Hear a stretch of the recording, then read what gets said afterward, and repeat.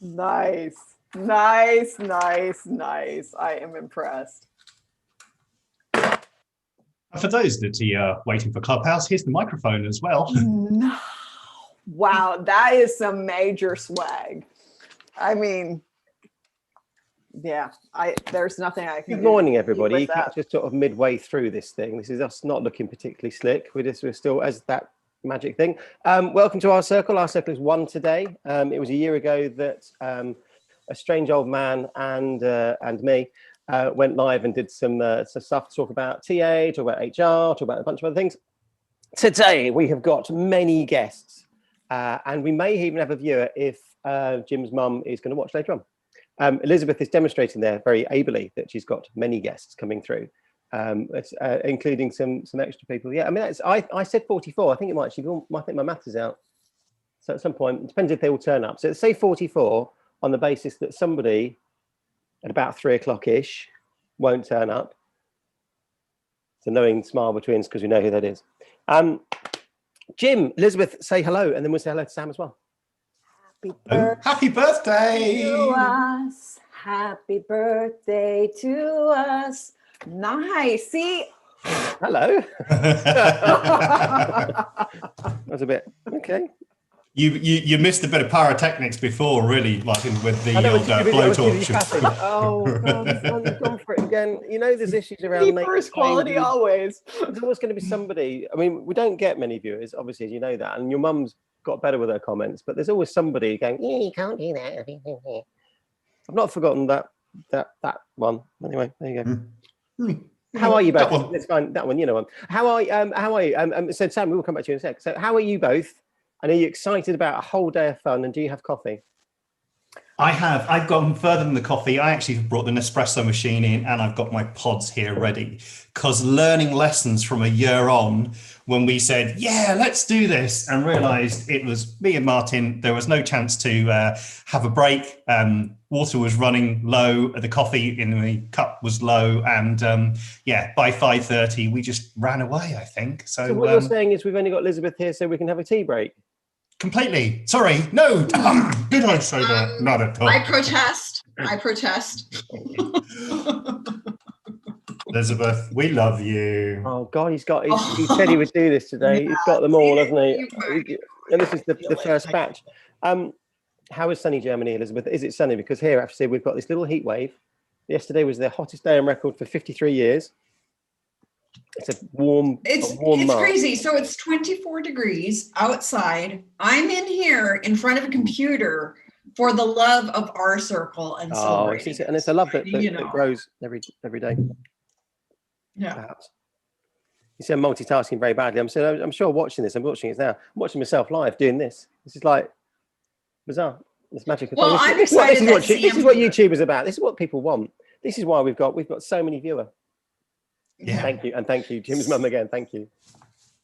It's the only way she supports me these days. You know, she's actually out of restrictions today, isn't it? I think, is it uplift or shielding people across the UK can now unshield. You live at where does she live? Isle of Wight. Oh, in which case, yes, she can. Yes, she's free to roam the Isle of Wight merrily, having people cough and sputter and liquor and do whatever they do in the Isle of Wight. So yeah, all good. That's about exactly what they do on the Isle of Wight as well. You need to look up the Isle of Wight parody. That's another story as well. Oh God! Again, this is what people want. So where do we start? So today we've got Sam who's joined us early, which is nice. What we've done, we've got 44 people that arrive every 10 minutes. We're going to go, because we're obviously so international, at 9:40 UK time, we'll be joined by Stephen from Australia, and he's going to talk about Australian things. As you can see again, like this time last year, there's no script, there's no structure. We're just going to see how it goes, which means, viewer, it could be really good. The really good bits are worth hanging in for. So you have to watch like a lot of stuff that isn't so good, like this, and there's little glimmers of stuff you go, oh, that was really good, I like that. But finding it again in an 8-hour segment is actually a pain in the backside, we now realise. So. But there will be a benefit. So we're going to also have, because this is a birthday party, we're going to have birthday party games. So throughout the day, there will be small challenges sent via Twitter, and we appreciate your participation. And at the end of the day, you will discover what your major GIF award might be. Oh, you're making it I'm sound not on Twitter. I know, on live Twitter. See, this is the thing. So you spend all your life in Clubhouse. Oh, look, I can do this. But you could actually have done that for 1,000 years. And when Twitter does its voice thing as well, you won't be in Clubhouse. You won't bother. Anyway, Twitter's a great new thing, Jim. You'll love it. It's got people and stuff. No, but you see, I have to use my thumbs on Twitter. You know, I have to. You know what I mean? Put it down in writing. No, they're like this. I can't do anything. You know, after Nintendo changed it up, you know, we can't do that. Yeah. Don't even go about changing it up on Nintendo and PlayStation and the thumbs. We won't go there. No. Gamification. Yeah. Anyway, I'm going coffee. Martin, you're about to talk. Fire on, buddy. I'm not going to talk. I was going to try and multitask really badly. So, for those the viewer watching, thank you, and it is the viewer. We'll post the running order on the YouTube site, and obviously, yes, we'll quote things on Twitter, which means you have to win a prize. Whatever that prize is, I don't know, but like another 8 hours of this, maybe if you're really lucky. And second prize is 16 hours of this, and third prize is you get to come and see Jim in his house. Yeah, more than happy to come here all the way over to Northern Ireland. Do you want to give you a rundown of who actually is going to be on? Go on, you do that, and I'll do some other things. That'd be really cool. Fantastic. So 9:40 we have Steve Garr. 9:50 we have Loretto. 10 o'clock we have Katrina. 10:10 we have Sam Warner. 10:20 we have Mede. 10:30 we have Anna. 10:40 we have Michelle Fogarty. 10:50 we have Dane. 11 o'clock we have Alicia. 11:10 with Madeira. We're not doing their names then. Just doing names. Do you know what? I realised I started to do the sermons. It's going to take too long. 11:20 Louise. 11:30 Dalton. 11:40 Rohit. 11:50 Georgina and James. There we go. 12 o'clock Michael. 12:10 Dan. 12:20 Michelle. And we'll do the afternoon rundown a little later on. There we go. Look at that. And I wasn't reading off the screen at all. That you could tell that was just from memory. That's impressive. That is impressive. It must be your acting skills, you know, that you really fine-tuned on Game of Thrones. James was on Game of Thrones? No way. God, it's there as well. He's brought every single prop. How is that? Do you need? I mean, you're always looking for work for the old link between Game of Thrones and anything else. Shall we get you work? Do you want other work? I mean, Steve's here. He's probably going to find you work in Neighbours or something generically Australian. It's truth, mate. Good day. Good day, Steve. How you doing, buddy? He does accents as well. This man knows talent. He's been guard number 15 in Game of Thrones, and he can do an accent. And Steve is here live from Australia, looking slightly dazed and confused. And I'm assuming that's because there you go. He smiled. He can hear me. Love it. Hi, Steve. I can hear you. I've just been watching you on YouTube, actually. Oh God, you're the viewer. About that. I need to text my mum then. Where is she? Mum, what? We're not worried about Jim's mum if she's not there. I shouldn't have mentioned that. I'm sorry to ruin the party. And I love people are coming early. It's a lovely thing, isn't it? Thanks, Katrina. Katrina? Sam's here early and Steve. But Steve, as the punctual, not early guest, how are you? How is Australia? How's life? What have you been up to? Life is good. Well, life is okay. I mean, we've just gone in. I'm in Brisbane, and we've just gone into a 3-day lockdown. We've been extremely lucky. 3 days, bummer. Yeah. Well, yeah. I mean, we've been incredibly lucky here. But this is we've gone into a 3-day lockdown. Hopefully, it's not going to extend over over Easter. But yeah, all that was a par for the course for this year. Is like, okay, we're still in March, it won't be until Christmas. So I need to know what year it is, because I keep thinking I've been here before, staring at this screen. Someone said Happy New Year on my podcast yesterday. Fucking hilarious. 2022. Oh my God, we're still here. Yay. And Katrina, anyway, Steve, don't you dare complain about your lockdown. I've seen what my foster brother's doing in Queensland. Yeah. I'm not complaining. We've been really lucky here in Queensland. But life's good generally here. Yeah, it's been a. Was it a year? It's a year since we last did this, right? So we did this year. So actually, you were the first guest on our second show. Was that the right way around? We got the ring with the first guest on the first show. I think you were the first guest on the second show. We did a long one in March, so it was a year ago today, and then we did a long one in April. We're not doing that, everybody, boys and girls, because next month we're doing something with a partner on the 29th. So I'm just going to plug that there. Thank you, Mr. Lennox and Tash. So Steve, tell us about, I don't know, what have you been up to? Because you've got your, one of the things that you're probably best known for on LinkedIn currently is your Circle Back initiative. How is that going? Yeah. Huge general. Yeah, it's going crazy. It's, I mean, we're up to 60, I think 62 or 63 employers here in Australia. So I started that back in July. Yeah. Because I think when I spoke to you, I just started doing some work with Jobs for Australia, right, where we were coaching some, doing the job seeker coaching, all that sort of stuff, and that's really where it was early days as well. Because I think, when we spoke, it was early days because it was very much, we don't know where we are, we don't know what we're going to do, and I think we all probably think, we'll be doing this for a couple of months, it'll be fine. That's where Circle Back came from, really. I was coaching job seekers and working with them on their CVs and their interviews and all that sort of stuff, and you could just see the stress and anxiety that they were going through. So yeah, that launched July last year. We've got 60 odd employers here.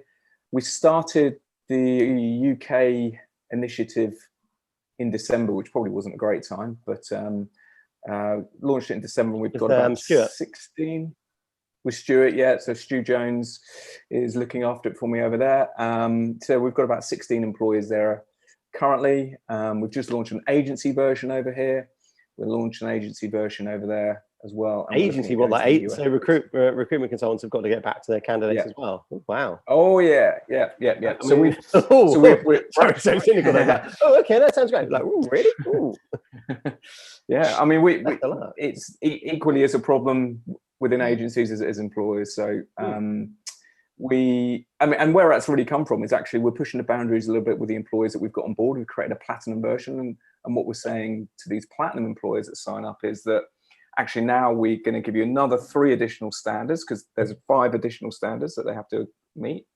We're going to give you another 3, and one of those is that we want you to extend your commitment into your supply chain. So when you've got an agency going off and working one of your requirements, we expect you to expect them to meet the same standards we've asked you. That makes sense.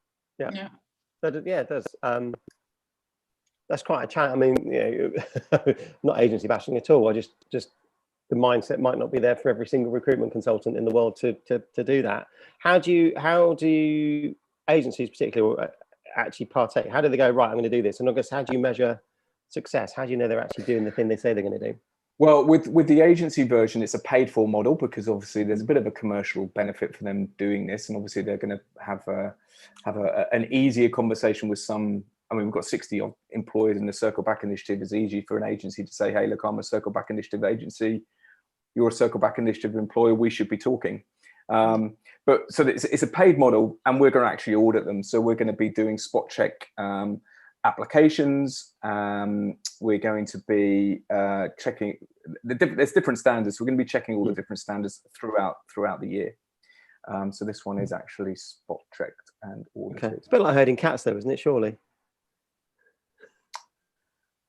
In what way? In terms of the auditing, or the the auditing. I'm being cynical. I've got this vision. I've been pitched before with when I've been in house, pitched by agencies who've got a particular approach, badge, whatever, and they use that obviously as their way in, because as you said, there's commercial benefits. There's we're good people. We do this.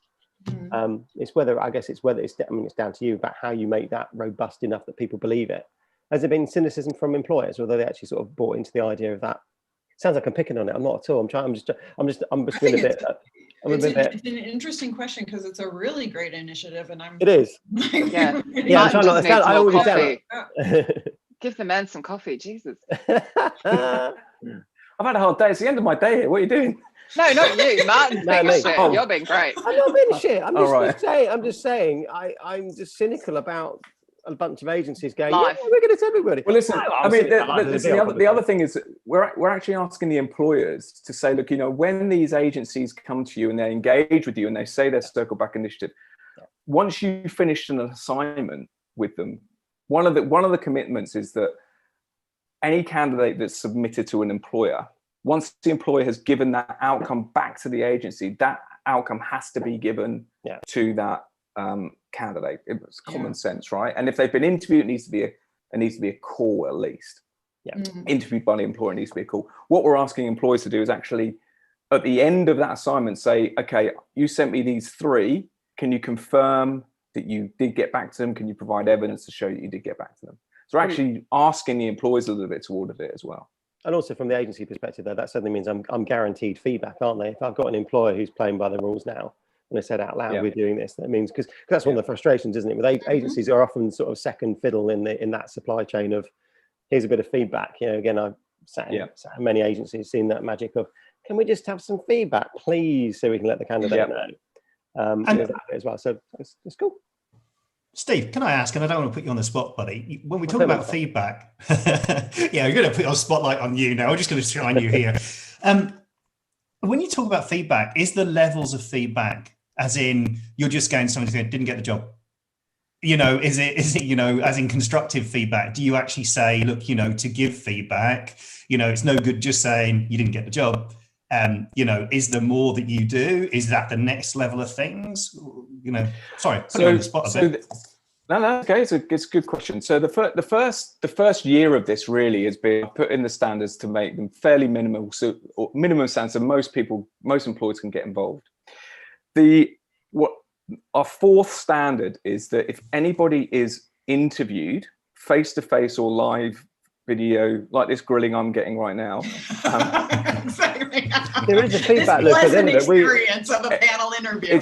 What happens? Katrina will email you and she gives feedback. That candidate then has to be called, right? And it's impossible to call a candidate without giving some feedback. So that's why we've sort of put that in place. Not A, because being called is the right thing to do, but B or 2, it basically enforces you to give some feedback. If they've applied and been rejected, it doesn't have to be detailed feedback. This year is all about outcome. I need an outcome. Most organizations, well, lots of organizations are giving sort of different versions. Some are still using templated versions, but this year it's all about not ignoring candidates and giving them outcome. We'll evolve it hopefully as we go. No, that makes sense. It's getting everyone to do the right thing, which the right thing is responding in some kind of way, and then you take it to the next level. So let's raise the bar, get the bar here, get everyone to hear it. We keep raising it from there. And the great thing about it is we've got such a wide variety of employers. So we've got some employers that hire 10 people a year, don't have an ATS, don't have a recruitment team, but can get back to everyone. And we've got big employers that hire thousands of people a year that have got big teams and ATSs and all the technology, and they can also get back to everyone. So the idea of it having this sort of entry, what I would think of, I think we all agree, they're sort of common sense things to do, entry level stuff this year, was to get as many employers on board to be able to show it doesn't matter who you are, you can do this. And that was the whole premise of it. And I started it hoping we were going to get sort of 10 or 15 to encourage others, and it's just gone a bit crazy. It's become my full-time job. Brilliant. And you mentioned there, Steve, that some don't have an ATS. I wonder who can help you with that as well. I don't want to jump in. I never plug. Literally taken 20 minutes. Pretty good. Do you know anyone? No, I've no idea. Not just an ATS. There you go. Therapy. We won't go down there. Steve, no, I think it's great. I lost you there. Break it up. You missed a sales pitch, which breaking up. No, but I think honestly, Steve, I think, as we talk to employer brand and how are people responding in terms of the pandemic and really just kind of the basic aspects of humanity of, someone's putting out there to say, I'm applying for a job. There's all these other things going on. So that simple, like you said, that basic fundamental of what we would think would happen in a recruiting process. And to say, okay, here can we also get the commitment to say, we want to continue down that path. So organizing and, something that would be, a side hustle becomes a full-time job just because there is so much need right now to say, how are we seeing people still as individual humans? Yeah. And we know it's been a problem for you, right? This isn't new. This has been a problem for years, right? But there's a massive difference between the pressure and stress of looking for a job when you're in one and the pressure and stress of looking for a job when you're not. Massive difference. And unfortunately, so many people are in this in this area right now that we just can't continue as employers, be doing what we've been doing. And, we talk about employee well-being so much. Actually, for me, well-being starts way before they're an employee. Absolutely. Couldn't agree more. And Yeah.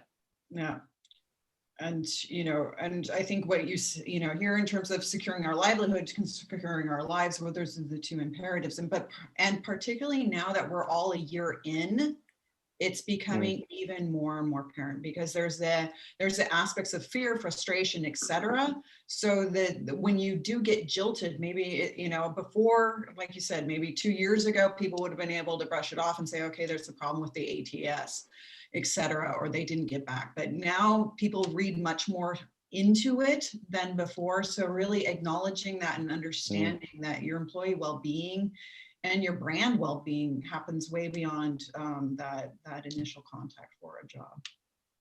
Absolutely. Very good. Huge kudos. I thought you were tapping your heart there, Martin. I thought that was a heartfelt. I had it removed. We had that conversation. It was wasted on me. I thought you were going to do. I was actually waiting for Jim to have some sort of novelty firecracker, whatever thing going off. In fact, it was just a clap. And I was like, oh, still expected more. I expected more, Jim. Sorry. That's all you need. Just the simple applause. Sure. I nearly said something else then, but we won't go down that road. Fantastic, Martin. 2021, Steve, what's it going to be like? Is it going to be good, bad, or indifferent? Please say it's going to be good. It's going to be good. Hey, see, that's amazing. That worked. Do you think that looking, from our slightly COVID-y European shores, and looking across slight envy. I mean, it's interesting. So based in the UK, there's slight envy from bits of Europe now. They're going, oh, look at you, you're vaccinating people. Who knew that you could make a big old queue and shove some needles in people? I'm looking at Elizabeth's direction for that. But in Australia, you said unfortunately you've got a lockdown for the next few days. But those are now rare occurrences. In general, if I generalise, you've got rid of COVID, haven't you, from your shores? Do you think that's helping or making it difficult? Well, I mean, it's if you look at the job market, it's gone a bit crazy, actually, to be honest. I mean, the number of talent acquisition roles here, suddenly vacancies have just skyrocketed. Literally in the last 2 or 3 weeks, it's gone crazy at all levels. Yeah. Which is a great, obviously a really great sign. It's fantastic. So hopefully 2021 will be good. It's interesting that we've just had our JobKeeper government subsidy thing.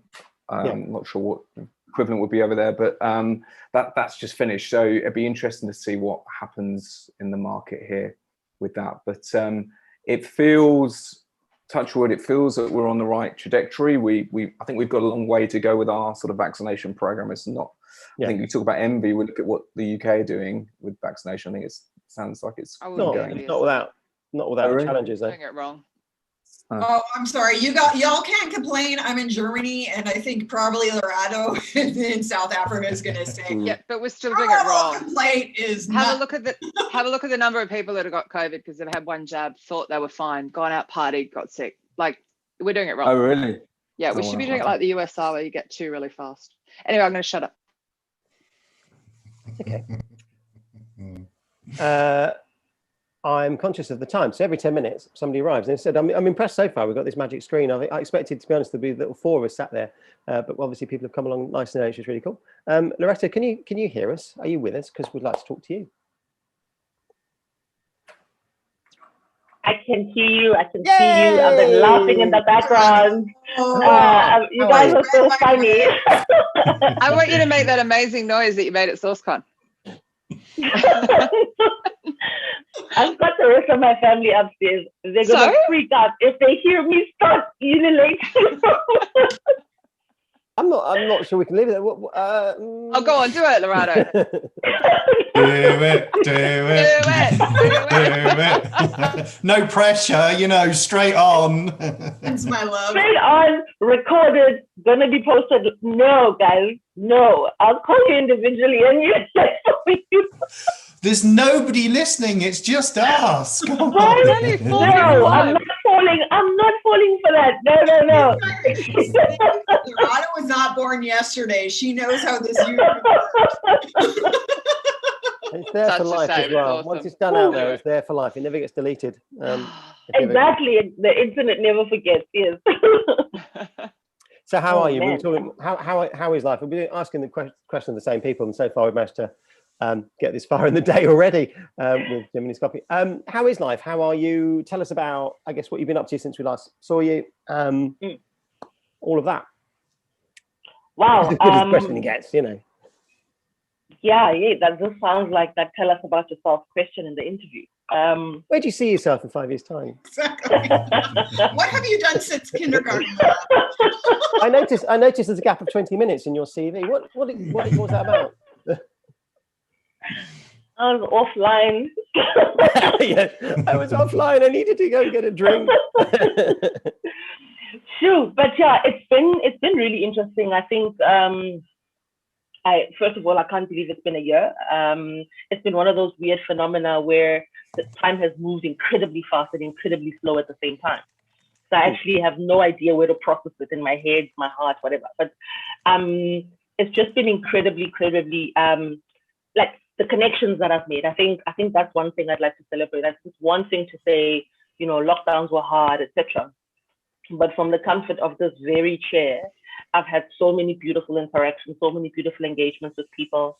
I've had people unknowingly, by the way, fish me out of really dark mental spaces by just wanting to have a meeting and talk about, you know, it could be really serious or really odd, but I've really enjoyed that. And being a solopreneur out in South Africa and having, you know, literally a world map of friends, I can't even describe that, because I could be dealing with something here locally in the local market, and then you just listen to people talking about things that are happening in other parts of the world.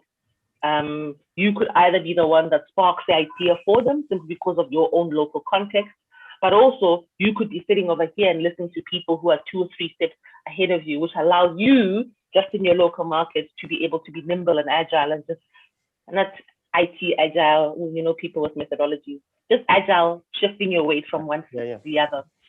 So I've really enjoyed that. I mean, my whole space is about diversity and inclusion, and we've come to a point where the conversations are infiltrating the school system, believe it or not. So our high schools are starting to reach out more and more to me. So I didn't anticipate that when I started. I thought, you know, corporate space, I know where the problems are. I come from corporate South Africa, so I'm going to try and make a big difference there.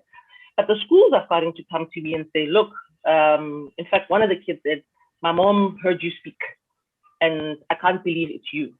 So this is what we need in the school. And these are some of the challenges that we're facing.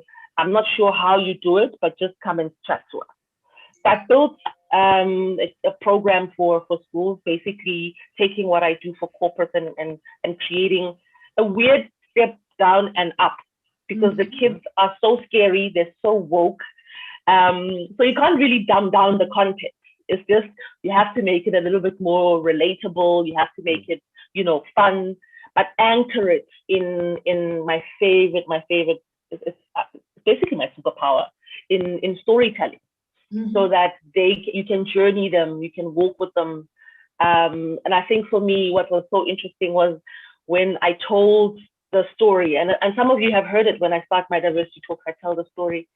The teachers were getting teary-eyed because they could remember where they were in those moments. The students were so surprised that what I was telling them wasn't in the history books. They were just like, I know this date and its significance, but that's not what I've learned. So that was quite interesting. So those are the things that have been just keeping me energized and getting me excited. I think we're starting to get more and more traction in the market, more and more people getting back to work. We aren't as fortunate as you guys with vaccine rollout. So we're just watching all of you post. We're slowly watching that your DNA sequencing doesn't change, you don't become werewolf. We're keeping an eye on that, but we're promised that our rollout will start in May. So just keeping fingers, toes, everything crossed so that we can get there because, oh man, all I want to do is hop on a plane, not to work. No, Not to work. Let me get it clear. Yeah. So, Yeah. Just to preface that. let me get that clear. Not to go and work, just to go and have a break somewhere. I mean, our country is beautiful. We've traveled it. We've done all sorts of things as the country slowly opened up, and we're actually trying to boost our own tourism. So we've done quite a bit of local travel. But I really just want to hop on a jet plane and go somewhere that's heading into the summer because we're heading into our winter. So I really would love to do that. So yeah, that's been my year. It's got a lot of me, a lot of work, all sorts of things going on. And my little girl turned 3 on Sunday, 3 going on 33 or something. They are. That's what. My 6-year-old is like 36. It's the same thing.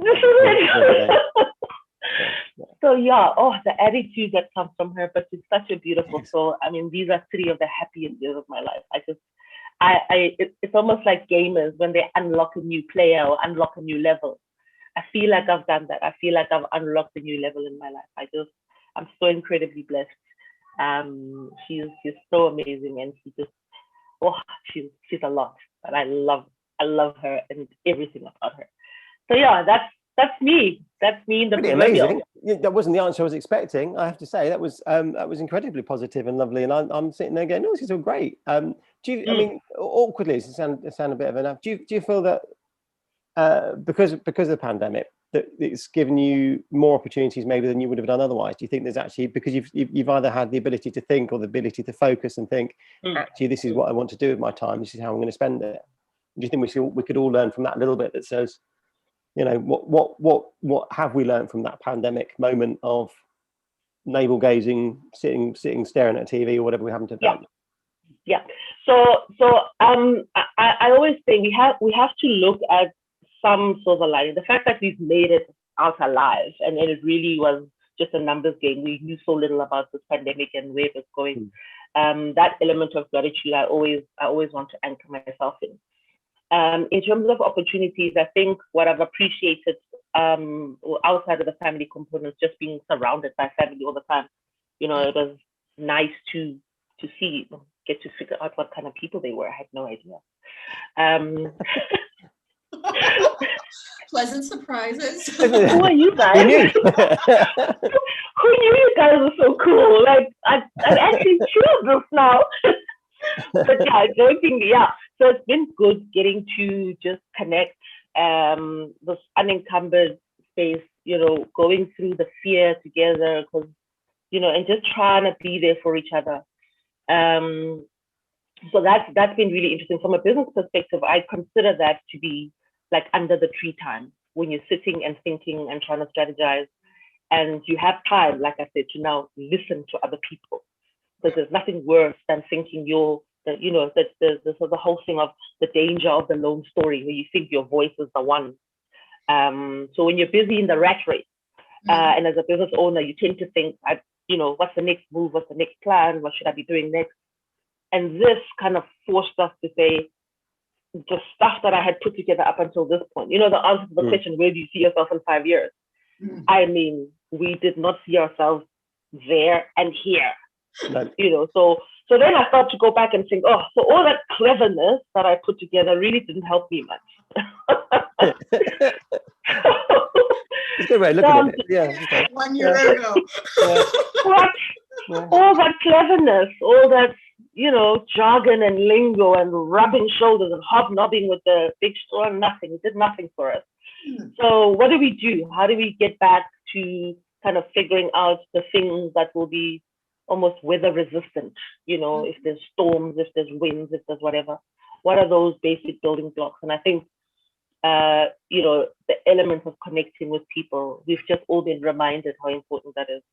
Because people don't connect for the sake thereof. I mean, we've got stuff to do. So when we're talking, we're trying to solve, because the brain wants to do that. We want to solve, we want to be important, we want to do all of that. So this time has allowed us to be that at different times to different people. You know, so I'm sitting here, I'm talking to you guys. I'm looking at Sam, it's making me blush. You can't see it. We all feel the exact same way, Blake. Brown skin girl. I'm blushing under there, I promise you. I love it.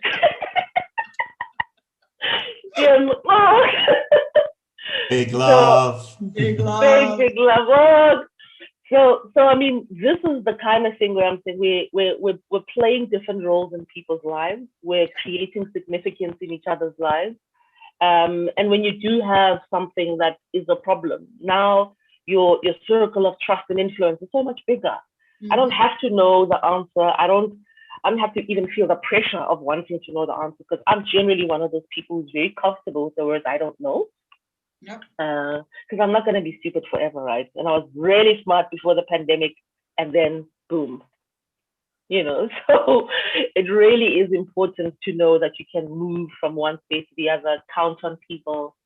Everybody always says, oh, the corporate world is dog eat dog, but never do you hear anybody admit to being the dog that eats the other dogs. So I'm just like, can we all chill? Can we all just, create spaces, hold spaces for each other, to try things, to fail, to do whatever. I mean, wow, it's life. So let's just be where we can, as much as we can for people. So that for me has been the massive plus of the pandemic. Just being able to sit under the tree and think, try to figure stuff out, listen to people how they figure stuff out, and also the world is now so much smaller. I don't know how many international conferences I've done from this very chair with this very background uploaded, so that because I'm not going to move that off the wall. So now, under normal circumstances, sitting at the very pointy end of South Africa, of Africa, to travel anywhere is a minimum 11 hours, and in cattle class, that's not fun.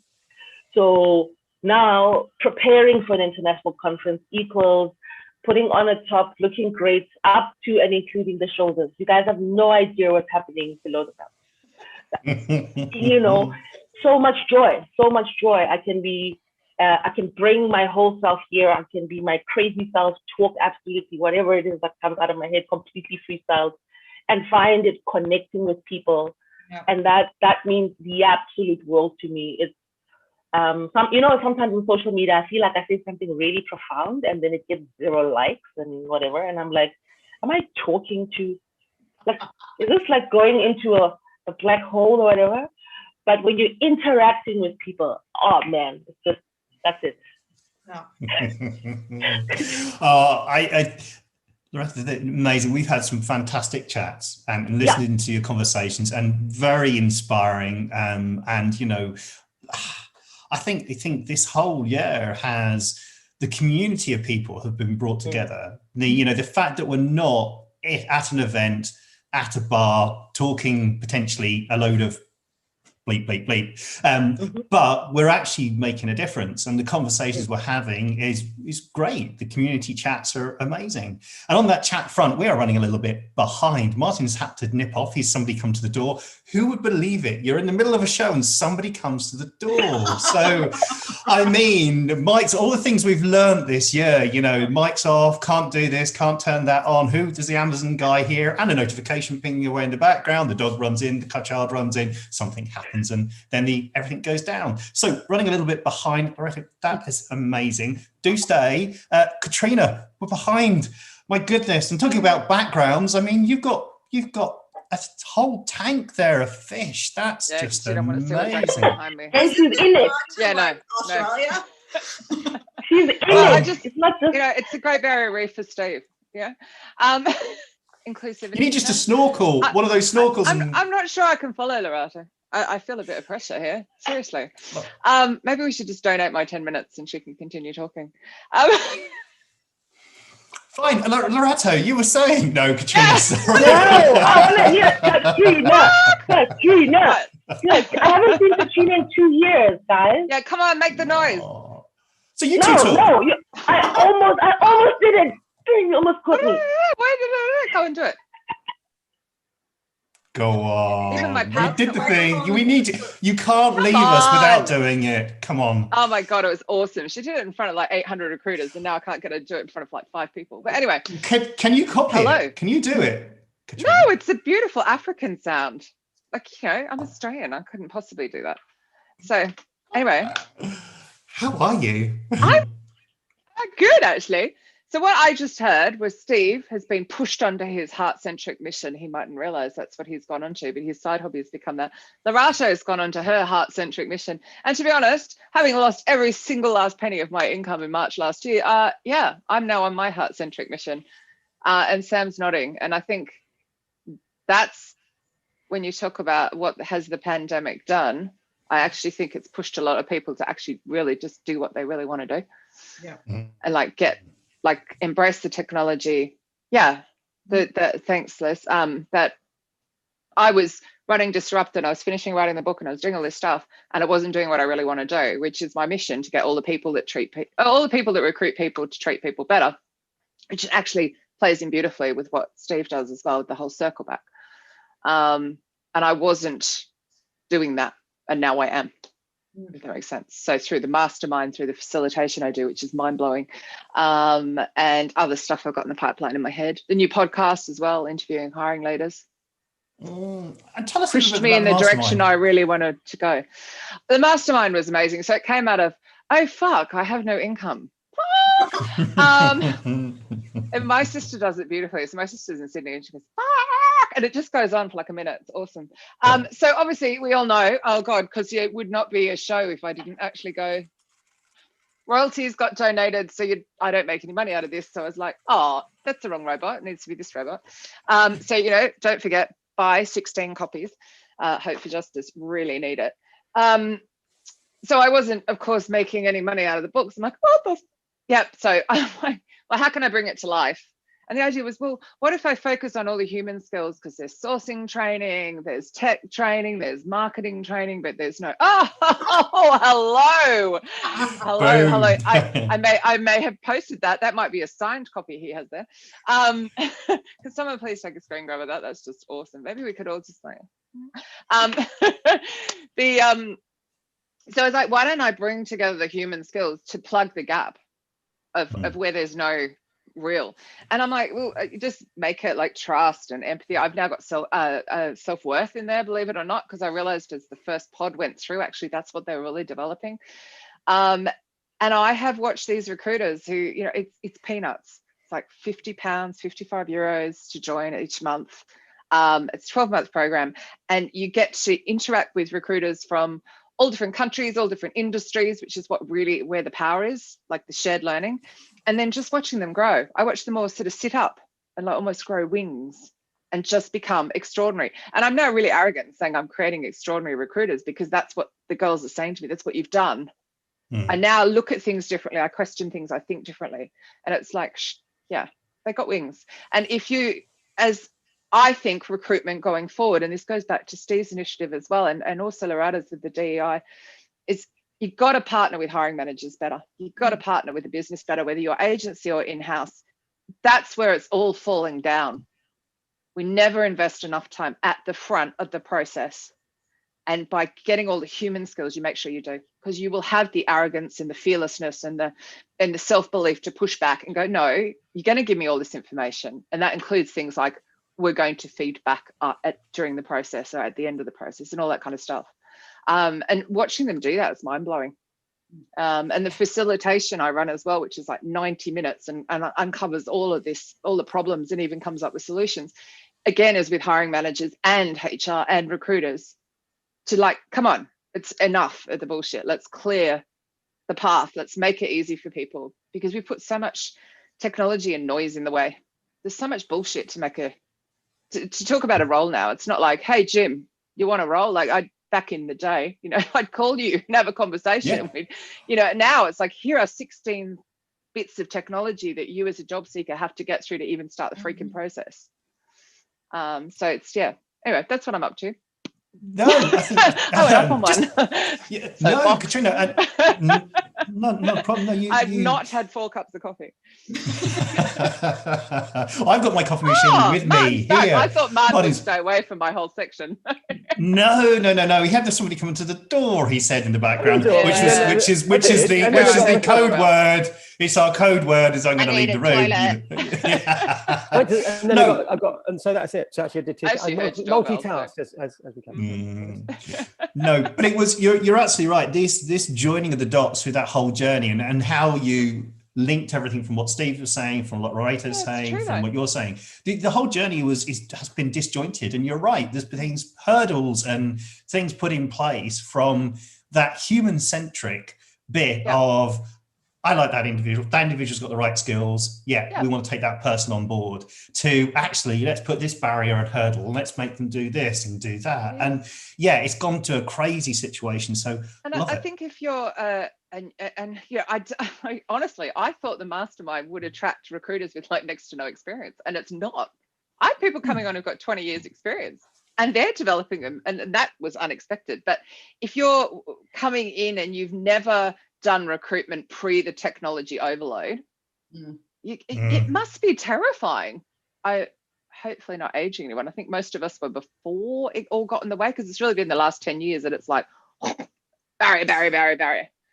You know, and you just talk stupid shit. Like my sister decides she wants to get a job because she's just had enough of running her business, and thank God she got out of it when she did, because she was in event management. 20 years of experience, right? I mean, this woman can do anything when it comes to the world of events. She's won awards, you name it. She can't get past a freaking ATS. Do you have a degree? No, I have 20 years of mind-blowing experience, but I don't have a bloody piece of it. Reject. Yeah. And if she didn't have me to show her how to go around and get to the recruiter, she'd never got anywhere. Yeah, it's just like bullshit. It's just bullshit like that. It's crazy. Challenge of nobody else has been sparing. Tools. You carry on. Potty mouth. She swore. She bloody swore. Told you. Does Liz swear? Liz doesn't swear. No, Liz doesn't swear. Actually, Liz doesn't swear. No, Liz doesn't swear online. It's interesting. No. Jim won't swear online. Eventually, you get him if you provoke him and put enough alcohol in swear. But they're very PC. It's very interesting. Yeah. It's like that's strange. So you'll see that Mehdi is on mute, and he's absolutely not responding to those statements that you're making, because he's like, the world of WhatsApp and Liz looks a lot different.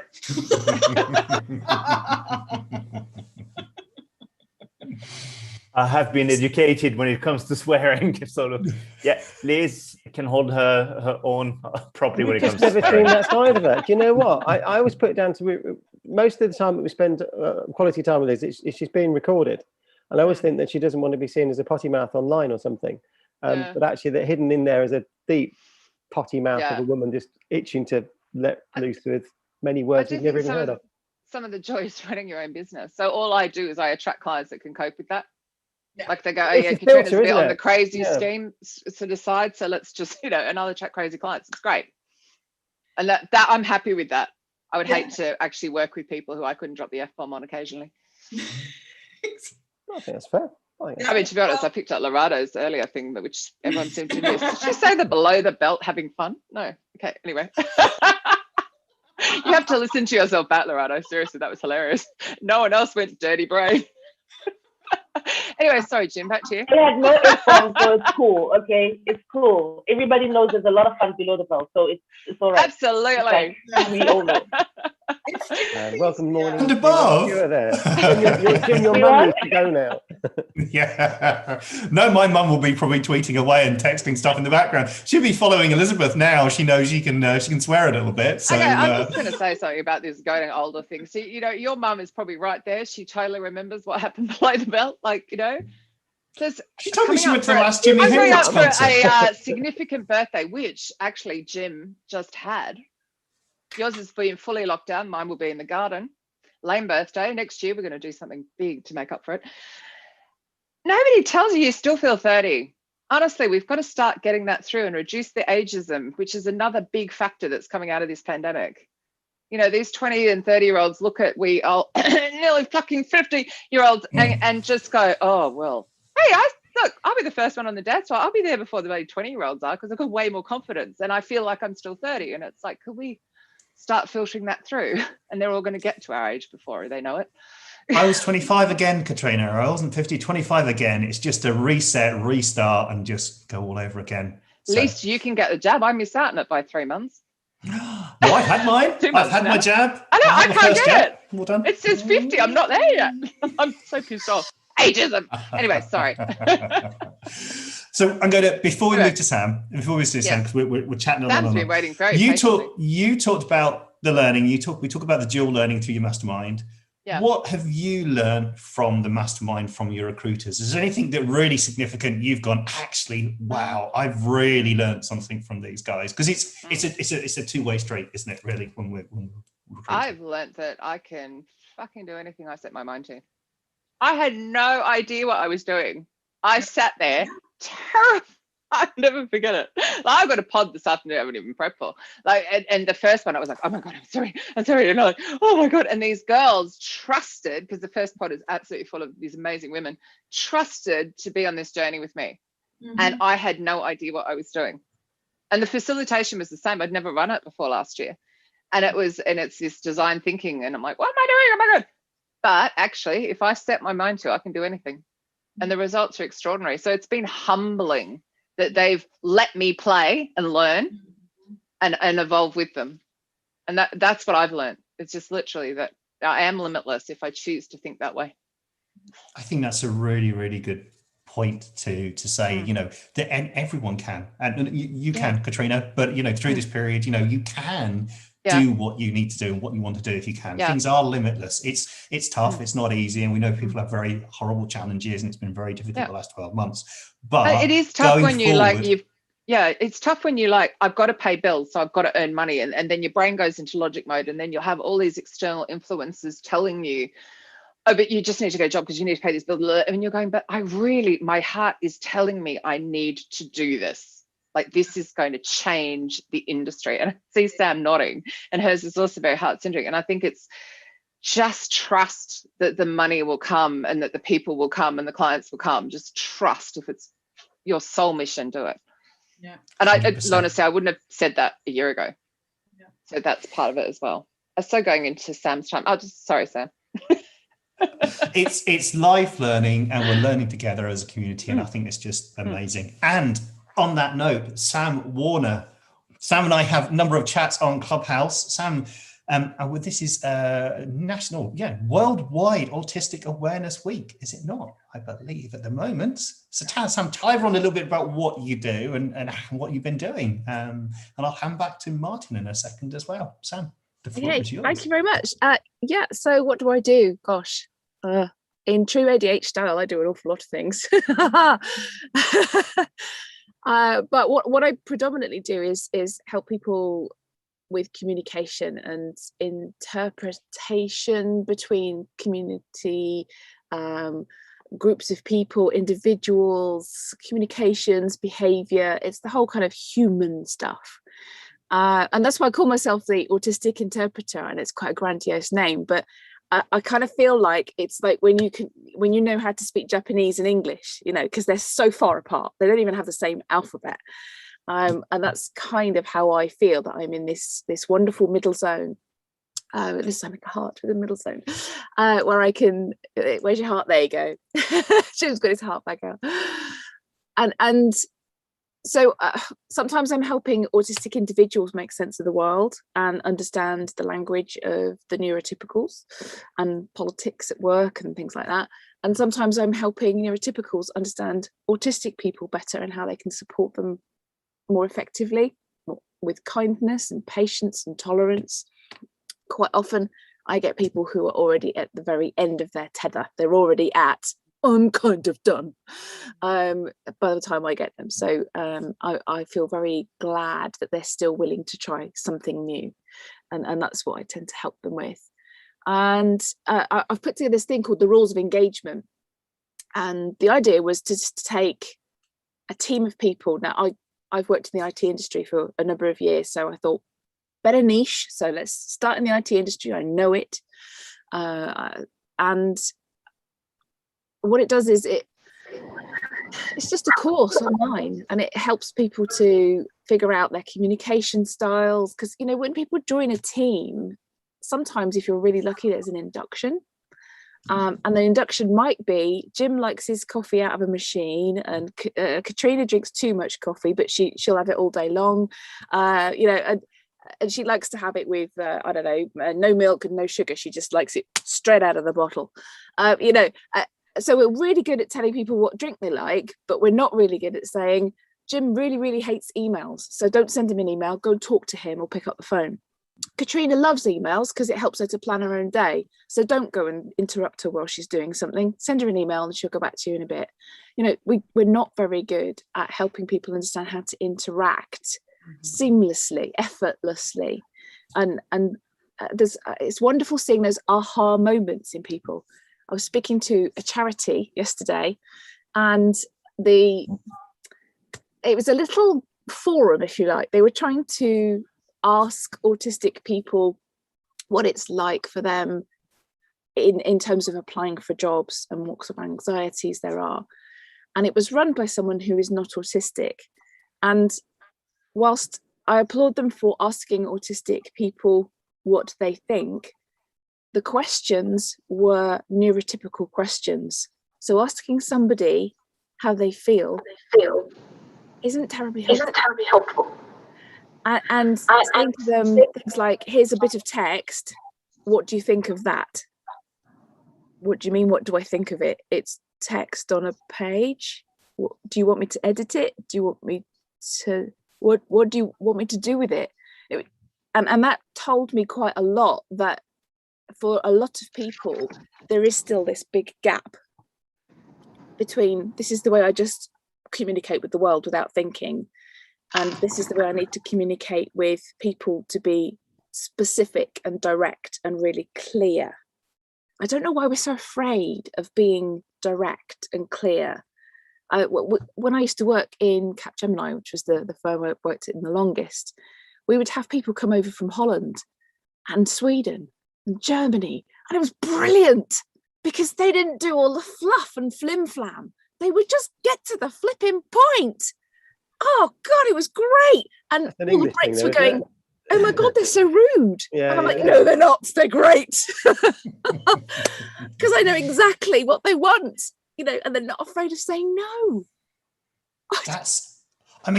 Saying no, you've really hit that chord and brought this all together. The lived experience, from what Steve was saying, from what Loretta's saying, from what Katrina's doing, to what you're facilitating and opening the eyes to people of, neurotypical people can ask the question, but actually without that lived experience in all areas of diversity, you're not going to really understand, and I love the fact you're talking about being direct, because we have lots of chats. So Sam and I do things on Clubhouse. There we go. When we go down that road, Martin's looking at me saying, "Don't even go down there." It's a lovely thing for you, special Clubhouse friends. That's all I'm saying. But those conversations are really rich and engaging, and we've had some really brilliant chats with people talking about lived experience and learning from each other. And I think that's the really beautiful and amazing benefit of the whole 12 months, the things that we've been through, the ability to learn and engage with people in different types of ways. Sam. So Martin's back in the room. We'll hand back over to Martin to introduce other people. And we're going to, I go for a coffee, and this is how I get replayed. Martin's back in the room. Oh, he's been away. He's been away. You've been away to answer us. During my segment, interesting. I'm gonna actually warm my coffee up because I do need another coffee here. So I'm just on my first coffee. So it's my excuse. We haven't got with code words, have we? We're meant to have those code words like, I need to go and do a whatever the word we were going to come up with. This has got a bit long record break. We decided what it was not going to be because none of those safe words were appropriate for YouTube. I'll just put it that way. Elizabeth, they were your safe words. You wanted to have safe words. Me and Jim were like, okay. It's just the three of us together. If we need safe words, we need safe words. Yeah. And then it goes, and then Jim starts messing up. So I'll the thing, Sam, that you described, though, is surely that they said, as a nation, we're reserved. Do you think, what's the question? I'm trying to come up with a clever question. You can tell I'm struggling because I don't do clever questions. But is it going to get better before it gets worse? It feels like COVID has sped up a lot of things that were going to happen anyway. So, you know, we've got the doom and gloom in the high street. Well, that was happening anyway. It just suddenly sped up and we realised we don't always need to go to a shop. Although, interesting, our economy's plummeted because we need to go to a shop. Do you think that some of that learning piece, that now we've actually established we can operate online, that helps? But surely, are we also now getting to that point where we're highlighting the challenges that we find with people who are neurodiverse, people who've got disabilities, that we can't, we've almost highlighted that going online to actually made some of that even worse than it was before? Or is it getting better and easier? I don't really know. So the feedback that I've had from other neurodiverse people is that the working from home model has been fantastic for most of them. You can't just blanket say everybody loves working from home, because they don't. My husband, who's autistic, hates working from home, not because he hates being with me, I hope. I think it's actually more about he likes being with the other lads in the room at work, where they can have that bit of banter occasionally, and he's in work zone, you know, and if there's a technical problem, he can get it fixed straight away, that sort of thing. And he loves the routine of going to work at a certain time and coming home. That really appeals to him. And yet I love working from home because I hate travel. Travel is riddled with anxiety for me because I'm not in control of it. I mean, maybe if I was driving the train, it would help. I don't know. But certainly public transport. Lots of responsibility there. I'm just saying it's not always practical. Well, yeah, I guess so.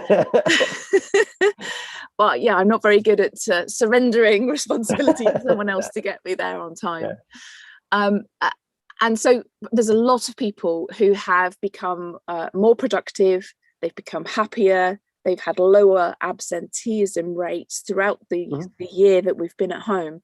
And suddenly businesses have gone, ooh, hang on a minute. So that preconceived idea we had about the working from home meant actually that people were skiving off for the day and not doing work, but they had their computer on to make it look like they are. Isn't true. It's a complete myth. There's like one or two people who sort of ruined it for everyone else. And that became like an urban myth about working from home. Not helped by Boris' comments this week of everybody's had lots of time off so they can go back and they get back into an office. Just wrote that in the comments. He's such a twat. Tell me about it.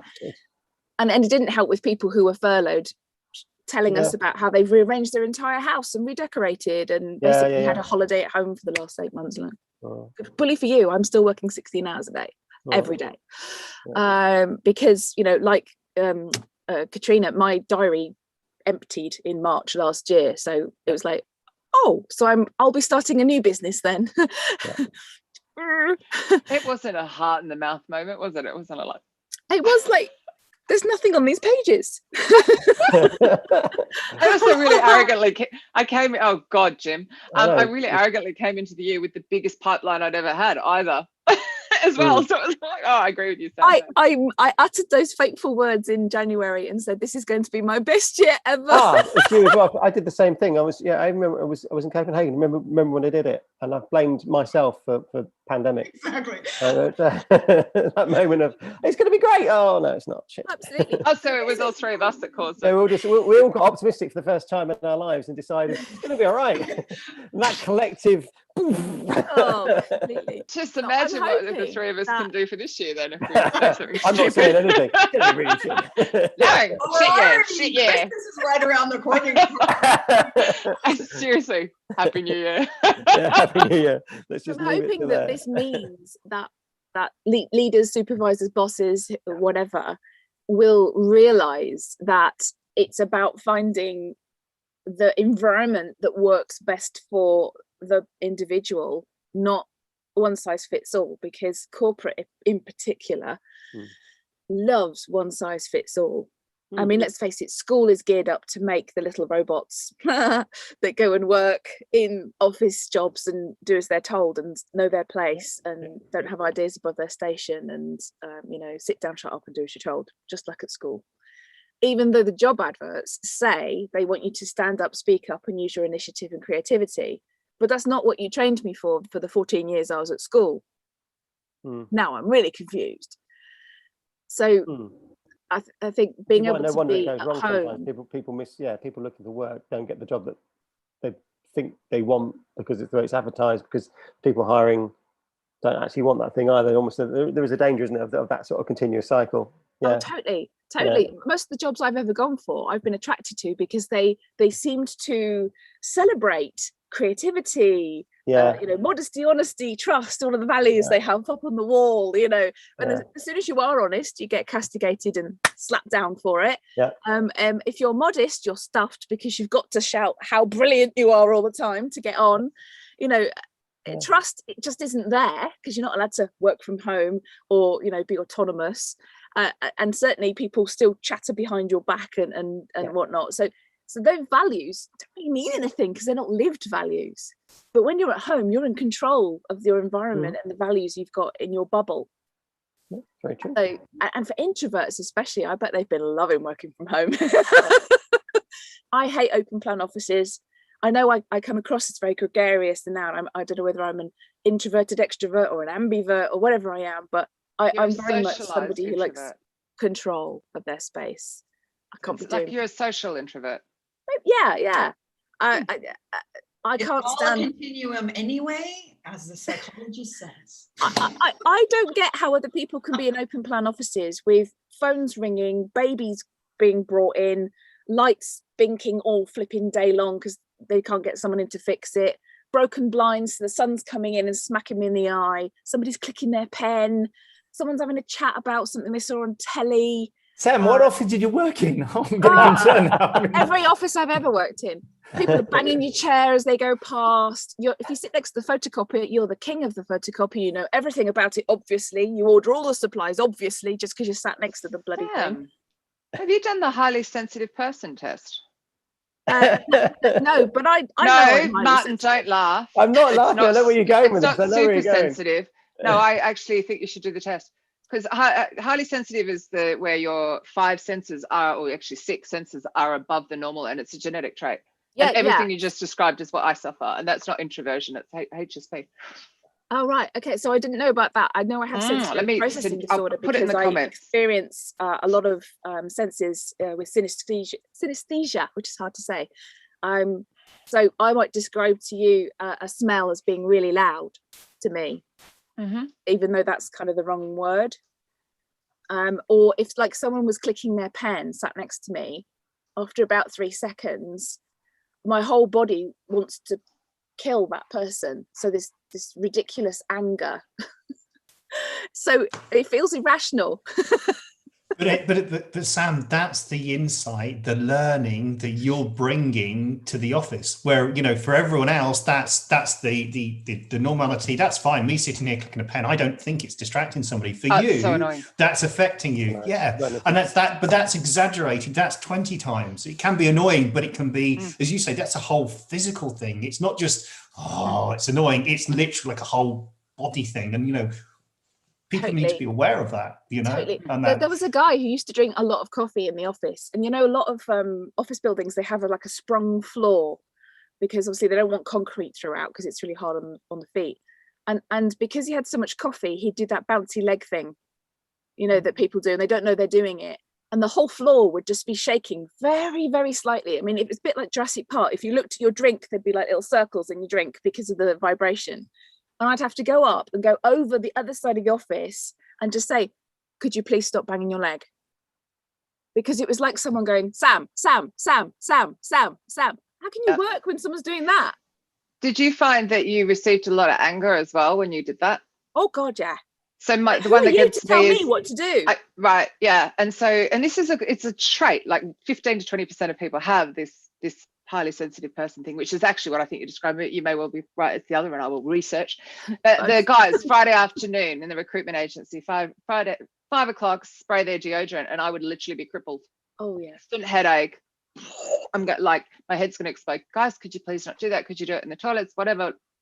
I would just get anger, and I think I wish more people knew about it. Because you're talking neurodiversity. That's one thing, and then there's this. This isn't. I'm not neurodiverse. I just.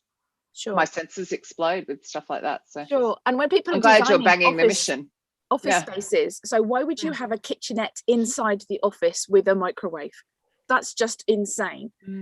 Because you inevitably get people who will be cooking stinky food, whether it's fish or curry or whatever, And now the whole office smells like that. And it's an absolute assault on the senses. You don't even have to be sat right next to it. It just pervades through the room and stays for a while. And whilst other people might get used to that smell, I don't get used to it. It's just constantly horrible. And BO, I can't even stay in the same room as someone who's got bad BO. I have literally unpacked and gone, I'm going to go and work in another office. Because I can't go to that person and go, I'm going to use you, Martin, sorry. I can't go to the person and say, How dare you? on the screen. I can't say to them, I'm sorry, Martin, you smell quite bad because your BO is quite strong and I'm really struggling. So can you go and take care of that? I can't have that conversation with somebody. How do you start that conversation? Sam, you need a German boss. This is what my boss did to one of our, Annie probably remembers this as well. We're like, wow, okay, that's one way to deal with it. Face on. You smell, go and deal with it. You need a German boss. He'll totally he'll take care of it. See, the thing is, I would like to be that direct with somebody, but I know I can't be. I've learned that I can't say those things because people's egos are very fragile and they get really upset. That goes Even back if to you've done it quietly. The beginning of what we were saying, wasn't it? We're too PC. And when I say we, I mean here, Britain is too PC. And I'm still told I'm too direct. And I'm like, I am so toned down. I have been here 19 years. I have toned down and people are still direct. I'm like, because the Australians are just get to the point. Like the Germans just get to the point. Yeah, I've got to say, I think the Israelis take the cake. Thank God I didn't know you 20 years ago. Oh no, I was so effing rude. I would have gone, Martin, you stink. But then you've got the other element there as well, haven't you, of people's well-being and sensitivity. There's a very fine balance between that situation, and that's where you need someone who's a good person managing that room to be able for you to go to that manager and say, look, this is the issue that I have. Can you deal with it in a sensitive way because it's affecting me? And that's really tough. The direct I get, I think you're right. Being direct is great, but then there's this flip side of it of people's mental health and well-beings and what situation people are in at that stage. It's tricky. Wow. It is, especially when no one else in the team can smell it like I can smell it. So when they're not affected in the same way, I'm the one who's being over the top and dramatic. Because no one else is there going, yeah, actually, he does stink. Yeah. So I had that with the oven. So, and I really randomly live with my ex-husband and I can smell stuff he cannot smell and it cripples me. And it doesn't happen all the time when he turns the oven on and he still gets angry because it's like he's so frustrated. And that's someone that knows me like, well, and it's like, it's so hard for colleagues because they're just like, oh, shut up. She's just moaning, blah, blah, blah. And they don't get it. It's a physical reaction. Yeah, absolutely. We have work to do. Yes, definitely. Definitely. And even just making that environment nicer for that interview process. That's just like the first step, because don't forget, I'm interviewing you as an organization as much as you're interviewing me as a potential employee. So if you don't look after me in that interview and you make me comfortable, like the temperature's right, you know, if you've given me a drink, have you put me somewhere to put it, or am I putting it on the floor? I mean, is there anywhere for me to put my notebook, or am I like sat on a chair juggling it on my knee? And that's really awkward. And yeah, so even little things like that, making somebody feel comfortable so you can get the best of them in an interview, isn't actually, it doesn't cost anything. It's not an expensive thing to do. So I don't get why they won't do it.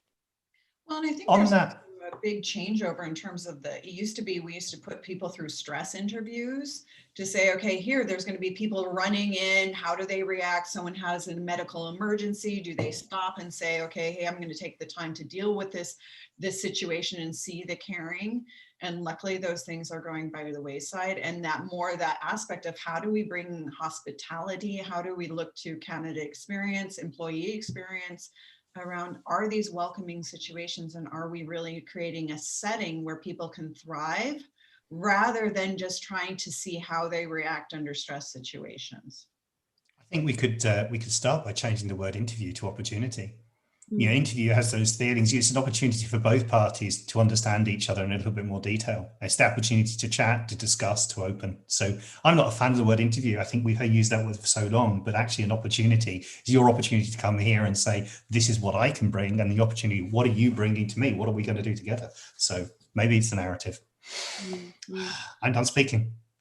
Oh God, he's a bloody clubhouse. I'm going to use a clubhouse word then. So, hey everybody, we're going to reset the room now because I hate that phrase, but they do it on the bloody time. Anyway, actually, this neatly segues into we're behind time. You know that 10-minute thing that we talked about at the beginning? It's happened because look, Medi's here, Anne Katrine's here, Michelle is here, and they're all like 10 minutes, and they've come on time. They're just doing their thing, and because of the way that this thing has worked in the past, it's worked the same again today, which is nice. We just sort of segue into people. I'm always conscious though, some people have a time commitment, and I hate to abuse that and say, well, I was going to take you 25 minutes. Katrina's going, I'm going to take 25 minutes, and then clear off. So. Everybody who's listening is still allowed to come and talk and then clear off or stay or do whatever. If your mum is still watching Jim, I hope that she's going to comment and do something else. It'd be lovely to prove there's somebody out there. There's excellent stuff.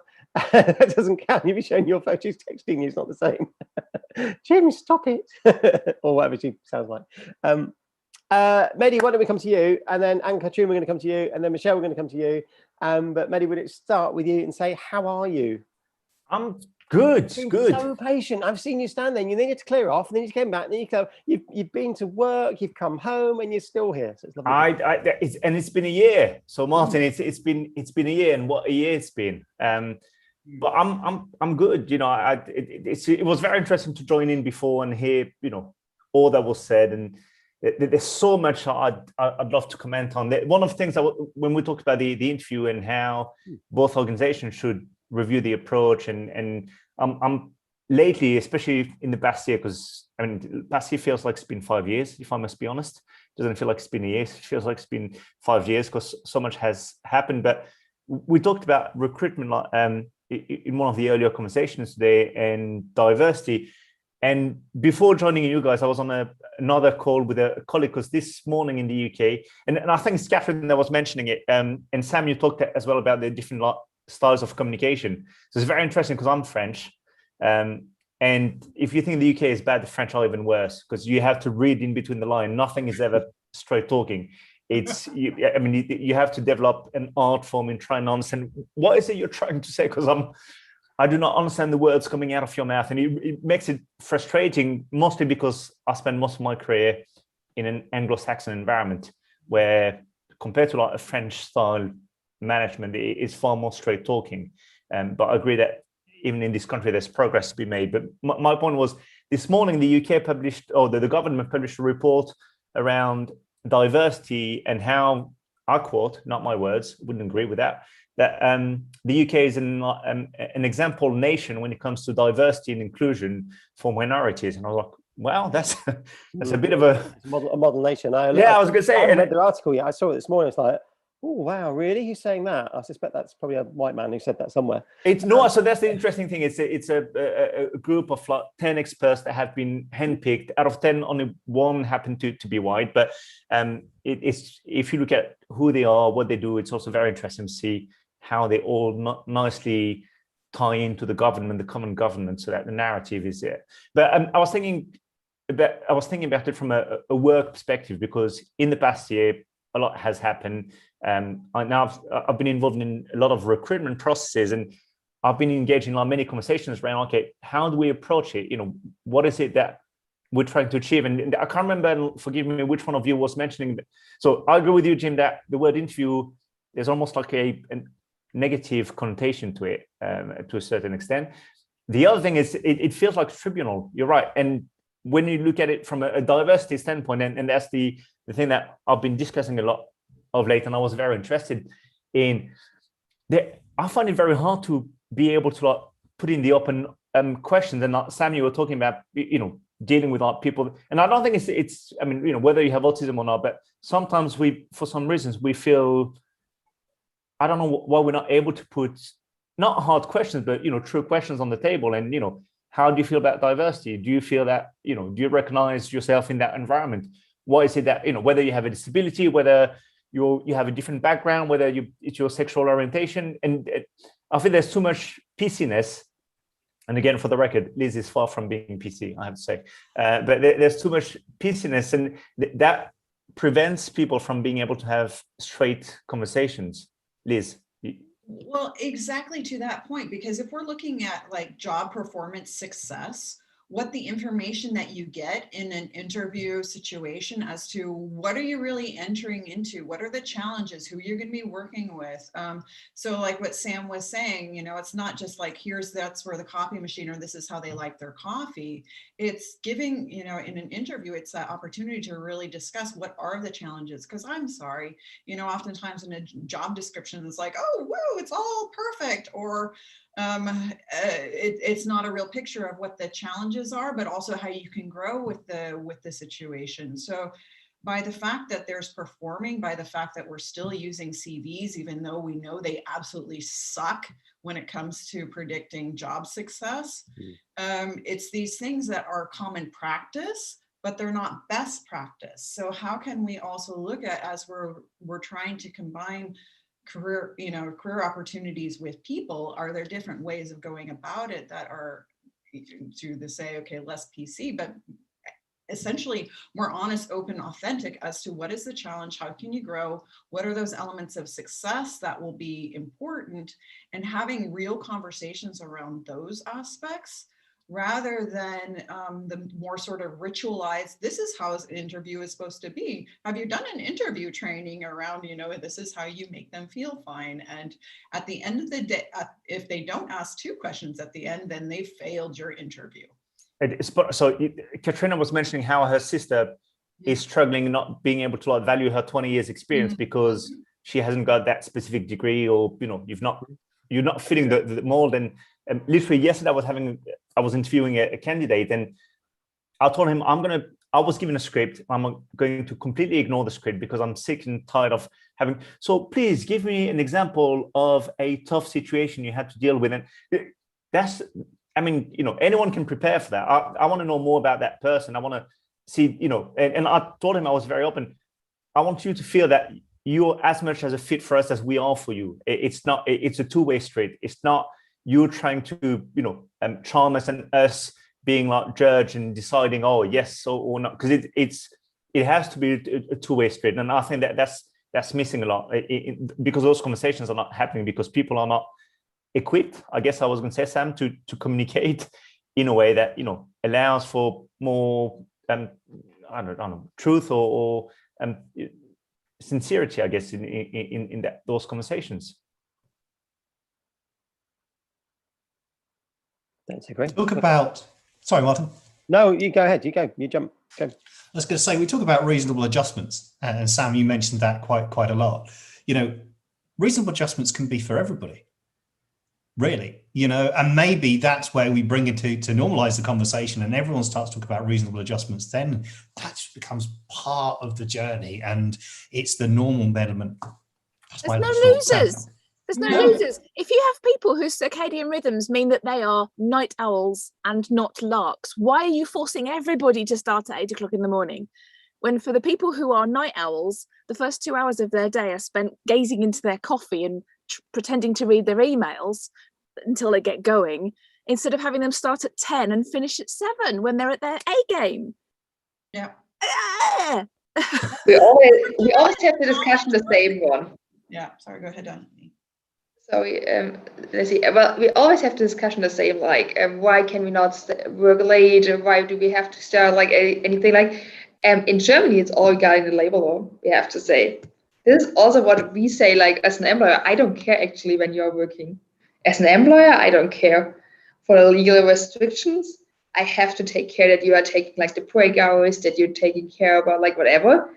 And therefore, we cannot allow you to work like really late because otherwise maybe you are not taking the break. And because people often tell us like it would be so beneficial for us just to check the emails before I go to bed or just to relax. That makes us really relaxing. And so we can start the next day really refreshed. But we always tell the people you are not allowed to do it. So please do not do it. Like, please do not, for example, write down an email or anything, because otherwise we do get maybe a problem on labor law if there's something happening in the next morning and stuff like this. So this is also about like thinking about, when I think from the German perspective, it's more that we have to also think about like that we need new law regulations because they're quite old in Germany, like they are 60 years old. So for 60 years, of course, like in the 50s, they had like other regulations, and they had like another need what we have not right now. So this is something we have to deal with as well. I couldn't agree more, Annie, because I think, here, the way that a lot of the labor laws were, it was really around manufacturing operations and how do we make sure that the shifts are covered and that people, in terms of their diligence and their ability to do the work on the line, that they were able to have those rest times, et cetera. And knowledge work is very different. And so how is labor law keeping pace? So that really, that aspect of how can you thrive? I still agree with that aspect of we still have to watch out to say, okay, okay, it's weekend, you need to take a break, all right? So there's still going to be that aspect, but to say, how are we looking at flexible work that here we're hiring adults, how are we creating situations where they can thrive, and how can labor law or labor practices keep pace that we're no longer manufacturing based? Yeah, and I was going to say, Liz, just to bounce on that, Sam had talked about the school system, and it really starts there, where it's not even fitted for how kids are evolving physiologically. Yeah. And then what you mentioned, which Anne-Catherine said, like, which makes perfect sense. The risk, however, and I'm saying it now because I currently work for a US company, I worked for a German company before, and on one hand, there's a lack of flexibility because I'd like to accommodate my working hours to what fits me better. And then the other extreme almost of the spectrum is now that it's a US-based company I work with, there's no more boundaries. I'm struggling to try and say, hold on, no, that's my me time. And that's my time. So and it's very blurry because people, get used to, oh, but you responded at that time and you joined me. You did a call at 9 p.m. You didn't mind, and the other day you responded at 6 a.m. And so that's a very gray area that it is very hard to clearly define, because otherwise you end up being a slave essentially. It's really true. Or you get like a friend of mine is working now out of Germany for a U.S. Company, and she has to work the U.S. hours. So which makes no sense, and it's that aspect as companies and as organizations, but also as people, how do we defend against it, or how do we say, okay, what does this make sense, and how do we do that? And having better, more constructive conversations around that. He went quiet then. He never goes quiet. I'm sitting here tapping things, saying how great this is all going, and he's gone quiet. Who's meant to be? It's Anne-Catherine's next, isn't it? So we've maybe do that little bit as well to make sure we introduce you. I think we sort of promised everybody that we'd say get people to say hello and what they're up to, what they've been up to. So maybe tell us about your last chunk of time. Okay, perfect. So my name is Anne-Catherine. Everyone is calling me Annie, so feel free to do so. It's just my real name. Really complicated. So I'm the HR manager in Smart Europe, so leading all the HR topics within Smart. I think maybe the small vehicle Smart. We are in the next generation already. I have had a smart car in my life. People. Yeah. So we had a new generation already, Martin. And so we are doing like everything from the scratch, really new, starting to build up the organization from the scratch in total Europe. Very good. So this is my job, what I'm doing right now. It sounds interesting. And how's that been given you started work, didn't you, for Smart during the pandemic, didn't you? Started sort of Yeah. Well, I started with Smart in August last year. Yeah. So really during the pandemic. It was a really good time because it was summertime and everything was a little bit more relaxed at this time. Actually, of course, we have to deal with all the situation, and building a company from the scratch, as you can imagine, is quite a lot of work and quite a huge topic we have to do. And so of course, everyone is in home office right now. Currently I'm in the office, but most likely everyone is in the home office. And so we have to organize our organization and create our culture on an online way, which is quite interesting and quite new, I think, for everyone. Well, talk to me about this. It's funny. So from a work perspective, that's where we have lots of conversations now. Organizations that used to hire sort of pre-pandemic had a particular style approach. And we talked about some of that as well, about what that looks like.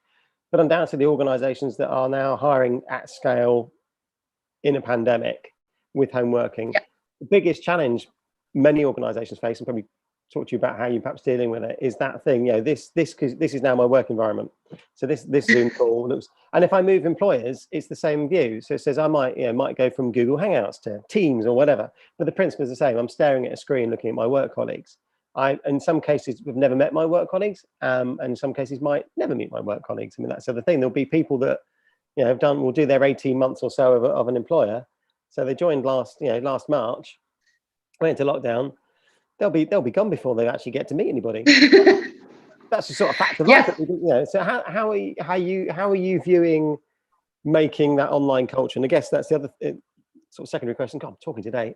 Secondary thing is about, do you see that forever, or do you see that your business is definitely going to go back to being in an office and back to physically being somewhere? What's the plan? There you go. Yeah. So, well, actually, I think it will be both sides. So we see definitely in the organization that the people want to come back to the office. So they are done with home office. So they are quite now for a year almost in home office. And we see definitely that the people want to go back to the office. They want to meet each other. They want to talk with each other on a private basis as well. So what we have done as an organization is that we created some after work experience online. So we had like several teams meeting with each other. We have we have Insmartation, which is our learning and development topic for this year. So every month is, for example, in a topic of learning and development. And there we create like also online talks with external partners. We have two different growth topics. So it might, for example, it's currently active learning and innovation. This is our topic for this month. And therefore the people can come together and talk about like what is learning and innovation for them. They get like external speakers in, so how they can create like an innovative mindset. We send emails out, what kind of podcasts, books they can have. And in addition, we had like a challenge where they can contribute in a team together. So some people met online to create this challenge or the solution for this challenge. So that's what we are doing most likely. So we try to create like a space where the people can talk with each other. Yeah, that informality. Online as well. We miss that from the office, don't we, of catching up. I mean, again, it's a cultural thing. The UK, we're notorious for it. We get in the office where we go chat about what we saw on the telly last night. Did you see this? Did you see that? But there's those informality bits that I know a lot of people miss. Even being in the office, you're sat at your desk, aren't you? And somebody will walk past and go, "Oh, have you got a second? Can I just ask you?" That becomes very formal if you're all sat at home, because it's either a Slack message or a message or a "let's book this in calendar and I need to book some formal time with you." And almost the moment's gone. It's lost that spontaneity. I think, yeah, I totally agree. Like, I think, well, from my perspective, it's more showing the people that you are here, that you listen to them, and that you are aware that this situation is not like the normal situation they have to deal with. And that's what my personal purpose is also, like, that they feel well in the company and that they feel like, okay, they are recognizing that it's not really easy for myself, that we have to deal with certain situations also with family at home, kids at home, and so on. And I think if you recognize that to the people and saying, hey, I know what you are going through right now, and I know it's not really easy, but I need your help and stuff like this, people recognize this and they see like, okay, I want to stay with this company because they recognize it. Yeah. One thing that I think, and Ani, it was one thing that, we were working together. We used to work together. And one of the things was the aspect of, here that central offices, and we can see each other. And I'm just going to have that quick little discussion. And we always have the discussion that the remote locations always felt so cut off from the information flow about how decisions are being made. Have you noticed a difference in terms of how the different locations are collaborating because they are all remote? Are you noticing an improvement there or a stronger inclination to reach out? I definitely feel so. Like, what I feel is that we have a lot more meetings. That's what I feel, definitely. So the people want to connect with each other. So we have a lot of meetings taking place right now. And the people are just writing like an email or just sending an invitation for a meeting with, hey, just a coffee break together. just chatting or something like this. This is like how I see like the communication is getting better between like the different countries. Yeah.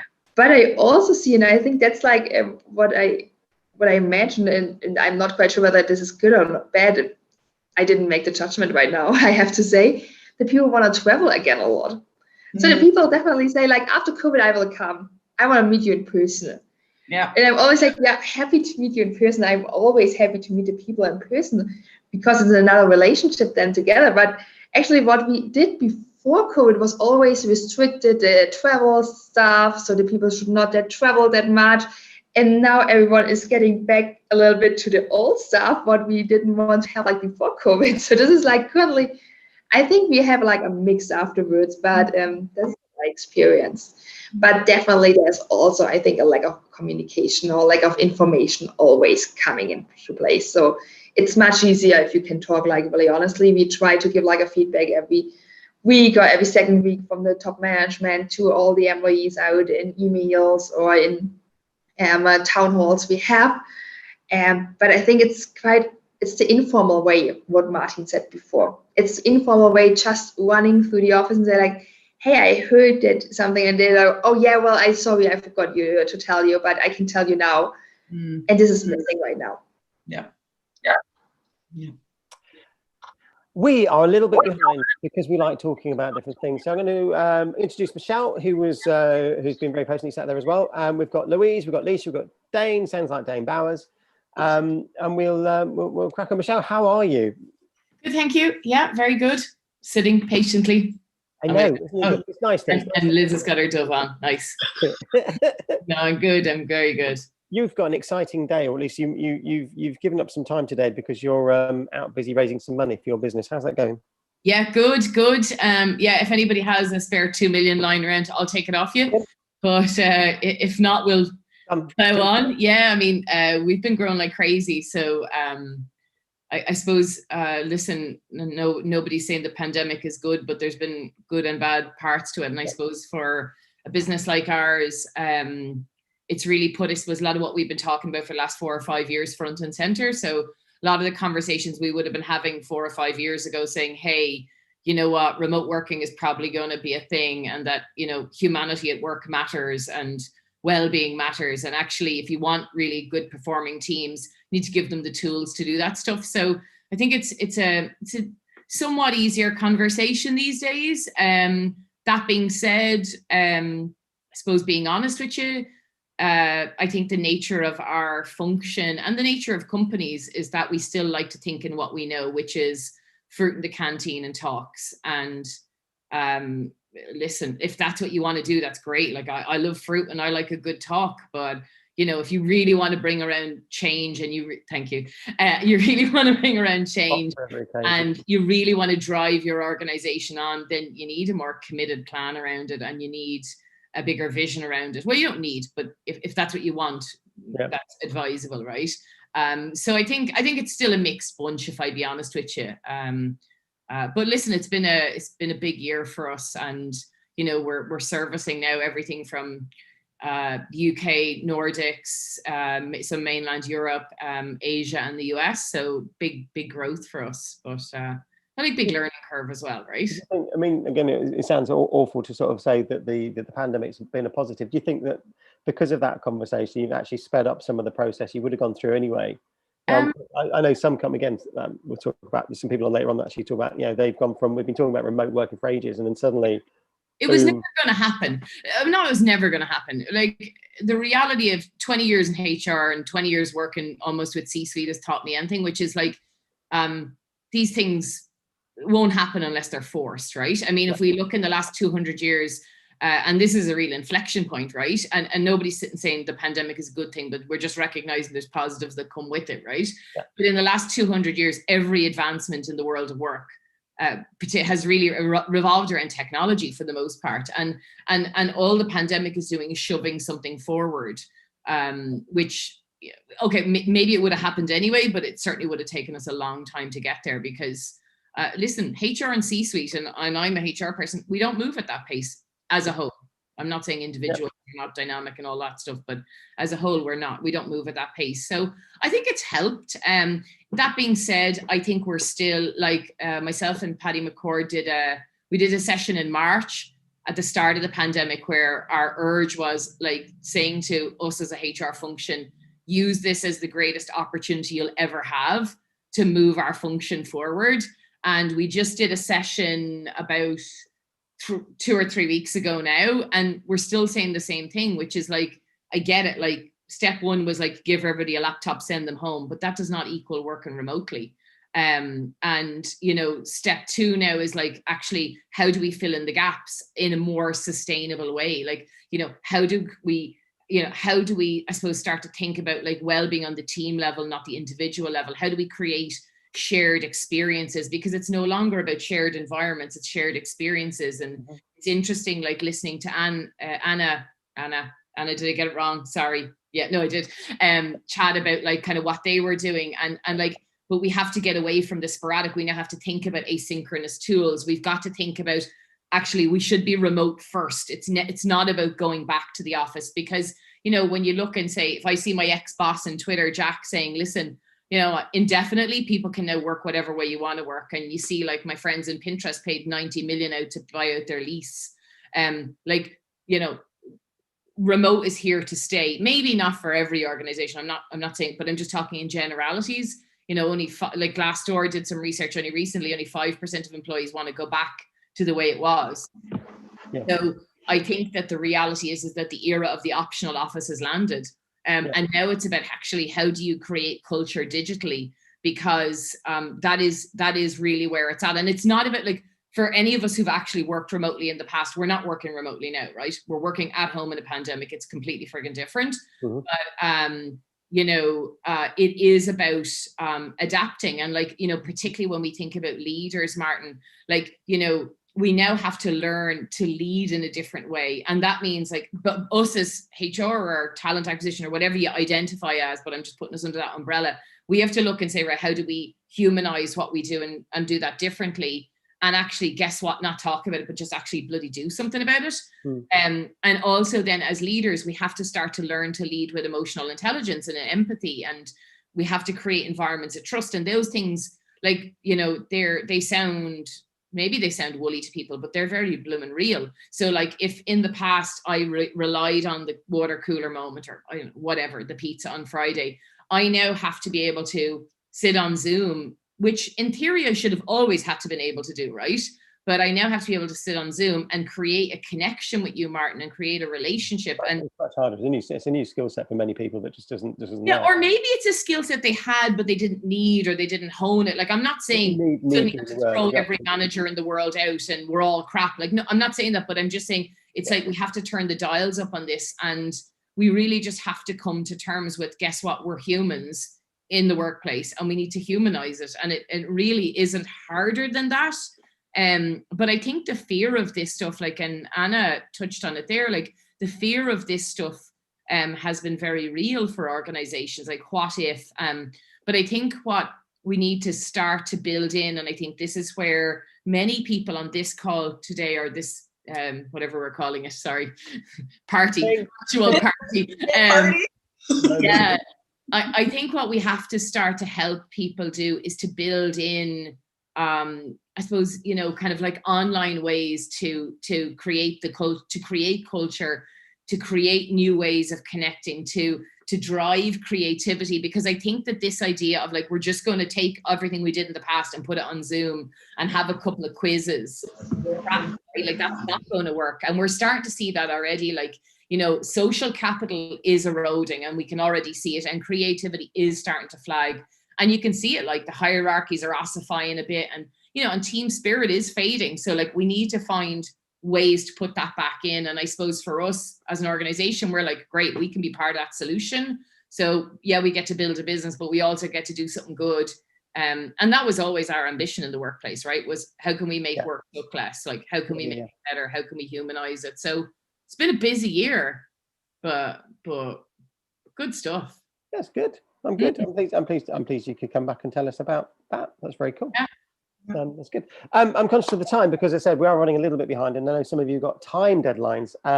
Dane and Leisha, I'm going to get you both to talk at the same time. Not I'm trying to get you to not talk. It means you can stay as long as you can, or as long as you don't want to. We will never kick anybody off except Jacob when he comes on later on. Leisha, how are you? And Dane, how are you? I'm great, thank you. It's really nice to be part of this amazing panel. I've been watching you on YouTube. You're so it's not just Jim's mum. Hooray! No, I've been watching on YouTube the whole morning, and I'll be doing exactly the same thing when I go back on my call. So it's like Clubhouse, it's but with pictures, isn't it? Have you noticed that people move about and then, like, it's the same? Not. Yeah, absolutely. We all have to have our clothes on, whereas on Clubhouse you don't need to. You can. There you go, Jim. See, that's why you're wearing clothes today. Thank you for that. Well, I've been listening on YouTube as well this morning. Some incredible conversations. One of my favourite people as well was on the call earlier, Katrina. The conversation that came from Sam as well about neurodiversity and how culture plays a huge part in the workplace. How we approach things, I suspect, as well. We've done a lot of the things the same old way for 1,000 years, and suddenly we're going, oh, let's do something different because we have to. I do wonder, I said, the cynic in me wonders about a lot of change, whether we're forced into doing particular things now because we have to do them. And genuinely, you know, in the UK, come whenever that moment is, September-ish, probably, when everybody's had their 2 jabs, etc., will we just be what we used to be? I can't imagine. So I used to go to London every week. I'd get there first, early morning train on a Monday and come back on the last train on Thursday night. And I've done that for years, like a decade, you know. I can't imagine going back to that. And I do wonder if there's a lot of people who are sitting here going, shit, I don't want to go back to the office. I want to choose to go to an office. I want to choose to spend time with my work colleagues. But actually, I also want to do this thing I'm doing now. And I think that'll be interesting, that next step of when we're not forced to do something, what do we naturally find? What do organizations naturally find? And I think, Leisha, I'm going to pick on you a little bit, not you in particular, but your clients are stereotypical recruitment consultants. Every post I see from those stereotypical recruitment consultants is like, can't wait to get back into the office. Let's hit those phones and all the rest of it. It feels like they're first into the office. I mean, there was that awkward one last year with the, I won't name them, the organization that put up those plastic curtains in their office, and it wasn't as meant to be ironic. It was so that they could get everybody back into the office because that's what they wanted. And that might be true, but I don't remember anybody saying, I want to go back into an office with a plastic curtain. No, they definitely didn't. No, they definitely didn't. But it's interesting how that came out on LinkedIn, isn't it? It's like, oh yes, they definitely. I've asked my people, they want this. And, oh, no, they don't. How is? I always ask you how business is because I use that barometer. Don't I use that word? Yeah. Barometer of the UK recruitment industry is when rec to recs get busy again. Yeah. That means everybody's back on it. Yep, we are definitely the barometer. And I'd just like to say as a caveat, I don't recruit for any company that puts plastic sheets up and forces people back into the office. I also don't recruit for any stereotypical Wolf of Wall Street. I'd just like to say that as a caveat. We partner what we like to think is a best in class in recruitment across every sector, and we are truly the barometer. If a rec to rec is busy with lots of candidates, that's not a good sign, as it was last year, and it has definitely tipped the other way. I think significant was July last year, obviously when sort of lockdown 1 ended. We definitely started to see our jobs start to increase again, but it was, negligible compared to pre-pandemic. And without shadow of a doubt, as I speak now, we are not only back to pre-COVID levels, but we're probably and then some, because I think if you've survived as a recruitment business over the last year, you have possibly got rid of people, and it's like a bit like it was post-recession 2010. We had an absolute boom as rec to recs for about 2 years, where everybody had to, regrow the gap, because we've got a tremendous responsibility to young people. The sort of 16 to 24 year olds, those have probably been the worst affected by the pandemic in terms of their future career paths. And there is actually a huge gap in the recruitment market anyway of sort of fresh young people coming through. So we're starting to see, and we can't believe that we're actually getting trainee roles again. People want to invest in the future, which is fantastic. So the future certainly looks bright for the recruitment industry. We've got pretty much every client hiring.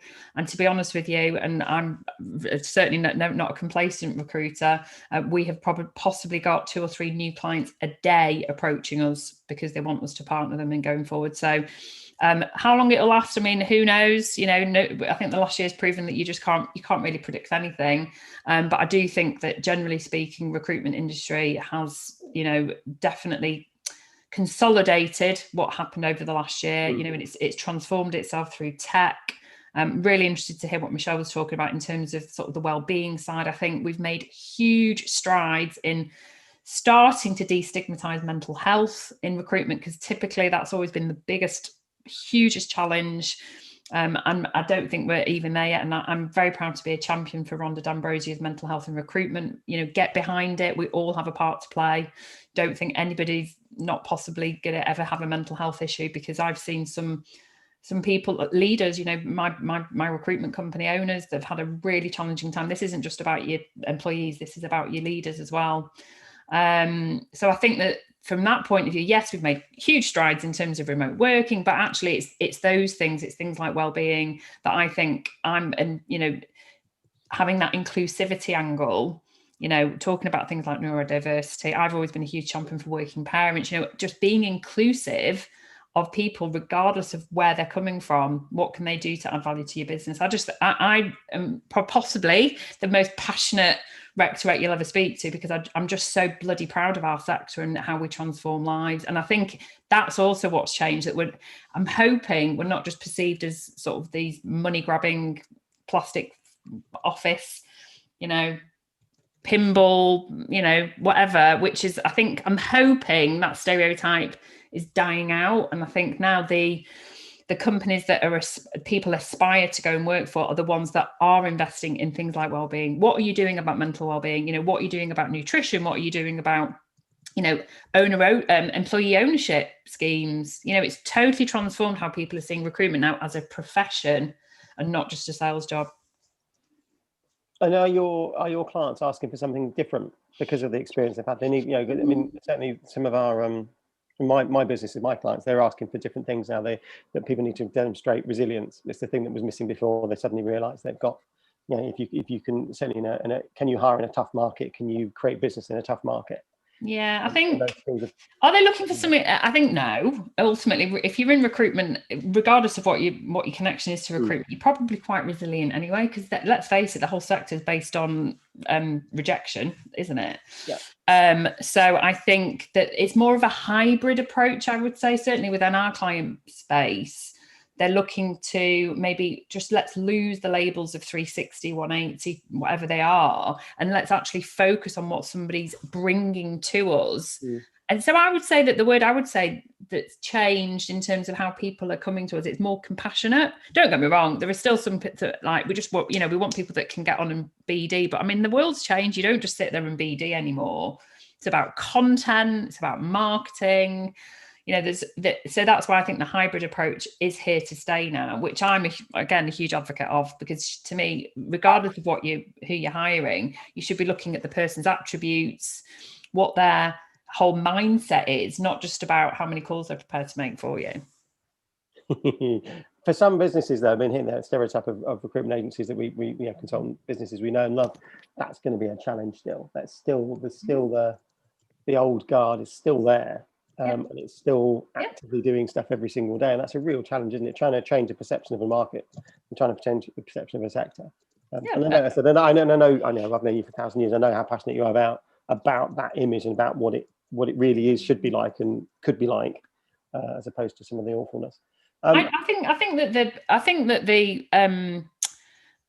I think what people are talking about has shifted slightly, in that I think it used to be an absolute no-no if you said that you enjoy recruitment because you like helping people. And I've really noticed a difference, that people do talk about that now in a really proud way, because ultimately that is what we're here to do. It's a secondary sort of benefit that we happen to get exceptionally well paid for doing the job that we do, well, hopefully. So I think that the shift is already happening. I really do. And yes, there are always going to be companies that want people to make those ridiculous cold calls, but they won't make any money. They won't have any success, because the fact is that the people buying, their behaviours have changed too. And that's what you've got to bear in mind. You've got to be very perceptive of what your buyers are looking for, whether that's selling to, you know, the potential job market or whether it's to job seekers. So I think, like I heard you say earlier on, I think that obviously COVID has been so destructive from a health and an economic perspective, and I just feel so grateful to be in the position that I'm in. I truly feel that. But I think it has created such huge opportunities for entrepreneurial people. You know, we've never seen so many recruitment startups as we have over the last year, which I just think is phenomenal. But I think that there have been huge advantages to our industry in particular, which, you know, can only be, I think it's propelled forward a decade in tech, in how we work. And in how we're perceived as I think the changes have happened now where we will be seen as a profession, like becoming a lawyer. You know, there's no or a doctor. You know, it's a profession that you should be invested in, and you know, not just be a failed telesales person. Okay, thank you. You're welcome. Hey. Hello. Hello. How's life been for you? Are you last time we spoke to you? You were on furlough, and then you were back off furlough, and then we're back on furlough. I think from my memory of what was going on. So it's been quite a spiky COVID of up and down and up and down. Yeah, a bit like that's that dance called the hokey pokey, something like that. Indeed. Yeah, not that I'm old enough to sort of truly. No, I know. Jim told you. I know Jim. Your great granddad got together and again and have a chat about the olden days. I know this. So yeah, back at Nuffield Health hospitals and gyms. This month we've been on furlough for 1 day of the week, which has been fine. So I just had to squeeze in everything in those 4 days, which has been a fun challenge. But I sort of got used to it. I quite like that day off. It's a bit of a preview into being like a man of leisure. So you get 1 day a week, 1 day a month off. So 1 day a week off this month. Okay, so back to 5 days. Yeah. Back to normal now. It's been so busy with the gyms reopening, and it's been like boom, they all want staff. In the hospitals, I think they've gotten to a good state now. But when I came back off furlough, I felt like I had to do 12 months work in the space of like 1 or 2 months. Yeah. And how is it? I mean, so your businesses are obviously back out there, they're growing. So with the gyms reopening, etc., that'll be that's a sort of a catalyst to go out and do lots more hiring. Are you finding? I guess that's an awkward question, isn't it? Are you inundated with candidates? Are you finding it just as hard as before? Or is it more difficult than it was before? So I hear that from different organisations. It depends on who they are and what they are, and where they are on that barometer.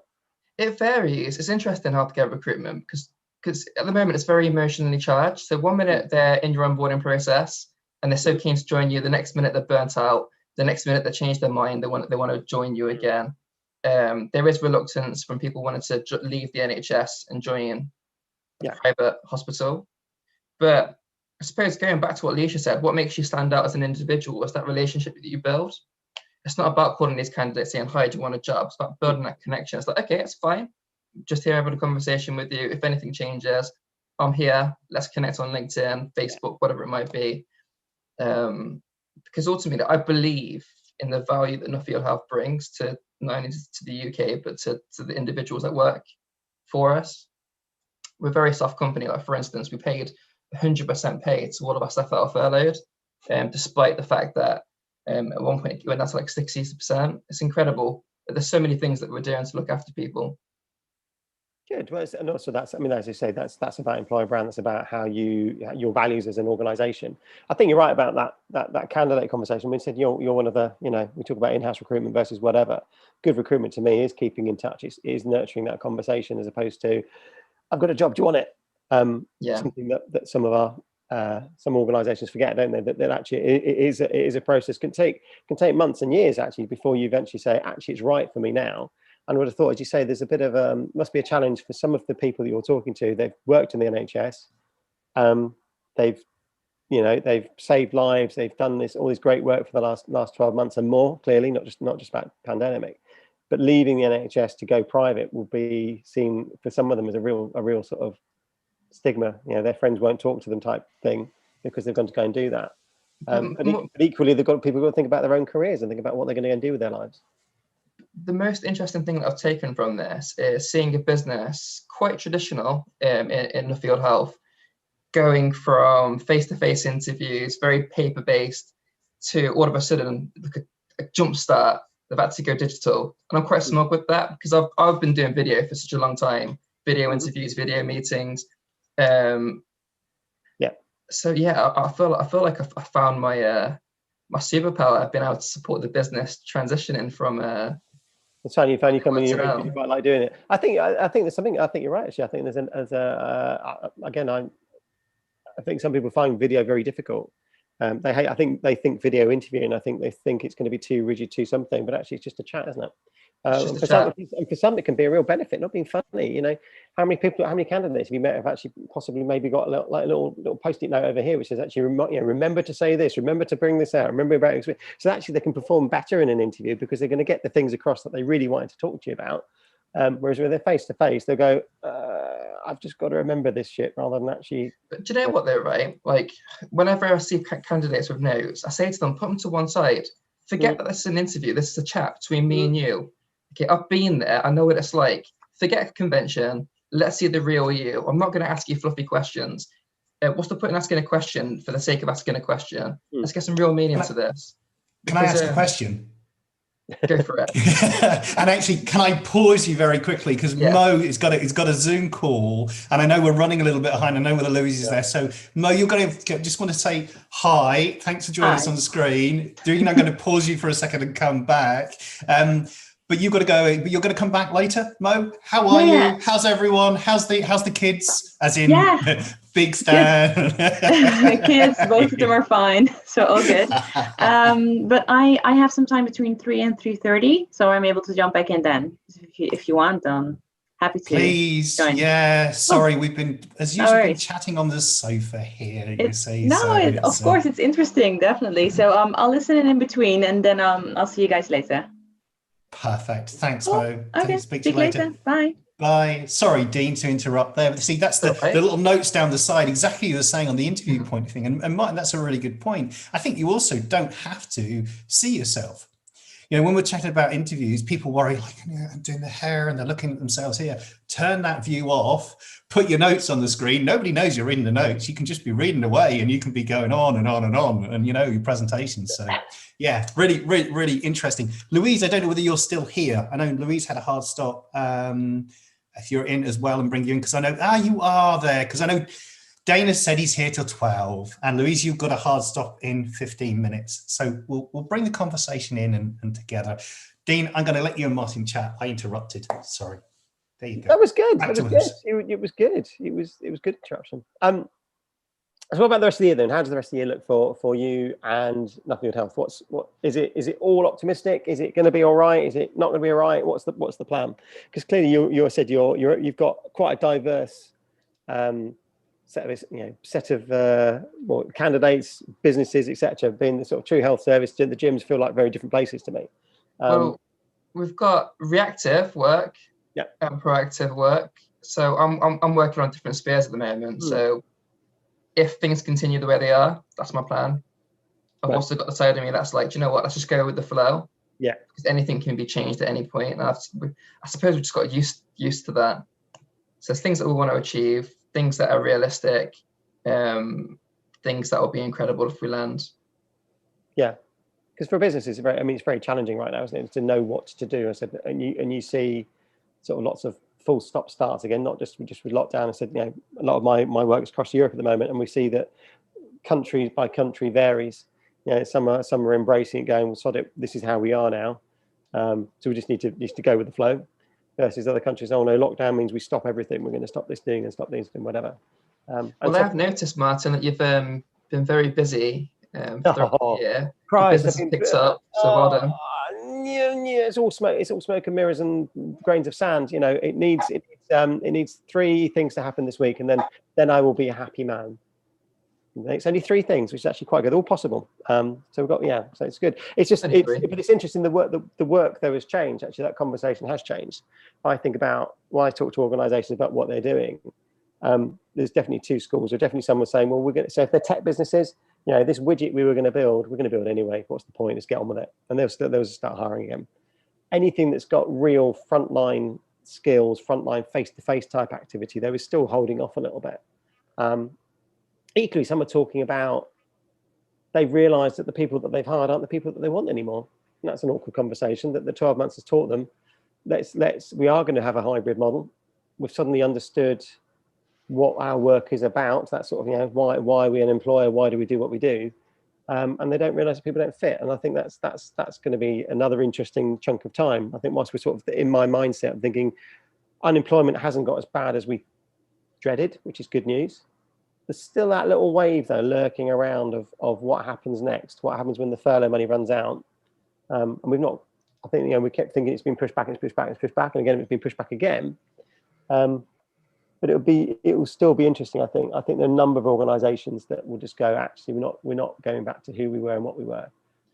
Retail, I mean, particularly is got to be a challenge. If we look at the high street now, a load of retailers are saying we're out, we're not doing this stuff. You know, even the might of John Lewis saying we're going to close off some of our stores. Well, they say it takes 21 days to form a habit. I'm going to be really interested to see how the leisure sector picks back up, because a lot of people have got used to home workouts. Like Les Mills, it's taken off so much. Yeah, I totally agree with you. And it's back to whether people value some of the things. I mean, Jim and I were talking about the other day, actually, because of his special 29th birthday, just that idea that, you know, you can get a takeaway and it's nice and everything else, but it's not the same as going to the restaurant, is it? And I wonder if certainly for your sector it's the same. I can, you know, clearly my body is a temple. I can go for a run down the street. I could do something online and do whatever.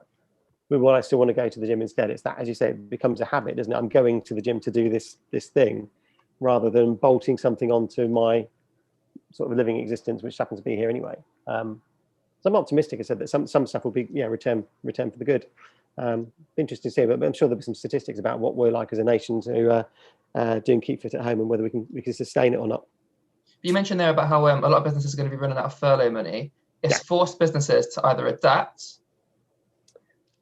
or just sort of reignite that drive and that hunger in order to succeed.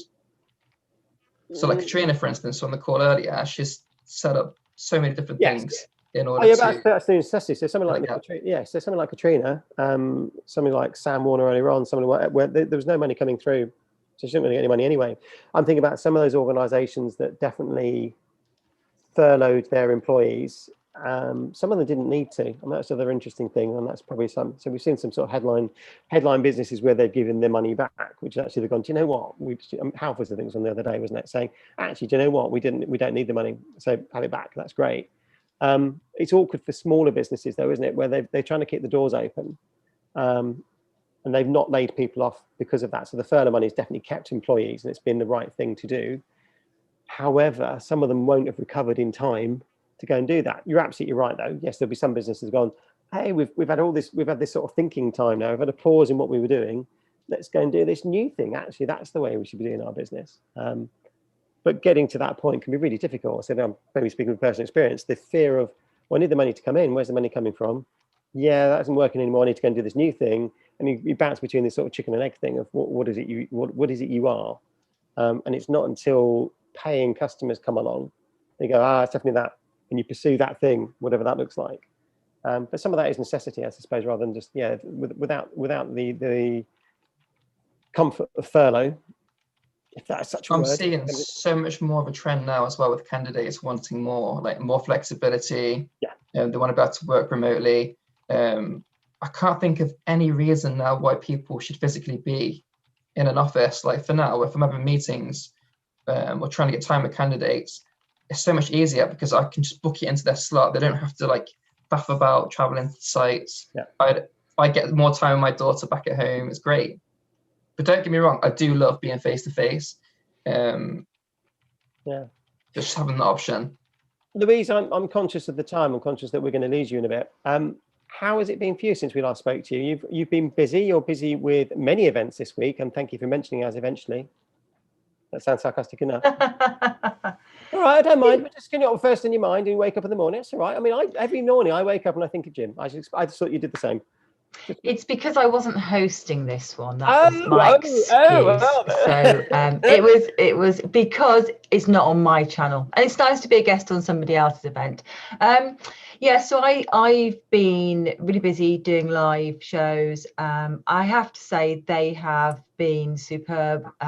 Not the same as in-person events. Can't wait to get back to those. I've got accommodation booked for Global Recruiters event in September and for the Agency Expo in October.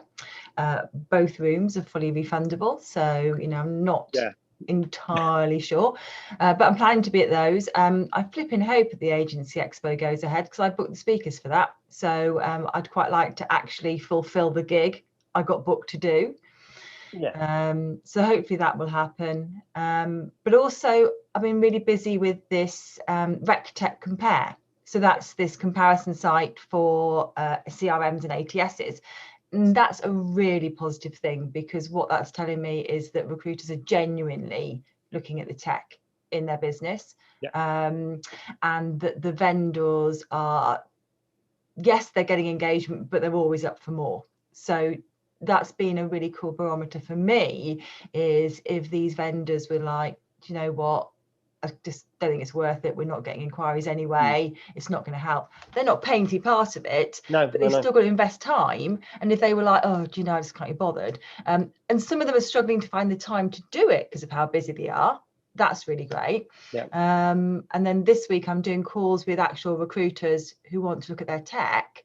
So it's not just that people are like tire kicking, they're genuinely looking at what the CRM is that they're going to put in, or the ATS.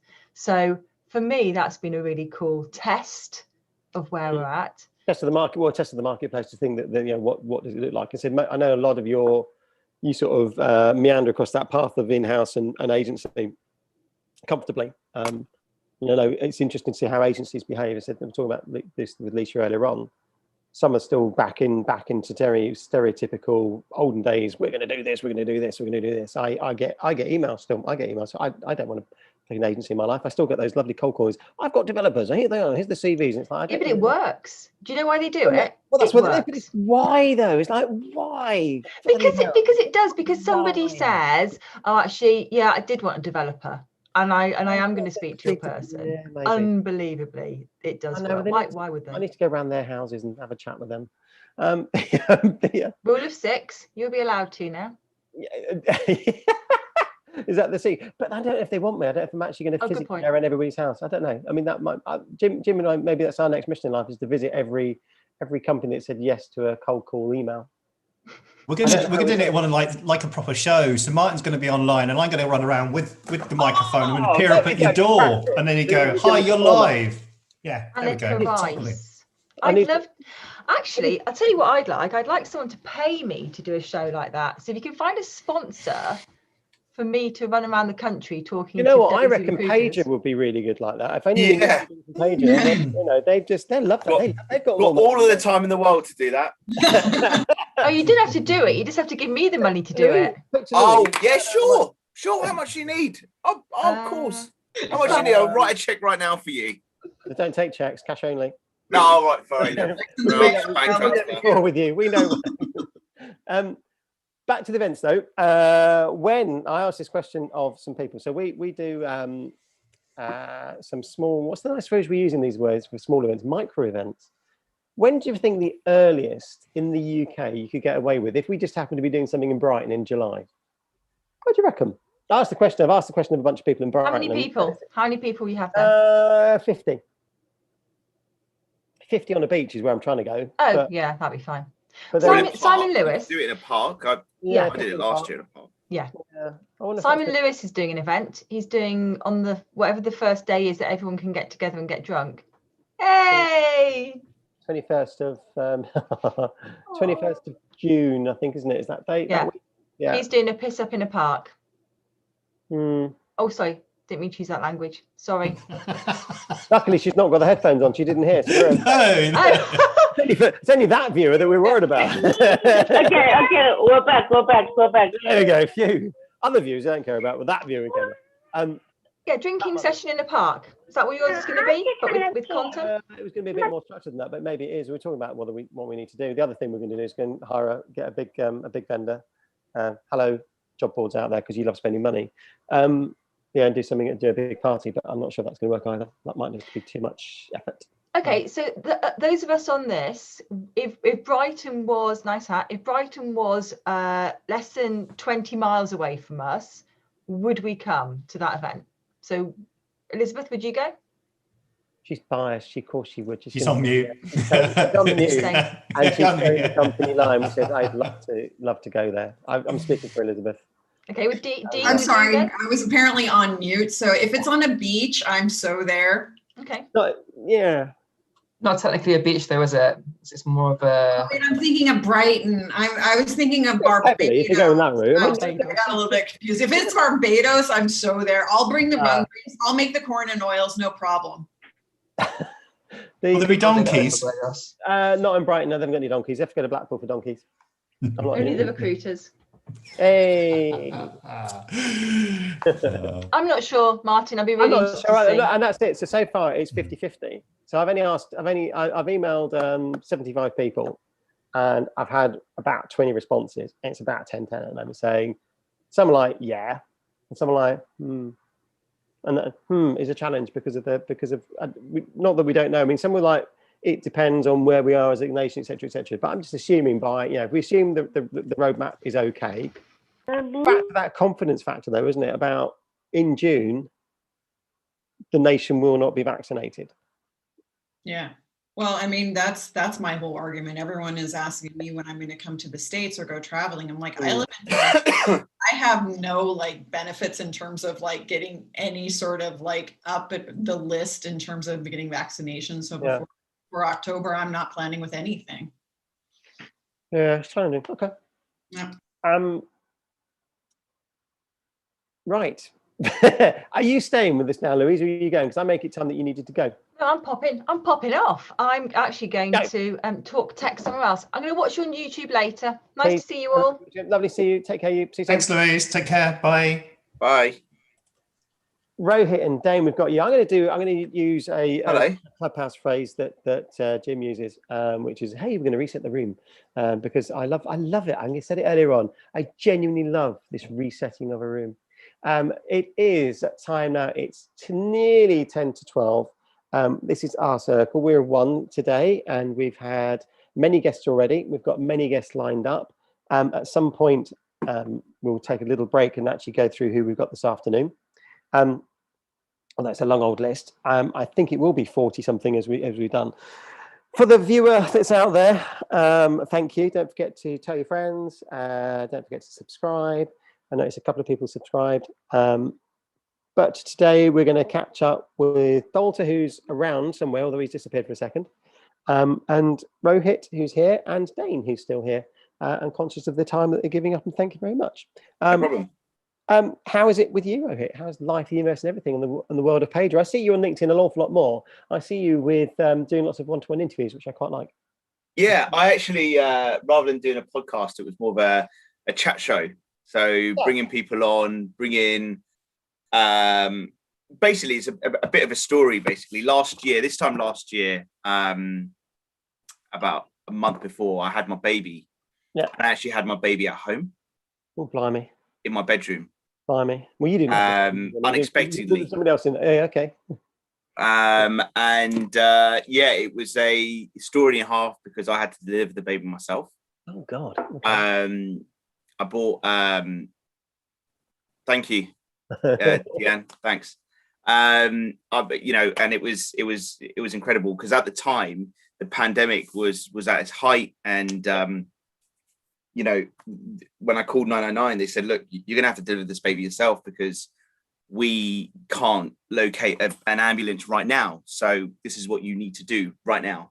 Blimey. I'm like, wow, okay. And the baby was breech as well. So oh God, it gets worse. My God. Okay. About 5 minutes into it, the longest minutes of my life. Yeah, I bet. Thankfully the paramedics stormed in my house, literally shoved me out the way and was like, right, let's deal with this. and they were like, we've got a breach. And I'm like, well, yeah, I've been dealing with it for the past 5 minutes. You know, and look, so all of that happened. The baby's now fine. He's going to be one literally next month, which is great. I can't believe it's gone so quick. But then he was in the hospital for a week, and I couldn't see him again because of the pandemic. And I had to wait outside the car park for a few hours.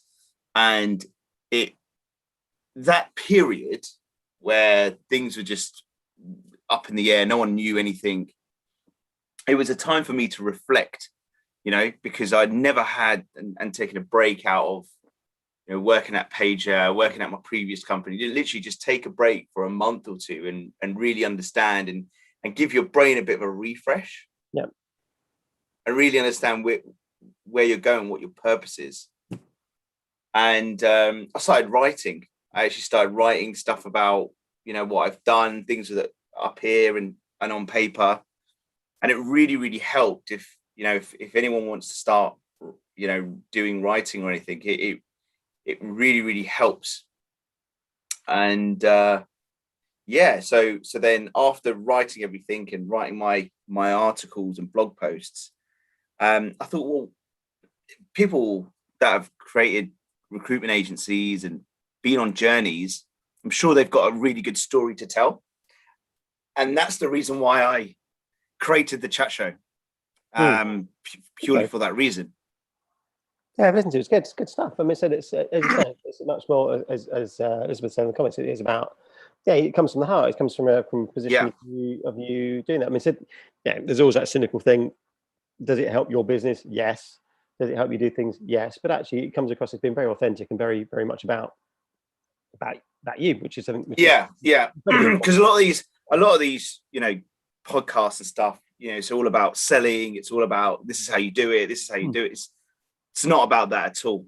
You know, I don't want, if I can push out some value, I can do, and if my guests can, then great. You know, that's what I want to come out of the show. Yeah. I don't want it to become a selling exercise on either parties at all. Not another version of my podcast, is it? Did you There's amazing. A number of people think they invented the podcast in the last 12 months. It's just registered trademark. Yeah, exactly. So yeah. I mean, and now, excuse me, just getting over a cold. You know, the market's picking up. You know, it's great to hear that recruiters are busy. They're actually struggling to find candidates now. It's amazing. It's you know, it's great from a general perspective, not personally me, because they keep, you know, delaying my demos and stuff, but that will come. You know, but yeah, it's definitely picking up in all markets as well. And soon when we're out of everything, you know, it's going to pick up drastically. You know, people are just going to be busier, you know, and again, it's going back to that candidate market, you know. Quality candidates are hard to find. Yeah, I mean, there's still a perception, certainly if I'm working somewhere because of the unknowns, because I'm still, if I'm employed by somebody and I don't hate them, then there's got to be a really good reason probably to move to a new role, and it's got to be faster whiz. And I suspect maybe that going through that sort of navel gazing moment as well that people have done in the past, maybe it might have been, have more money, would actually been enough for them to go, I'm interested in this. Well, how interesting is this? Like, you know, only 3 months ago, you know, I'm speaking to recruiters and they're saying, well, they don't want to risk, so they're just staying put. But now it's different. Now it's why should I leave? It needs to be a bit more. Yeah, I need more lucrative. I need some money, I need some substance as well. They're around. What am I going to go and do? What does that look like? I want some flexibility because I've actually got used to this thing. I want that magic. I want you to guarantee me flexibility in my work, and it's a bunch of other things, almost like a list of things that now come out, which are probably are always there, but naturally got pushed to the back a little bit. I think I was saying that earlier on. I can't imagine me doing what I used to do again, and chunks of time sort of spent sat on a train doing stuff like that. And I said I can't be alone in that thought. That, you know, I was starting to think people. I know a lot of people that live in that sort of hour and a half travel into central London sort of commute line, and they've done that for 1,000 years. do you really want to go back to that? Do you want to spend 3 hours a day every day doing that again? Not at all. Look, last year before pandemic, I was running around like a headless chicken, trying to go from one meeting to another meeting. And do you know what? Sitting here, doing videos and Zoom videos, I can do so much more sitting here rather than going to, look, and don't get me wrong, I like meeting people. I like, doing face-to-face meetings, but I can do more of them like sitting on my computer and doing this video. Still be able to see you. I still can, interact with you. I understand who you are. Yeah. We start building up that relationship that way. And it's the same, but it's just not in person. We're just not going for a beer, I guess, or a coffee. Yeah.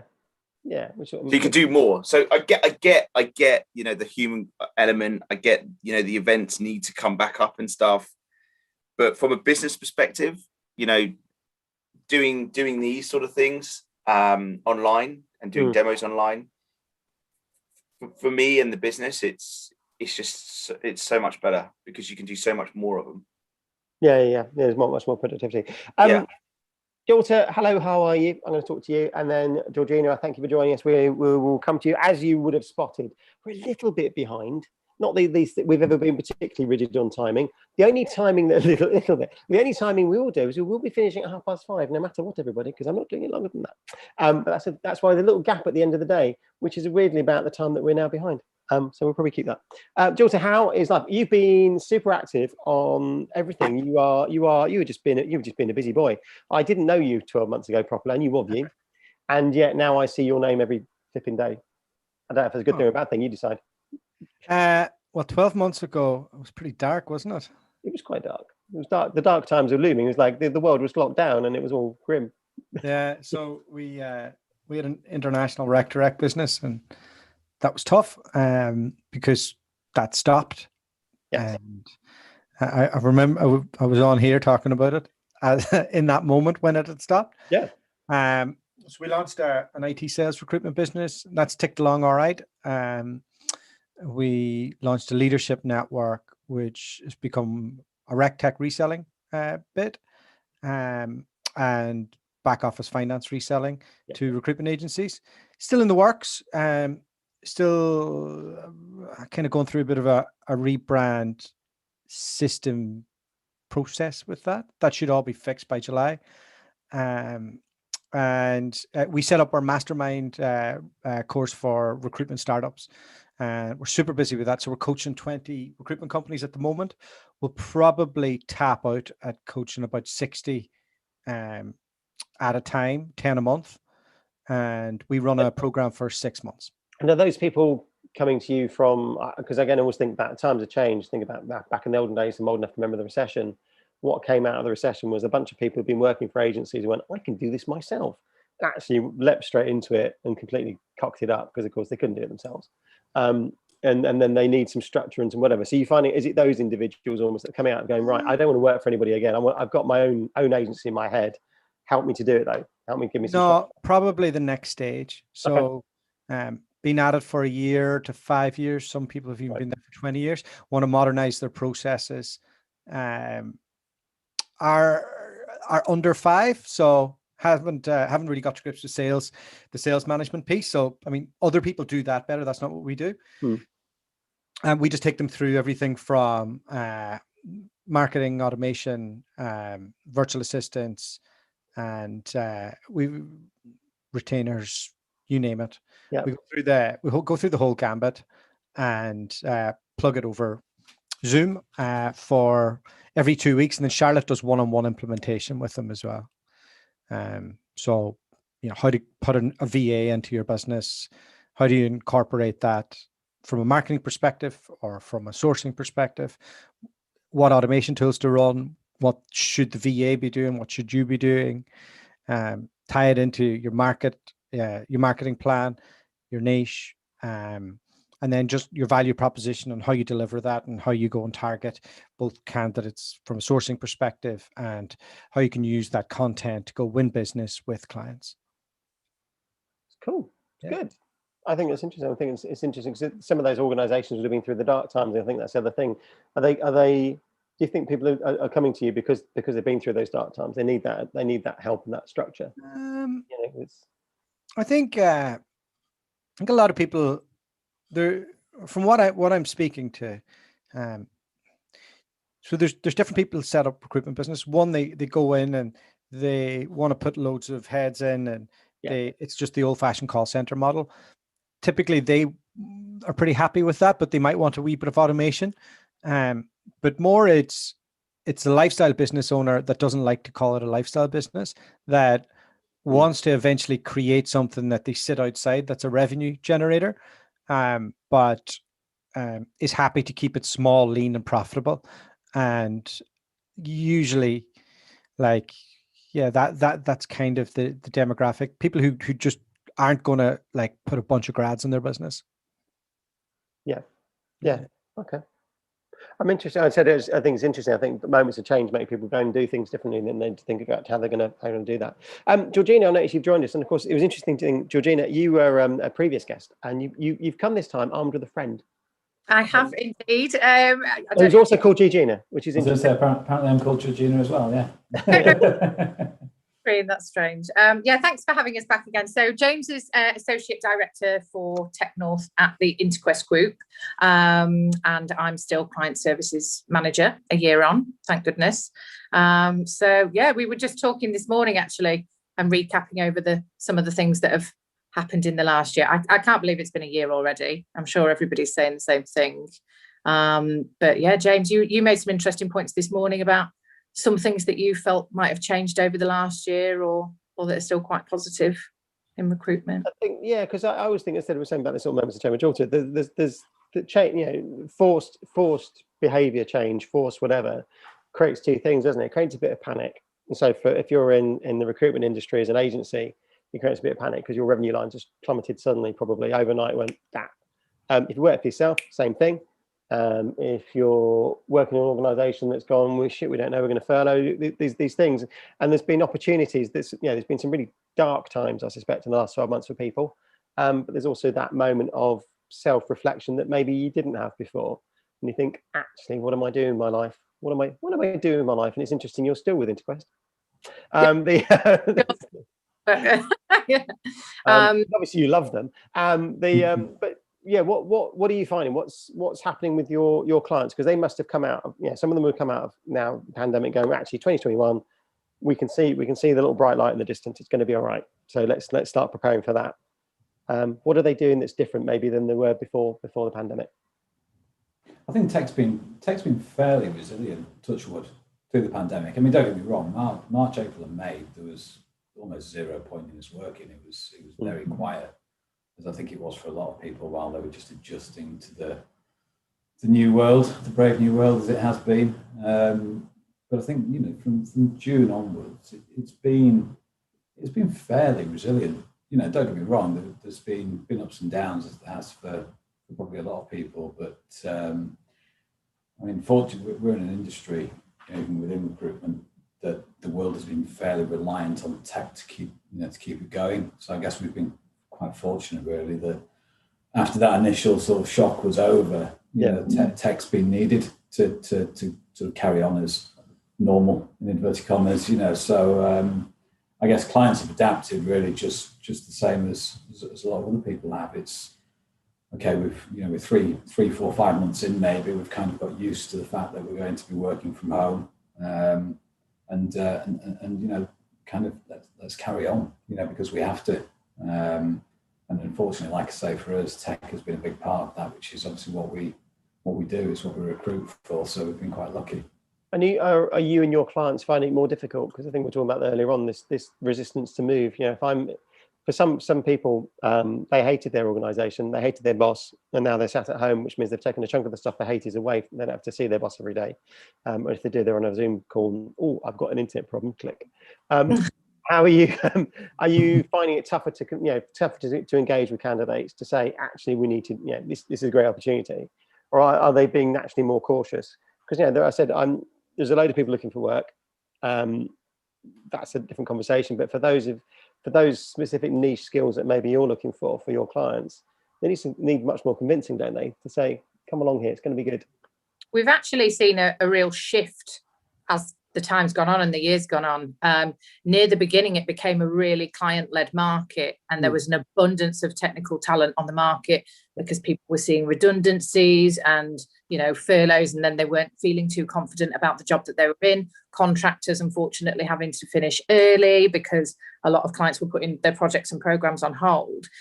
And I was trying to educate some of our clients at the time to say, don't rest on your laurels and think that it's going to stay like this, because it's going to flip back into a candidate market quicker than you probably think, which is exactly what happened.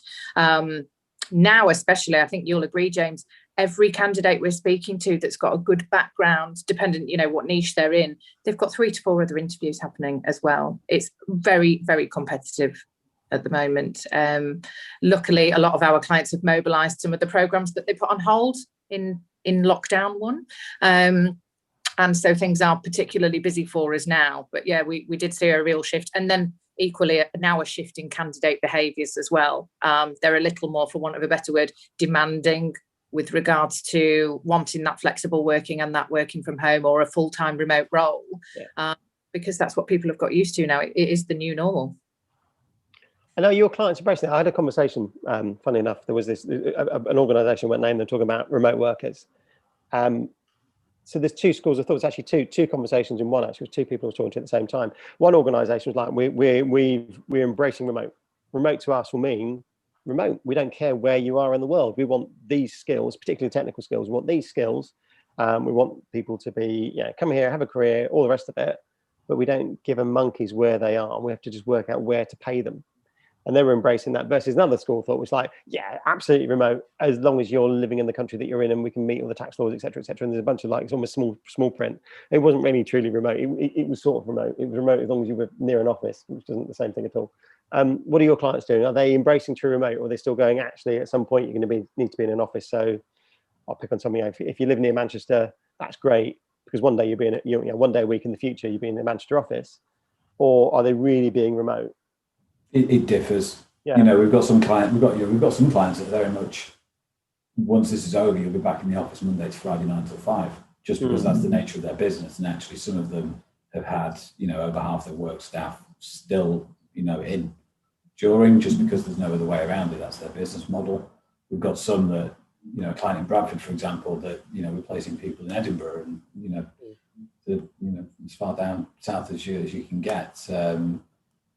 It really does differ. I don't think there's one size that fits all. I think inevitably, that is one of the questions that candidates are asking is, what's the business's return to work?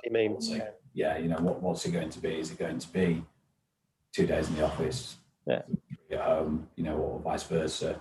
And that's really the kind of, the motivator that drives people. It might not be that, they might still hate the boss, but like you say, it's, because they're not having to see him or her physically, it differs a little bit. But actually, when the world does return to, as I say, normal, what is the new normal? What's the return to work policy going to be?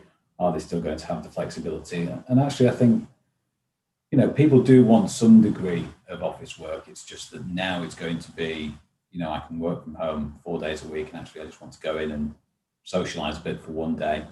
And that's going to be the key thing. That creative. I mean, it's depending on what they're actually doing for a living, isn't it? There's certainly still roles where you can see that.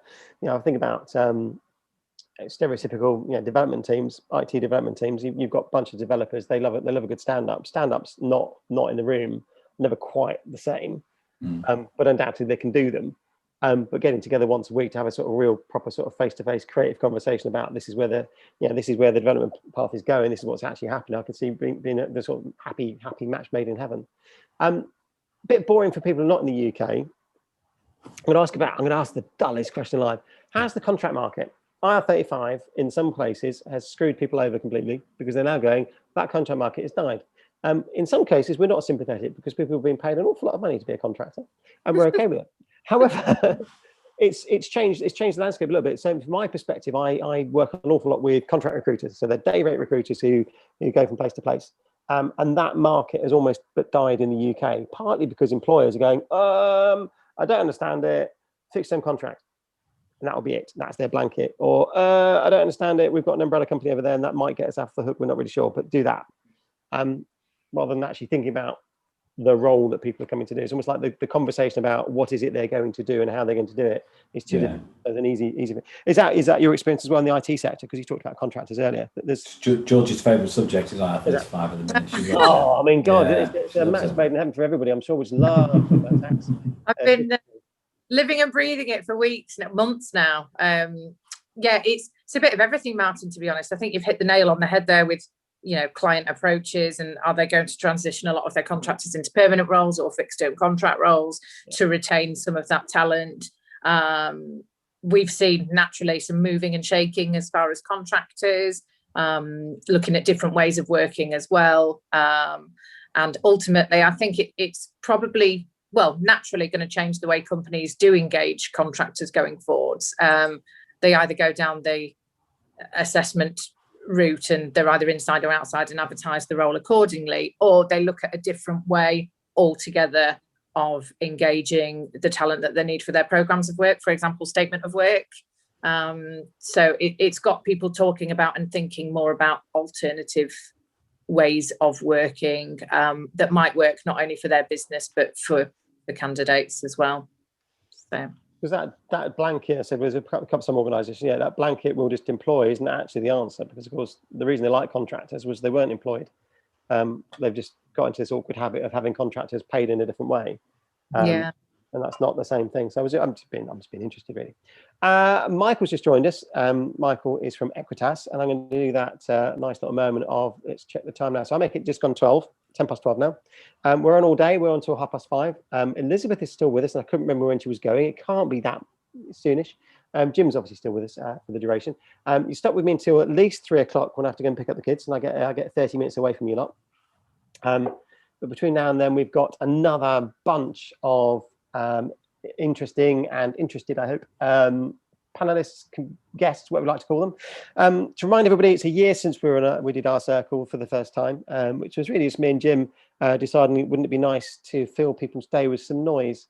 And that's actually the only reason we did it. I actually thought we'd turn up and there'd be nobody on the thing, but everybody was like, "Yeah, let's come along, let's do that." We did another one in April, a long session, and then since then we've done a bunch of different videos and bits of different Ask Me Everything, and messing with the format and doing some other stuff. Jim spends all of his waking hours now in Clubhouse. We're lucky to have him here at all. And we run an RCIRCLE session at 7 o'clock UK time every Monday, not next Monday because it's a bank holiday. But also Jim's now hosting a couple of other HR TA related things. I think 1 till 2 on Tuesday and 5 till 6 on Thursday, I think. Have I got the days right? Look at that. Remember, it's like you have spot on. You have the calendar. God. Yes, we're doing a hiring hour, which has been really interesting. So yeah, if you're on Clubhouse, come and join us. I can't say enough how much I hate Clubhouse. I like Clubhouse. That's unfair. What I love about Clubhouse is the diverse mix of people. I can see it works for some people. Anyway, another thing. Back in the olden days when we used to do video, that's a secret. So keeping the conversation going, I'm going to talk to you, Michael, because you're here. Michelle has just popped into the room as well, which is a lovely thing. Means she's early and or on time, which means we've not got. Oh, Dan, we're missing Dan. Oh, he's not. I've lost my bet. Then he wasn't my money. He wasn't the money that I suggested was. Oh, it means. Oh, that's interesting. Anyway, we'll come back to that. Michael, how are you? Good. I was just messaging Jim there. I was saying that Loreto is the most patient, still person I've ever seen in my life. And it took me about 5 minutes to realize it's actually a still photo.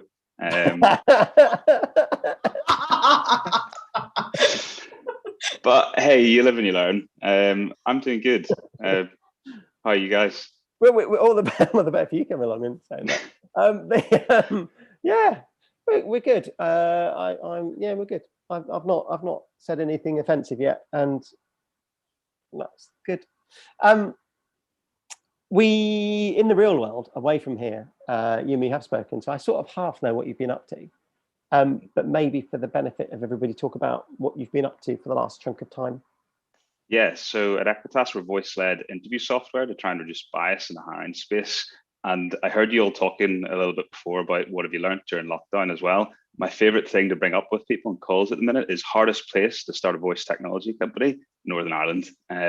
We talk a million miles an hour, and even Southern Ireland as well. Can I say something really inappropriate? Can you say the word pair for me? Oh, that's a hard one.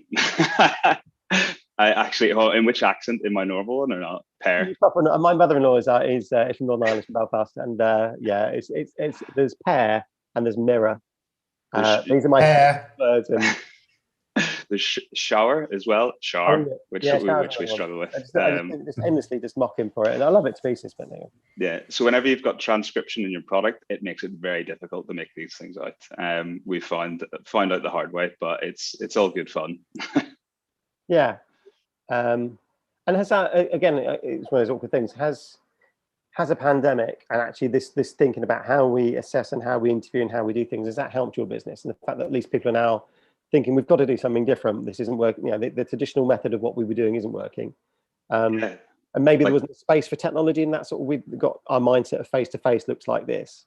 But suddenly then you've got a product which actually ticks many of the boxes and answers another set of issues they probably didn't think about. Yeah, whenever we talk to people in the past saying, hey, look, end-to-end process needs to be digital, even trying to convince people to change from like paper-based interviewing was tough, like sell, because they're just so used to it, so ingrained. They know how long change processes can take and transformation can take as well. And then whenever the pandemic hit, it's just been like, oh, how do we hack this together? And like people have been jumping on Zoom and Teams and things like that. And it's been working for them to quite an extent. But then as soon as they start to get to any kind of scale or any kind of volume, that's where it doesn't work. It breaks apart. People could be asking different questions, can have like negative impacts and knock-ons. It makes it really hard to make people accountable for the process. So it has been like quite nice for us. And we've had some like incredible partners introduce us to different people who are looking and kind of said, hey, you know what, Zoom's not compliant enough and security wise, it's not great enough for what we need. So they've been introduced us in there as well. But what we've been doing isn't right for everyone as well. The level of structure that we try to put in for interviewing to make sure it's nice and fair and consistent and equitable with the way people are isn't always right for companies. Some people, whenever we chat to them, they're of a size where they're just like, hey, we just want to meet someone for a coffee or a cup of tea or just have a bit of a chat.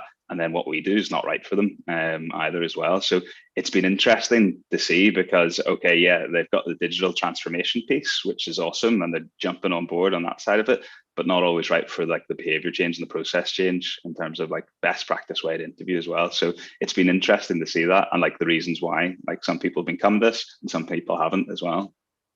Yeah, nice. I mean, yeah, I don't know what clever question I'm going to ask. Jim's going to help me out here. He's gone. He's gone. I totally present our bad communication. Normally goes, I'm going to go and do this. What do you find? I guess maybe the more optimistic future then. So you've been incredibly busy getting some new clients and doing some new stuff.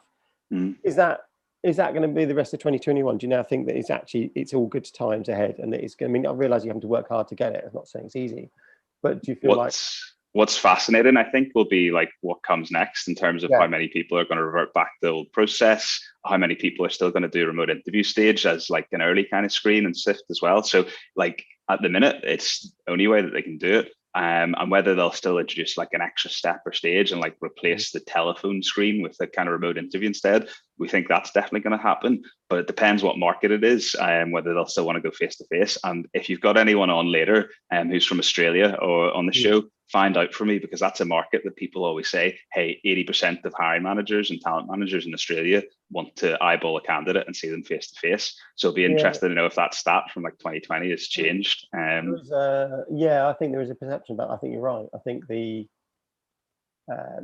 those cultural differences across. I'm thinking about definitely, I've done a lot of work across Europe recently. There's lots of cultural differences about how people behave, and that reverting back to type, that reverting back to how it was. Yeah, I'm pretty cynical. I think whatever there'll be a whole bunch of organisations who genuinely just want to desperately get back to how they were.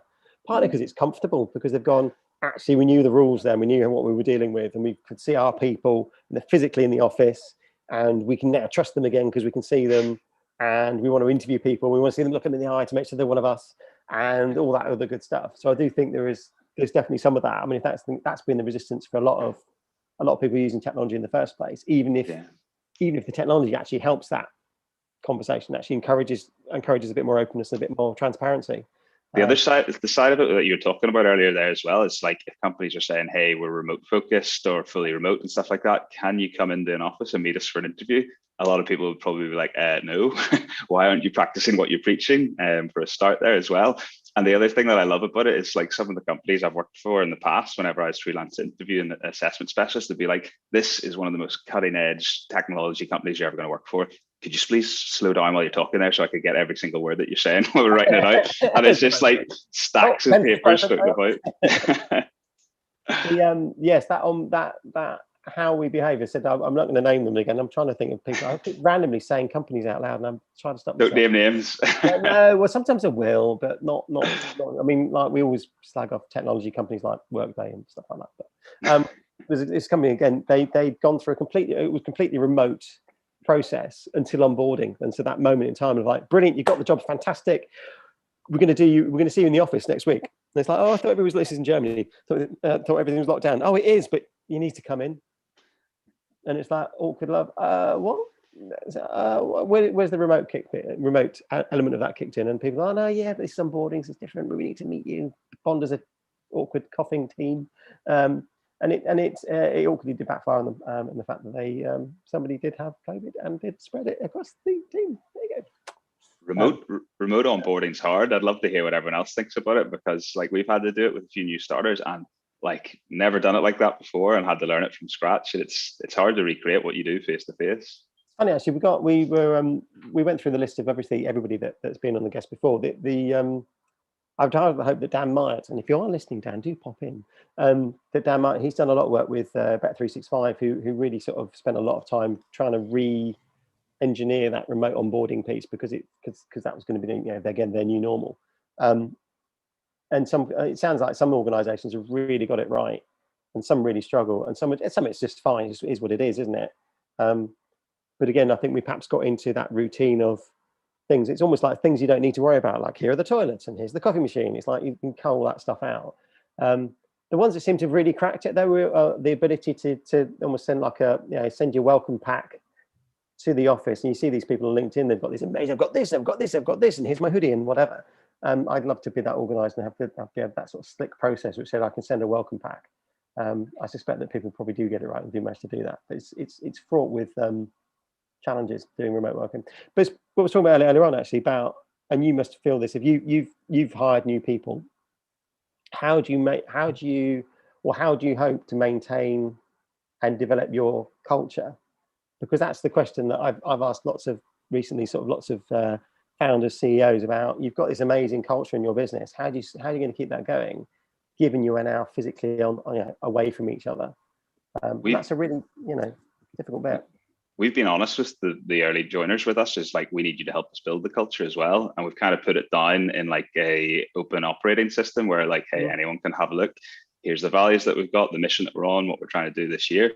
But like, this is just the starting point. You need to help us build it, and it's hard, like doing it remote and missing those interactions, team lunches and things like that. But you just have to recreate some of the stuff that works. And like, even if it's simple, like for us, coffee catch-ups and kind of saying, hey, how's it going? Otherwise you just get so focused on like day-to-day work. What are the problems? How can we fix it as well? But yeah, they're helping us build it. That's the open as we can be about it. Yeah, that's cool. What's so important, Michael, is this aspect. Culture is never set, and every time someone comes in, you are creating that group. You're creating that space. So as we're onboarding and as you're getting people integrated who perhaps haven't had that experience of, this is what our building looks like. This is the vibe you get when you're talking to this person. It becomes even more meaningful of how can you like your coffee catch-ups or, saying, hey, you're going to be working together with this person, just, find a time. And that person who's already integrated, that they invite you, that they make a welcoming atmosphere so that as the new joinee, you're not constantly like knocking on people's door and feeling like you're irritating them, but really saying, okay, here, how are we combined responsible for onboarding and integrating, and that there isn't just one sort of onboarding person who's constantly slugged with having to onboard everybody, but really that it's a combined, how do we integrate and make this new team together?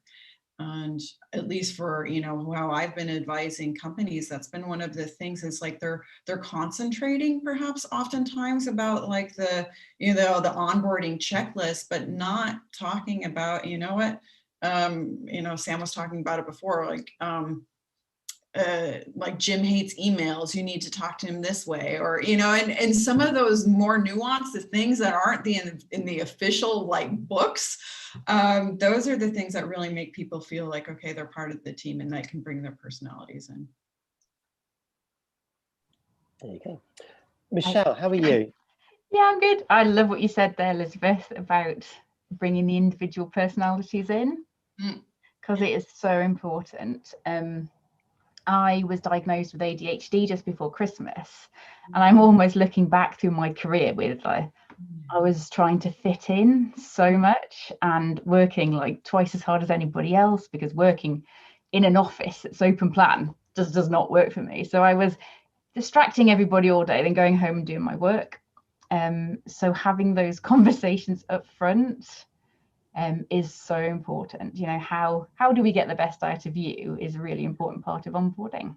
Yeah, exactly. Yeah, and it's so funny because it's like with most things, I think that's been one of the interesting things about this year is like we're understanding that the logistics are not as important as what are we actually trying to accomplish here? What would make this meaningful and what's really behind it rather than the pretty stuff around it. You know, I love Priya Parker's book, The Art of the Gathering, and I think it's so true. And it's the same thing.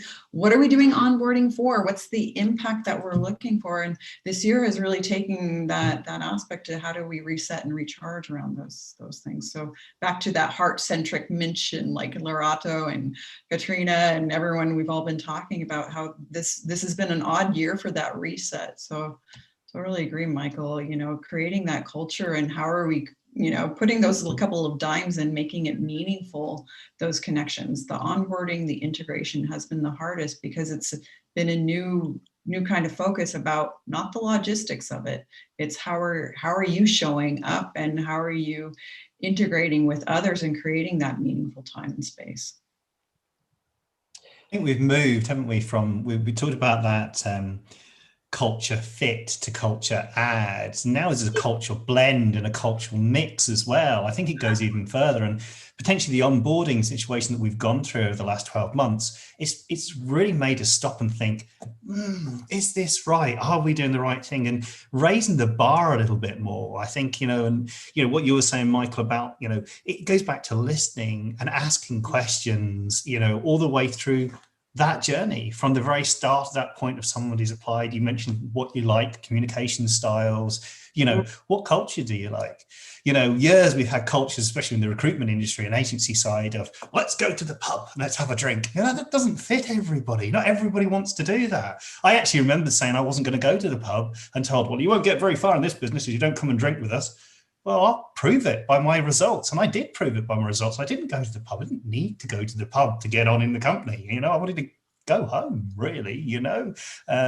So, yeah, I think that kind of thing has been a bit of a wake-up call this last period of time, really. So, really, Lorato, were you the one who said culture fit reminds you of a straitjacket of, you know, and I love that. Yeah.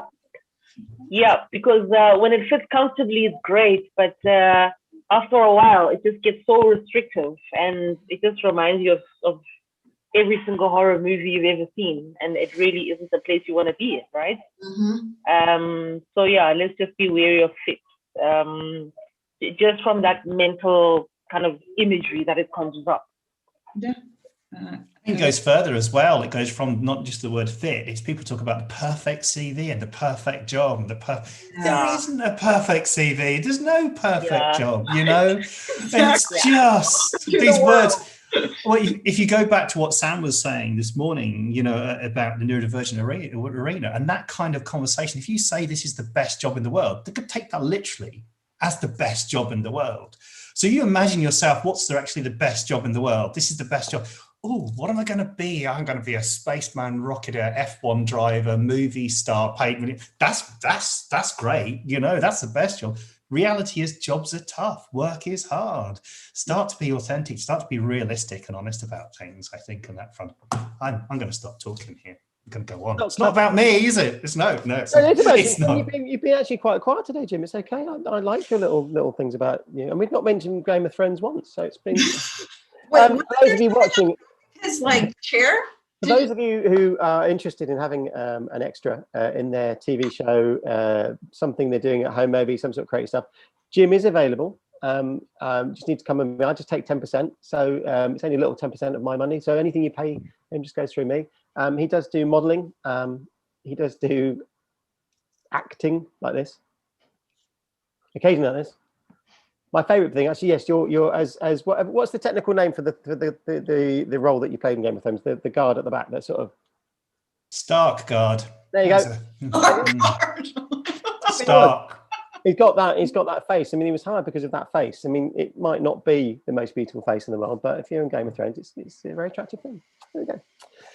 Anyway, Michelle, you've managed to frighten Michael away, which is very cool. Vanessa, what I'm going to do, I'm going to talk to Michelle, I'm going to talk to Vanessa, and Dan is back in the room. He came in, he disappeared, and he's back in the room, and we'll see if he's going to speak. Cool. Happy days. Good to see everyone. Thanks for having me. Cool. That's really good. How is the glory of South Africa? As I said, the little known fact. It's awesome. You know, is it? Blue skies. Yeah, it's a balmy. I think we're sitting around about 25 degrees today. You know, and that's our autumn. So here I am, t-shirt, shorts, pair of slops. Nothing wrong with that. Yeah, even Belfast is warm today, which has never happened. I've seen Jim there in his t-shirt. T-shirt on. Coldest, bleakest world in the world. Anyway, so what's new with you? What have you been up to? Again, you're one of these people that you. If I look at the last 12 months, I feel like you're maybe because I'm more aware of you, maybe because I'm not. I don't know. Just I see you doing a lot more stuff. So you'll post a little more often. Yes, and that was actually one of my goals at the beginning of lockdown. To be honest, was I kind of realized that. What happened was when lockdown happened was I was just growing my international speaking career. So March happened last year. I had 3 speaking engagements booked: Portugal, Estonia, UK. I was really excited, but of course none of them happened. So everything went online. But what I personally decided was I've got to stand out. I can't really just sit back and wait for this COVID to pass. It's going to take too long. So what I did was I actually set myself a goal of posting 3 times a week on LinkedIn. And it really has had amazing results. I really do get good interaction with my posts. I've kind of figured out my niche. I figured out that if I'm sharing from the heart and not just an article that I've read, I get a lot more interaction.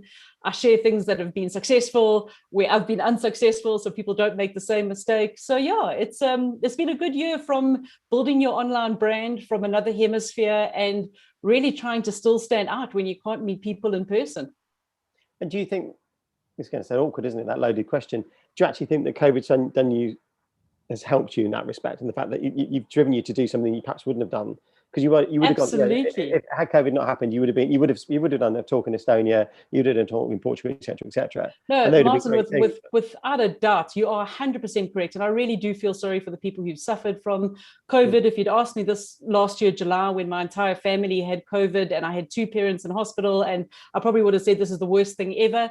But hindsight, looking back on the year, I mean, a one-woman band, solopreneur, and my business has just gone global. It's literally been amazing. I love the fact that people have realized is that it doesn't matter where your trainer is sitting. You know, I can train anyone, anywhere in the world, and sure, it's just the time zones that are interesting. Next week, I'm up at Hoppers 4 all week to train to Australia. I think the week after is later in the evenings. But it's been such an amazing experience. I've met so many interesting people. I've loved the way that I've been able to influence lives all over the world. And it was my ultimate goal. It was a 5-year plan, but it literally happened in about 6 months. So I can be nothing but grateful and feel incredibly blessed. The process.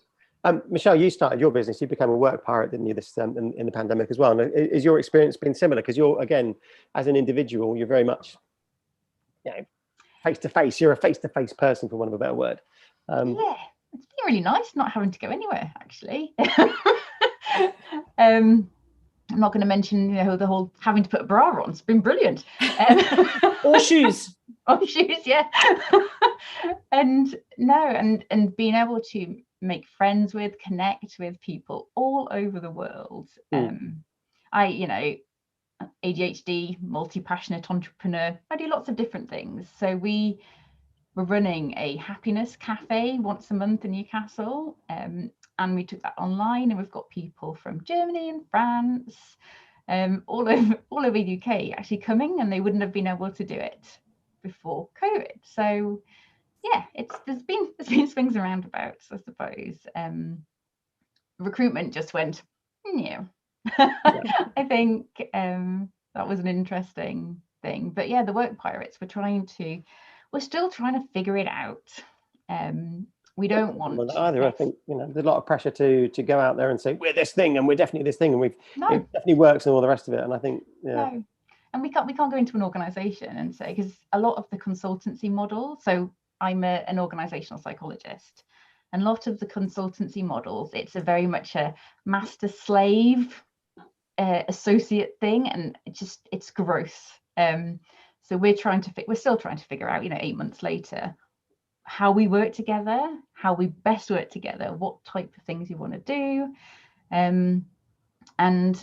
it's been a really interesting process. So we can't really go into organizations and say this is a better way to work unless we've got it cracked ourselves. So we're taking a wee bit of the pressure off in terms of launching it, but it's what rules can we break? I was going to ask that actually. One of the things that's also obvious is that I've earned a living from turning up and telling people how to hire better or look at their process or do whatever and kick the tires. But a lot of that's based on previous experience. But I've never worked in a corporate during a pandemic, so our clients have. Do you feel it was a little awkward gap in your knowledge base now, which says actually you should do something better? Actually, I don't know if you should do it better because I haven't lived it like you have, so I don't know what the best route is.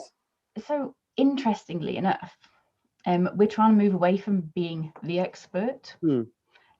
So we're people professionals, so counselors, psychologists, HR people, well-being people, and it's instead of saying we've got all the answers, it's more like people in your organization have the answers. So let's actually go and ask them what they think the problem is. It's it's not rocket science. It's creating a space where you can have really psychologically safe conversations.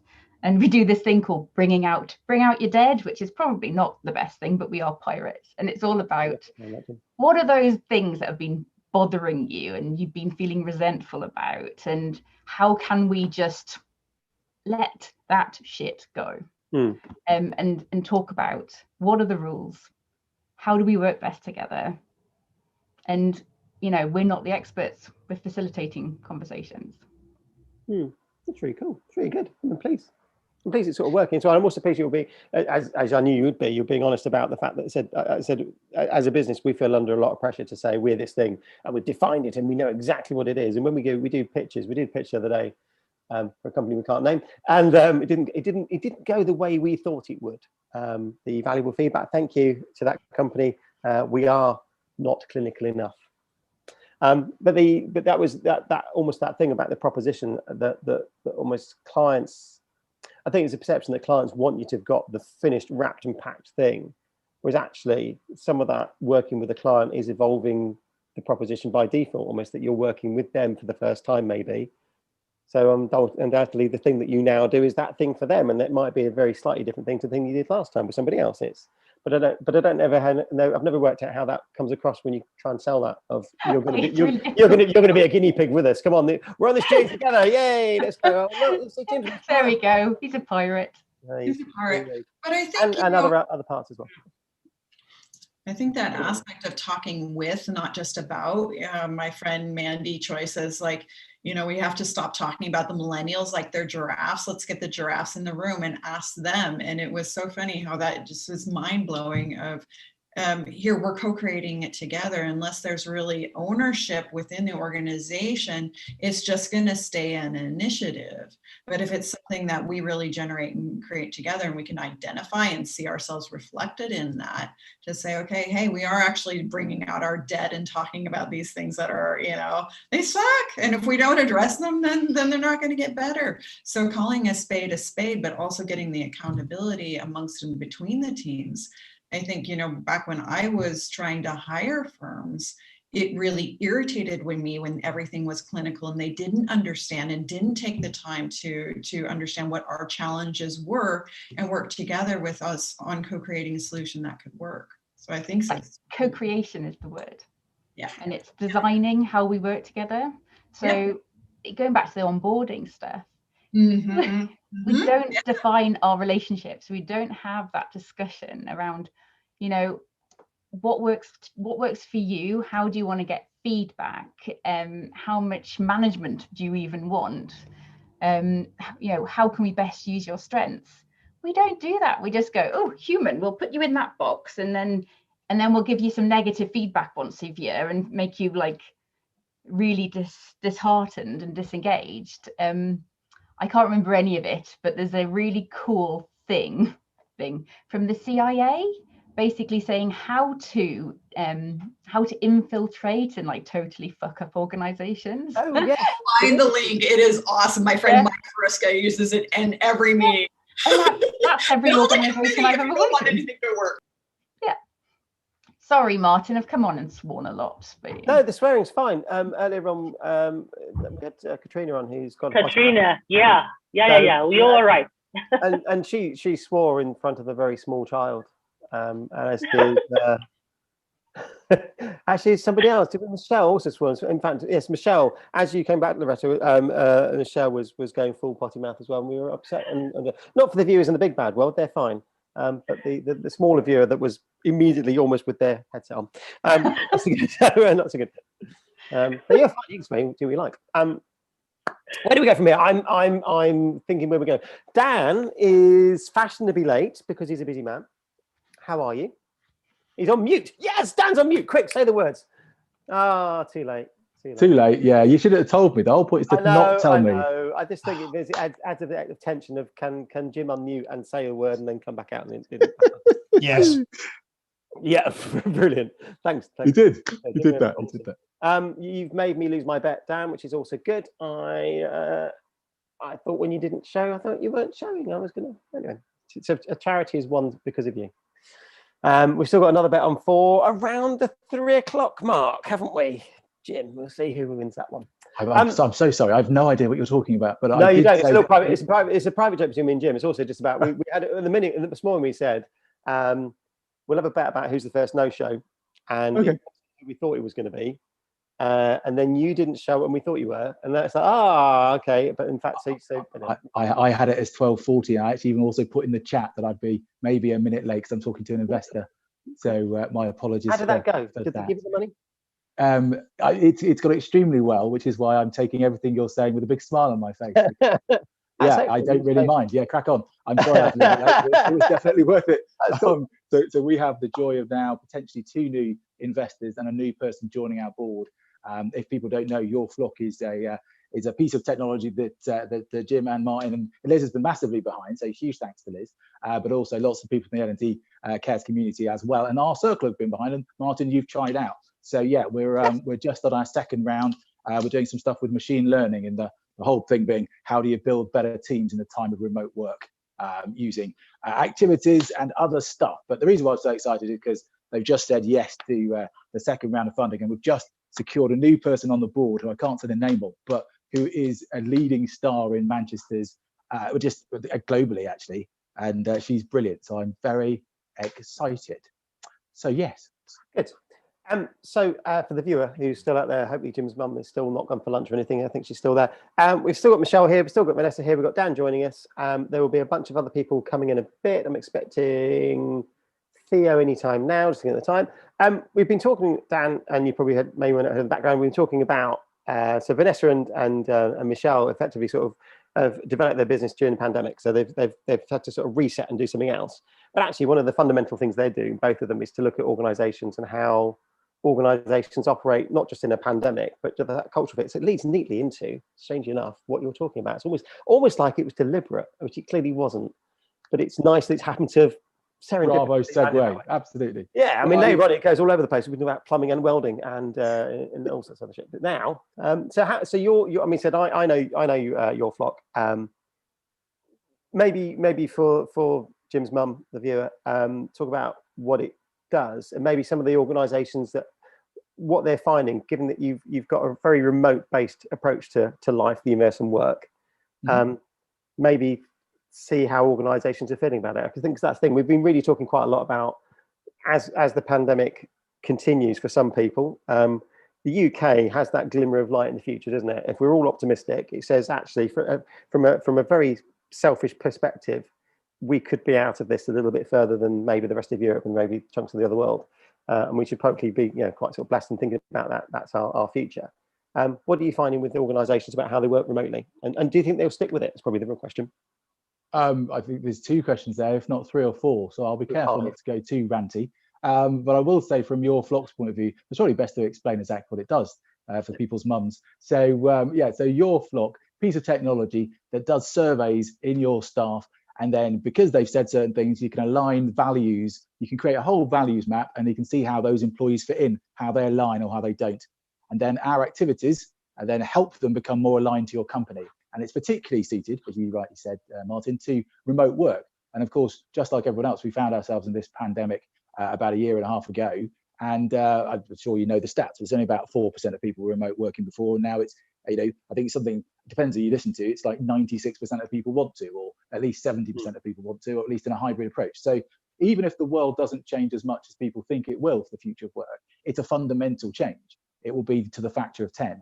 So what we're finding at your Flock, which is why we've just got our 2nd round of investment and why we're growing, is because it's a great piece of kit to use if you want to start looking at managing a remote team. Your Flock is one way to do it. Have a look at yourflock.co.uk. In fact, talk to Martin or Jim or Liz about getting on the VIP list. We go into stealth mode from April the 6th because we've just got this investment. So if you'd like to be able to have a go, please do and have a chat with them. So yeah, what have we found? Well, we found that not only are companies and team leaders wanting to use us more, which is great, but we've also found that from our own bit of researching, people are needing a bit more support than perhaps they were getting before. And the other deeper thing is that I'll give you the exact stats. Actually, autonomy is actually going up. More and more people are having values that are around autonomy and being autonomous, which doesn't surprise us. After 1 year of actually doing it, they're finding they actually quite liked it. So that's values increasing. The caring value that we talk about is also increasing in companies, which I think is quite fascinating from our point of view. Teamwork is going down as a value that they're expressing, which again, I think is all fascinating stuff. I shouldn't really be telling you any of this, actually. It should be all IP into a yearly report we're going to bring out. But anyway, I'll give you a bit of a scoop on stuff. It is YouTube, remember that, because it will be there forever. I'm just saying that now. It's not like Clubhouse, where it disappears into ether and nobody ever pretends it was gone away. I just realised that was the case. I honestly presumed it was never. Well, I've said nothing that is that's an NDA. What we're finding as well is that larger, got to be careful words again. We have a sweet spot of between 10 to 20 people. That's our kind of ideal team. That's who uses us the most. Yeah. And those teams are growing, as we would expect, because fast-growing tech teams are growing. And so the people who use Flock are also growing, which is awesome. What we're also finding is that, and again, I definitely careful words here, that I believe, shall I say, I won't say that your Flock shows us this. I believe that this is something that's going to stick around for a very long time. This will not just be a flash in the pan moment. This will be a much deeper thing around remote work. I think there's a remote work revolution that's undergoing, and I think there's going to be a huge issue when people really look at the balance sheets and they start to look at stuff and they go, oh my God, we've saved X amount of pounds on offices, but actually we've also need now spend Y amount on well-being and on other things. And I think there's a real problem because tech hasn't been spent on in this environment very much, and it needs to be massively now. And it needs to be because people will be remote working. And as you rightly said, Martin, the other parts of the world are not as lucky as the UK. But I don't believe the hype that Boris and Rishi and other politicians are telling us that we're all going to rush back to the office. I don't see that in the data. I don't see that in people's behavior, and I don't see it in anything. I see it in a wish of massive people who own offices and massive property people that have a huge amount of an asset class wrapped around that proposition. But I don't see people doing it as much, and I don't see why they should, because, and as you know, my big one's around diversity and inclusion. So with the work I do with Manchester Publicity Association, I believe that this whole, well, I talk about it so much, remote work revolutions allows us to be more diverse, allows us to become more inclusive, allows us to do things more equally and transparently. And that will be a huge, massive boost for all economies, because it's that bit of productivity. The biggest problem I think we've got with capitalism at the moment is around productivity. If you can have a very productive 10-person team that's diverse and inclusive, that's much better than a non-diverse 20-person strong team in an office. By a factor that which the likes of which the world has never seen. And you'll see that the companies that are doing that approach now are being rewarded by the marketplace. And so you get this self-fulfilling prophecy where VCs start to put money into those businesses. Yeah. You know, office-only companies start to look like very unattractive propositions. Yeah. And so the money disappears.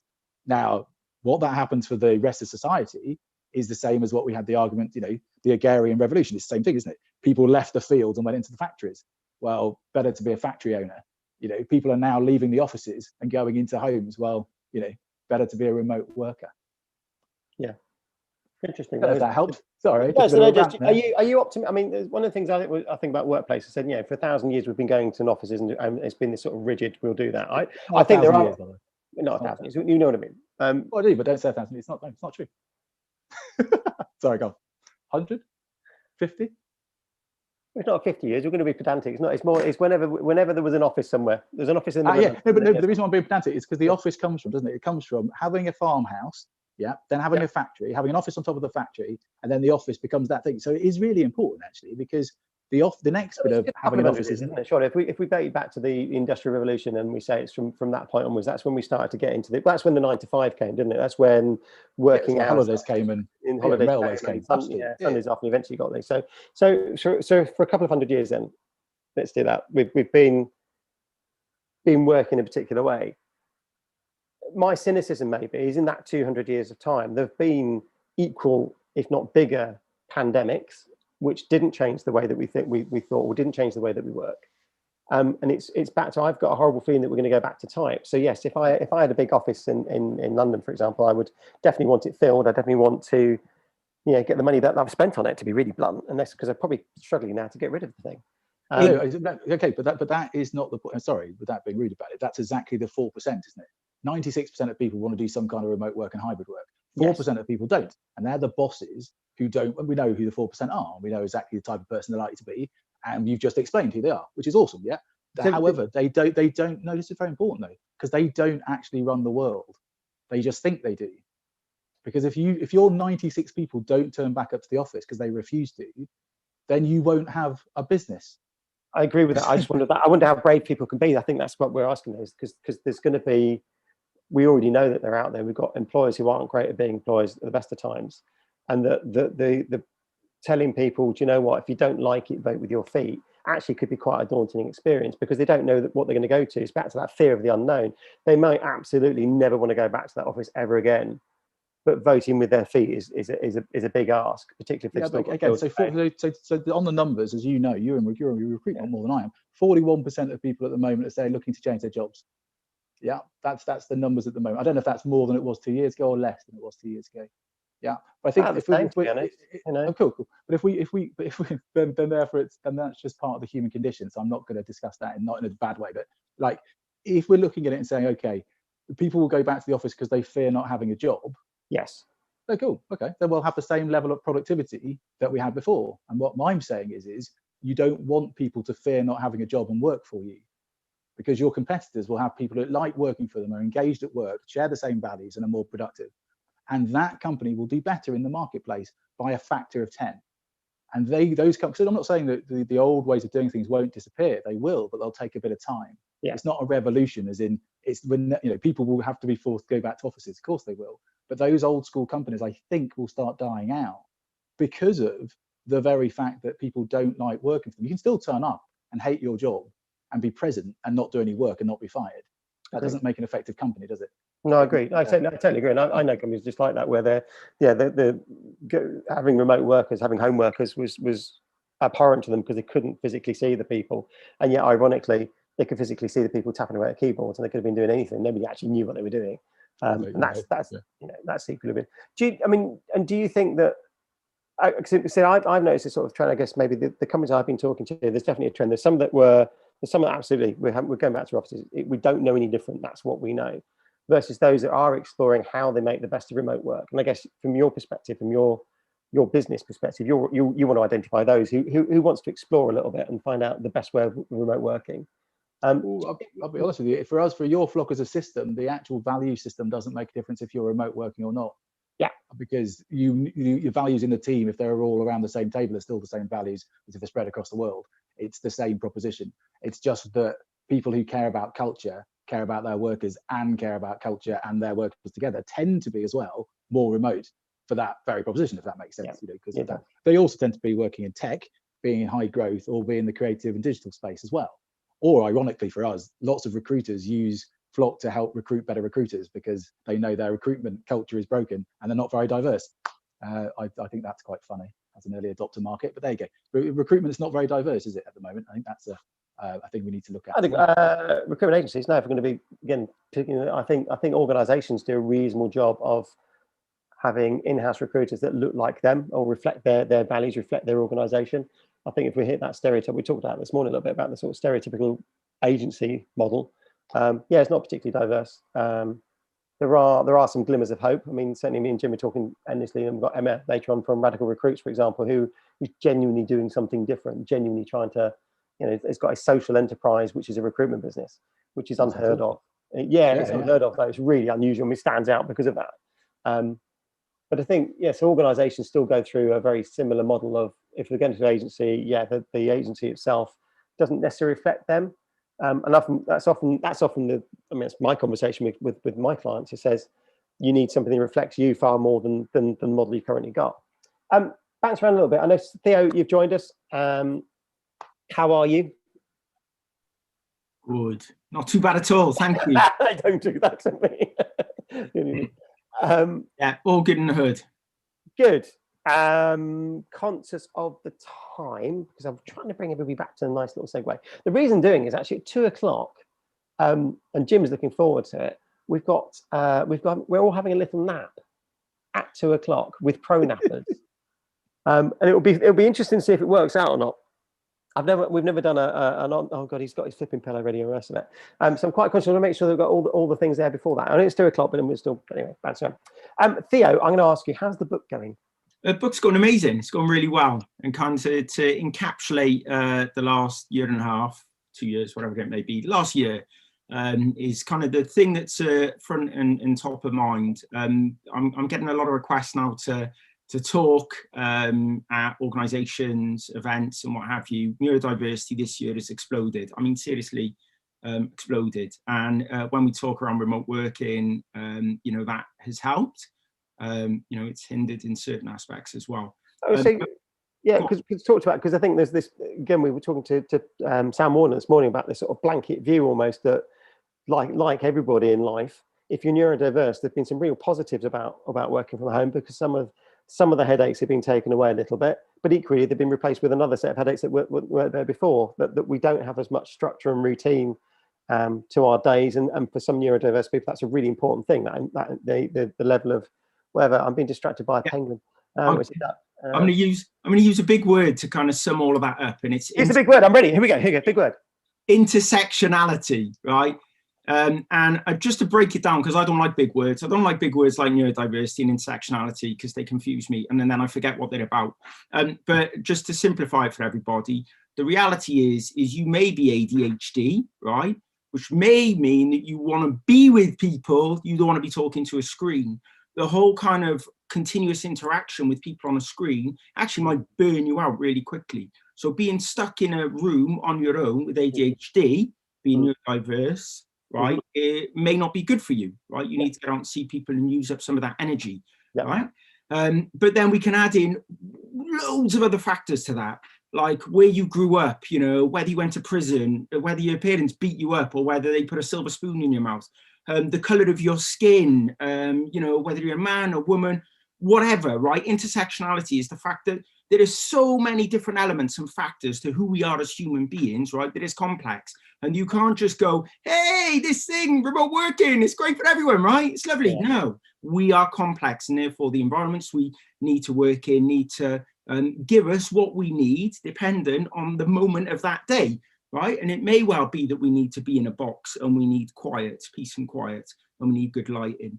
But sometimes that's not possible, because we've got a parent who's an alcoholic who's in the back of the call taking the piss out of us while we're trying to have a business meeting. And this is the complexity around what's happening with remote working and the ability to have an environment that makes sense for all of us. But neurologically, and this is the big thing that's impacted me, and a film I watched last night called Moxie. Right, watch Moxie on Netflix. I posted on LinkedIn last night. And I just think it was almost like a young person's perspective, a modern young person's perspective, but pulling from their kind of rebellious mum, right? And this for me is kind of the thing that's kind of taken up most of my mind at the moment, was this idea around, we can't just focus on autism, we can't just focus on dyslexia, on ADHD, we can't just focus on black, on white, on male or female. We focus on the fact that there are many things that impact our lives, right? And as organizations, recruitment functions, whatever, we need to be looking broadly at how we support people across this whole space, right? And that makes a lot of people probably go, it's too big, it's too complex. But actually, it's just about being human, and it's about finding better ways to engage with people on a human level. And I still think, we try and get technology to solve these problems. We think remote working is going to solve it. We're going to actually no. We need to, have that kind of human element, that human approach to engaging with people. So that's why I'm going on a big mission at the moment. And obviously, a lot of the stuff in the book is going to hopefully kind of get people talking more about this subject.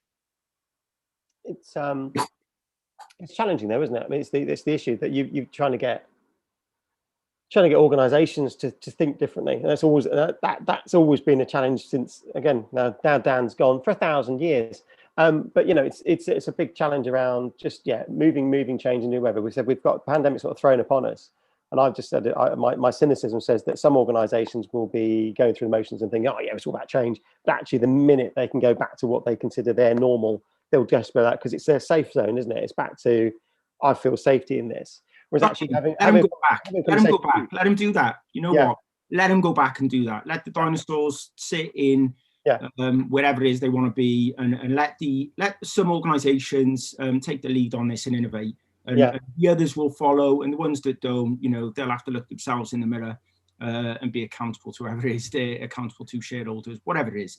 But as far as I'm concerned, there's a huge opportunity now for not putting people in boxes, for not saying, actually, are you this, actually you that, but actually bringing down walls, bringing down barriers, and just engaging people on a much wider scale to get this conversation moving. And are you optimistic that that's going to be the case? Do you think that the organisations are going to actually start thinking differently and actually think, let's have the conversation, let's think about how we do stuff? Yeah, I'm an eternal optimist, I'm a disruptor, and I'll just shake up the room. So on that basis, I'm confident that my life is going to see change, and those that interact in my life are going to feel really positive. No, I take that as a positive. I think it's a really good thing. I mean, it's, I think that's really cool. I've got to say, having watched you it sounds wrong. You're much more focused. Take that the right way. It's not a comment at all. You seem much more focused. You've got this thing, and I think that from an outsider's perspective, I'm not neurodiverse or don't understand it. That's made my life easier to understand what's going on. Your clarity actually really helps. It means I can start to go, okay, I get it, and I perhaps didn't before. And I think hopefully there's a load of other people that go, okay, I'm listening to Theo, I get it now.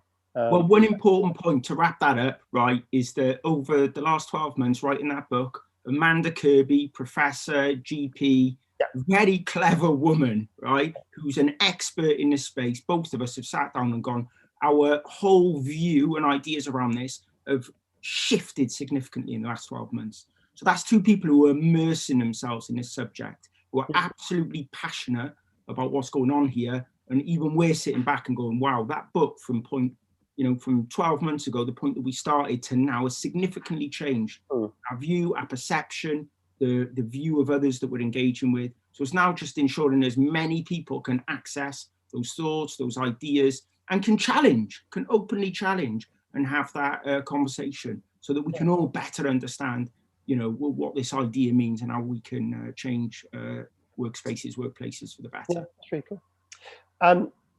Becky, I'm conscious that you're here. I'm also conscious that you've got a little helper today who I wasn't expecting, which is very cool.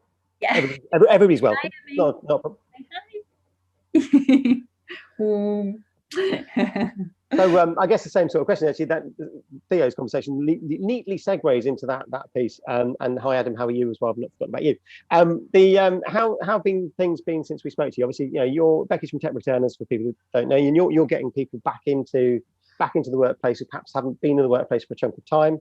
Have you found, maybe this is the moment in time again, that you found that organisations are coming to you now because they've actually started to go, we get it. Flexibility is the key. We don't understand what that means, and yet, you are being sort of banging that drum for a while to say, of course, it's what it's all about.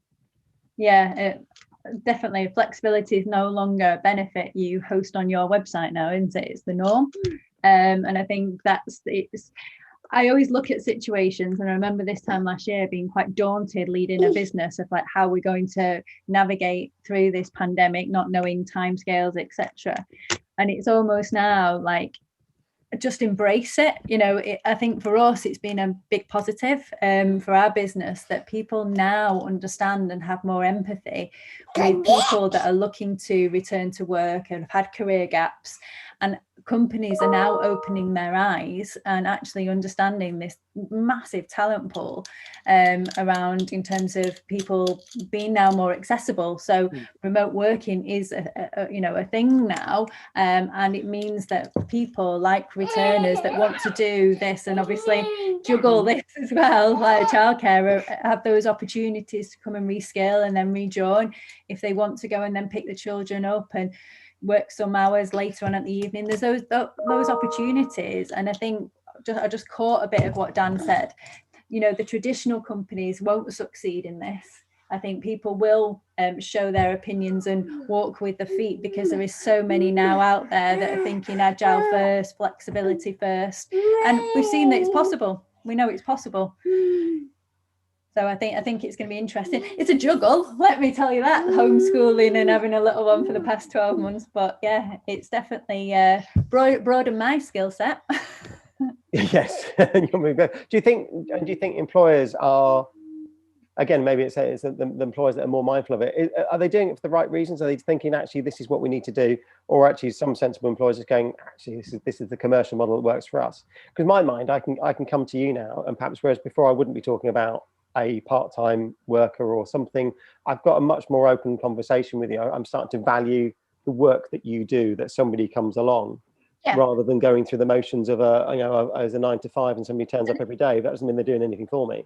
Yeah, and I think we have to appreciate everyone's on their own learning journey with this. And I don't think we should criticize the people that weren't on it before, in terms of everybody has to connect with it in their own time. And I just think it's, everything that's happened over the past 12 months, people are now connecting more around not just flexibility, diversity.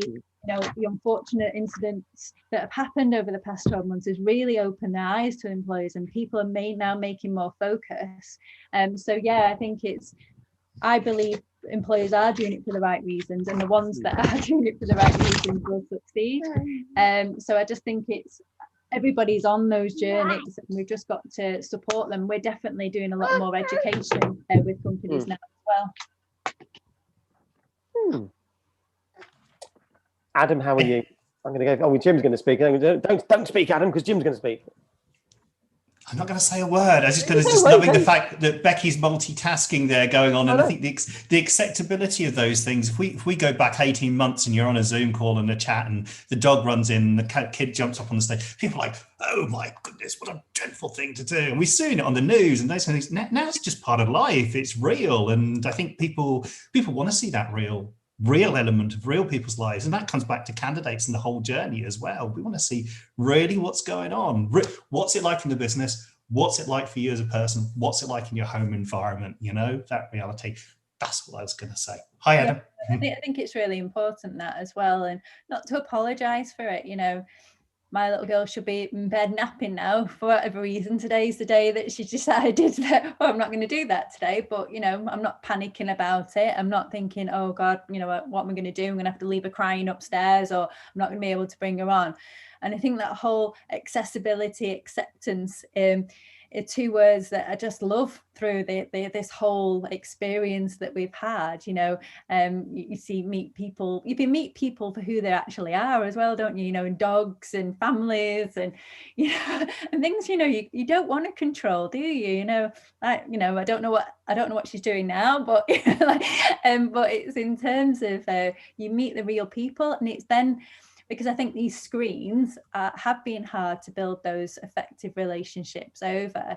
but having that human element around it, around, obviously you can talk about, you know, the same experiences, you know, oh, we might have to dash off, you know, my child needs homeschooling, or you might have to dash off because I need to drop the shopping off for carers, etc.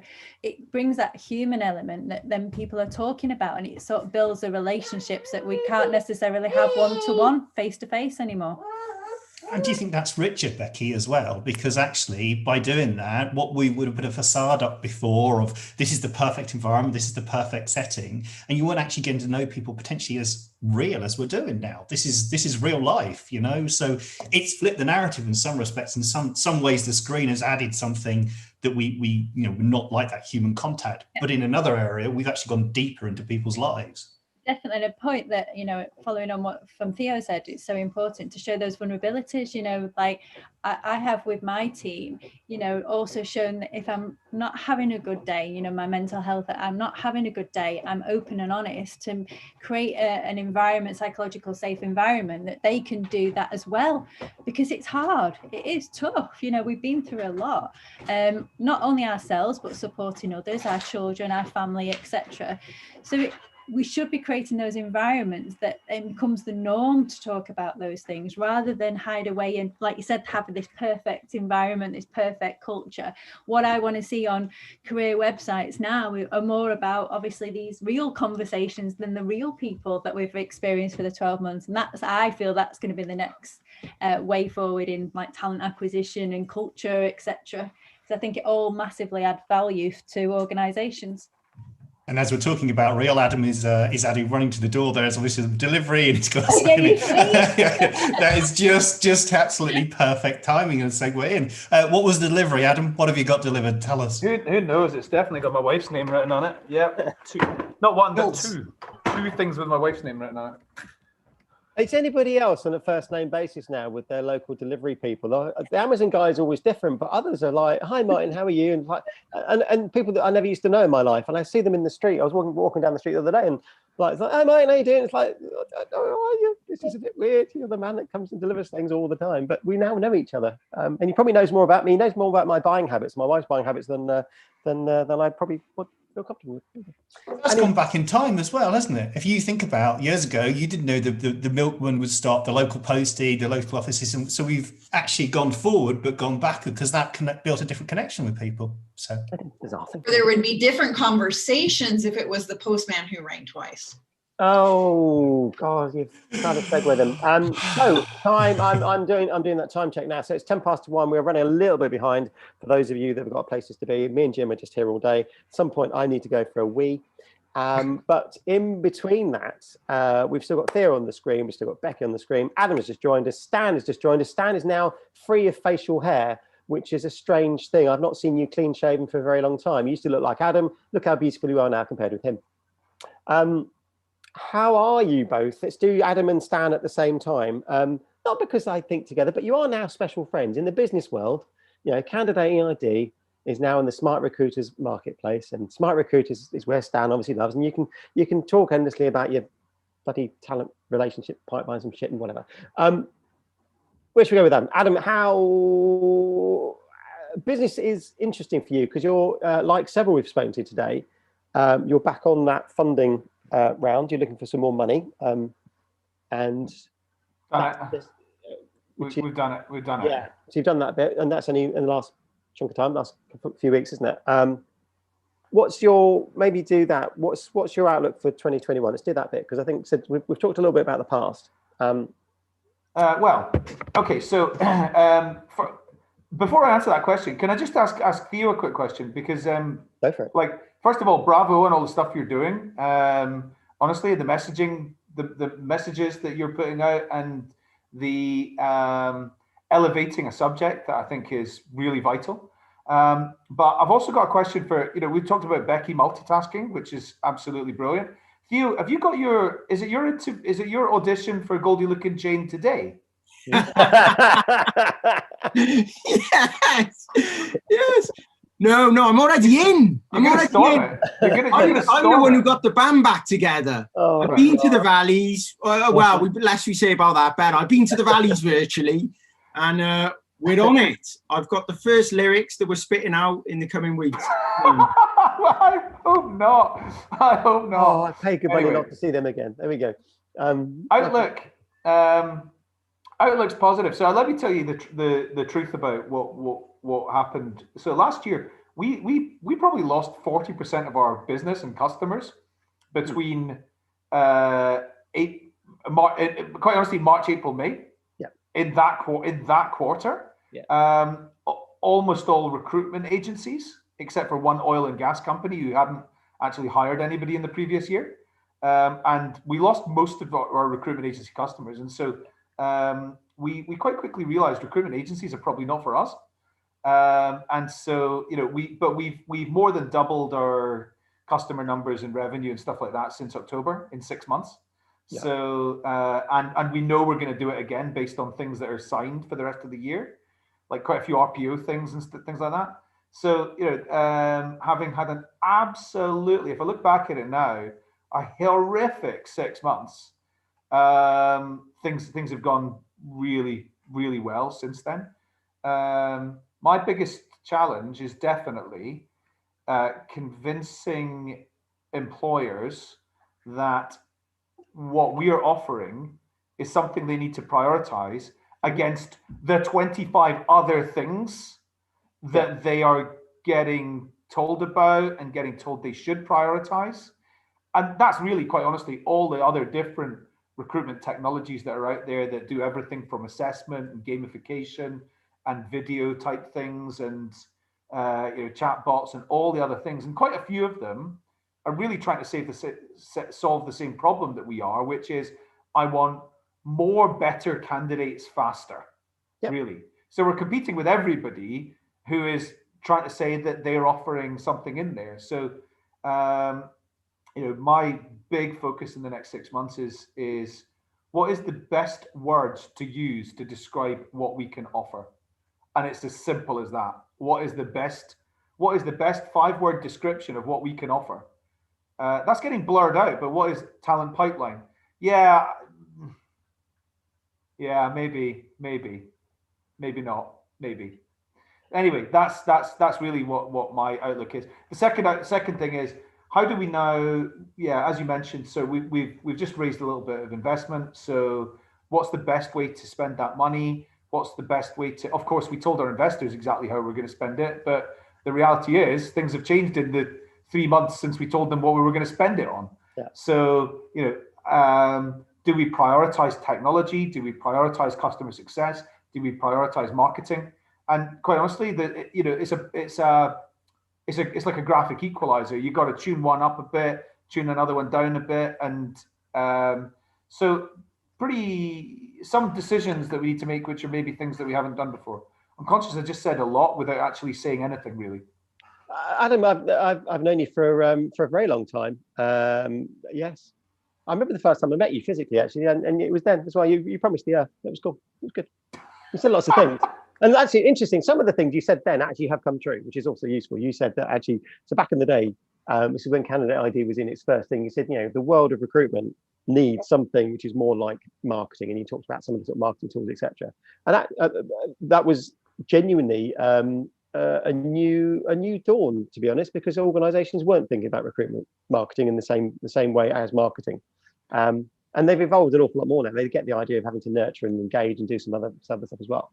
It's interesting. Here's the other very clear thing we've learned. If you're a company that's not really hiring in-demand talent, you're probably not going to be interested in Candidate ID. If you're hiring anybody in healthcare, then you do need to be nurturing talent, because for almost every job, there's not enough people with the right skills to fill all the jobs that are available. The same applies to tech. The same applies to engineering. But healthcare is we've got companies like, of course, Specsavers, but also companies like Bupa Dental, Boots, Pets at Home, Witherslack. These are all hiring, qualified healthcare people, and so it's the right area to go. Very cool. Stan, how are you? How is it being a dad? It's brilliant. It's amazing. It's better than I could have ever wished for. It's. I got to say, you look a lot better on it than I am. I mean, look at you. Like I said, you've gone youthful. You look a lot younger than you did. It was a tip from a colleague, Charlie Nelson. He recommended a clean shave for the baby. He read some research somewhere, sorry Adam, that said that children prefer the soft touch. So I thought whether it's true or not, I'll take my chances. Hey Stan, don't worry. In 10 years' time, you can have a midlife crisis like me. You've got that to look forward to. Already, I don't think nobody's going to have a Goldie-looking chain midlife crisis. You're on your own there with that one. It's just you alone. Other people do the things. You know, Jim becomes a Game of Thrones person, and I haven't really worked out what my complete midlife crisis is yet, but I'm sure it's out there somewhere. Doing this shit probably. I'm going to get Jim. I still need a wee, by the way, everybody. So I'm going to get Jim to talk about stuff. He's going to drink his coffee. Jim, put you on the spot. Think of a clever question for Stan. And then we're also going to get Jacob, who is going to talk about, I don't know what Jacob's going to talk about today. For the viewer out there, as you know, you've seen Jacob from time to time. We never quite know where Jacob's going with these things. So sometimes he'll talk about some stuff we will join in. Sometimes we're not really sure. I feel like with Adam and Stan and Theo on the screen that this is the moment in time. We're gonna solve all recruitment ills in one fell swoop. I mean, no pressure, Jim, but you know. Cheers, buddy. There's nothing like putting me on the spot, is there? Really? Yours to lose. Yeah, this is the moment in time. RCIRCLE has waited until 1:20 on a Wednesday afternoon for this moment and this moment alone. Lovely, mate. Thank you for that. Really appreciate it. Oh, what can I say? Stan, so I am going to ask you a question. Hit me. So we met a few years ago, and you were first introduced to me as Stan the Man. You know, you got to know Stan the Man. He's there. He's everywhere. He's at every event. You know, go and chat to him. And we did. And you are known as Stan the Man, you know. This last 12 months, you know, you've been locked in a box. And for someone who, you know, would, how do I put it? You know, you would be the life and soul of coming over to people at events, everyone that knows you in the room, becoming, hi Stan, how you doing? We'd have a great conversation. We'll put the world to rights. And you'll be off into somebody else's conversation and back around over the place and you'll be bouncing off things. Have you been bouncing off the walls? Because I'd imagine for someone like you. Well, yeah, I have been in a certain sense, but let me explain. Because I don't think I've ever been this productive. You know, I've been busy. As you might have noticed, Jerome, our CEO, took a stance. He secured everyone's job, didn't let anyone go, while our competitors were, you know, reducing in the employee size left and right. We hired 90 people. There's another 150 coming, and a large part of our success we have to thank to our partners. You know, one of our core values is as one. And we've been working hard to roll it out externally as well, to bring in awesome technologies and people like Adam into our marketplace. And yeah, I've been busy, but it's been very transactional. You know, so you focus on goals and you have meeting after meeting after meeting, and you get a lot of stuff done. But yeah, there's no breakfast, lunch, dinner, after party, speakeasy. You know, there's none of that.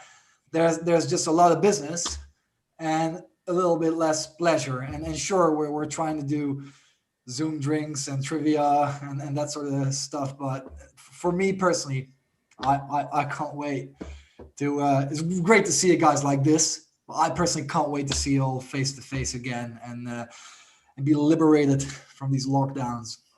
Yeah, I can see what you mean. It's channeled that energy, that vibrance, that effervescent character that you are, you know, and you're known for throughout the events arena. And, you know, and Adam, yourself, you know, you and I would have lots of chats at the events. How have you found things in the same tone? We'll keep on this events thing because obviously we are sat and locked in rooms. Well, I'll tell you what, I probably traveled almost every week for 11 years until this happened. You know, I am not going back to doing that.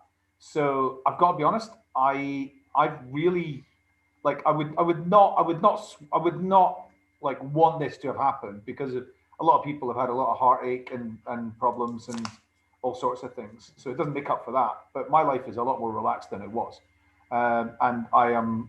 I've got a lot more energy than I had, and I've really enjoyed going nowhere. I've left Scotland once. I went to the Lake District for a week in October.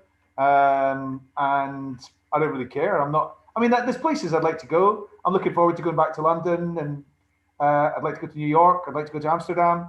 But I think like once a month rather than once a week, and that's going to be really perfect for me. So for me, the big events, like the sort of unleashes and things like that, yeah, absolutely, I'll be back at that as soon as they're open.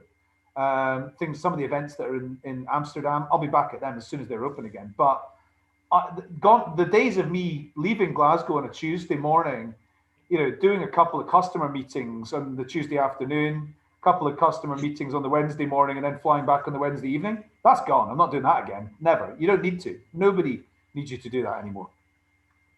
Yeah, no, I think you're absolutely right. I mean, I go back to a few years ago when a mutual contact and friends of ours, Richard Collins, with when he was Click IQ. I mean, Richard was everywhere. You couldn't go to an event where he wasn't standing at somewhere, talking at somewhere, bringing somebody in. This last 12 months for people, I think, especially for new tech starting to get a name in the environment and not attending those events, is probably going to be really, really tough. But I think you're absolutely right. This a bit of jumping on a train, like for us, I would fly from Belfast into London, get there the night before, go out with Stan and yourself. We'll probably end up somewhere, having a drink somewhere, go to the event, do the event, have some more drinks, fly back the next day, or have meetings wrapped in and all of that. The thing that you said now, being more productive, Stan, and getting on a Zoom chat, having a chat with someone, and even having a coffee call and having that little bit of, is this right for you? The time saving is immense, and the benefits are everyone. I really, I'm curious to see the long-term implications on people's mental health to be this productive, to be this transactional, and time zones blurring away and work hours blurring away.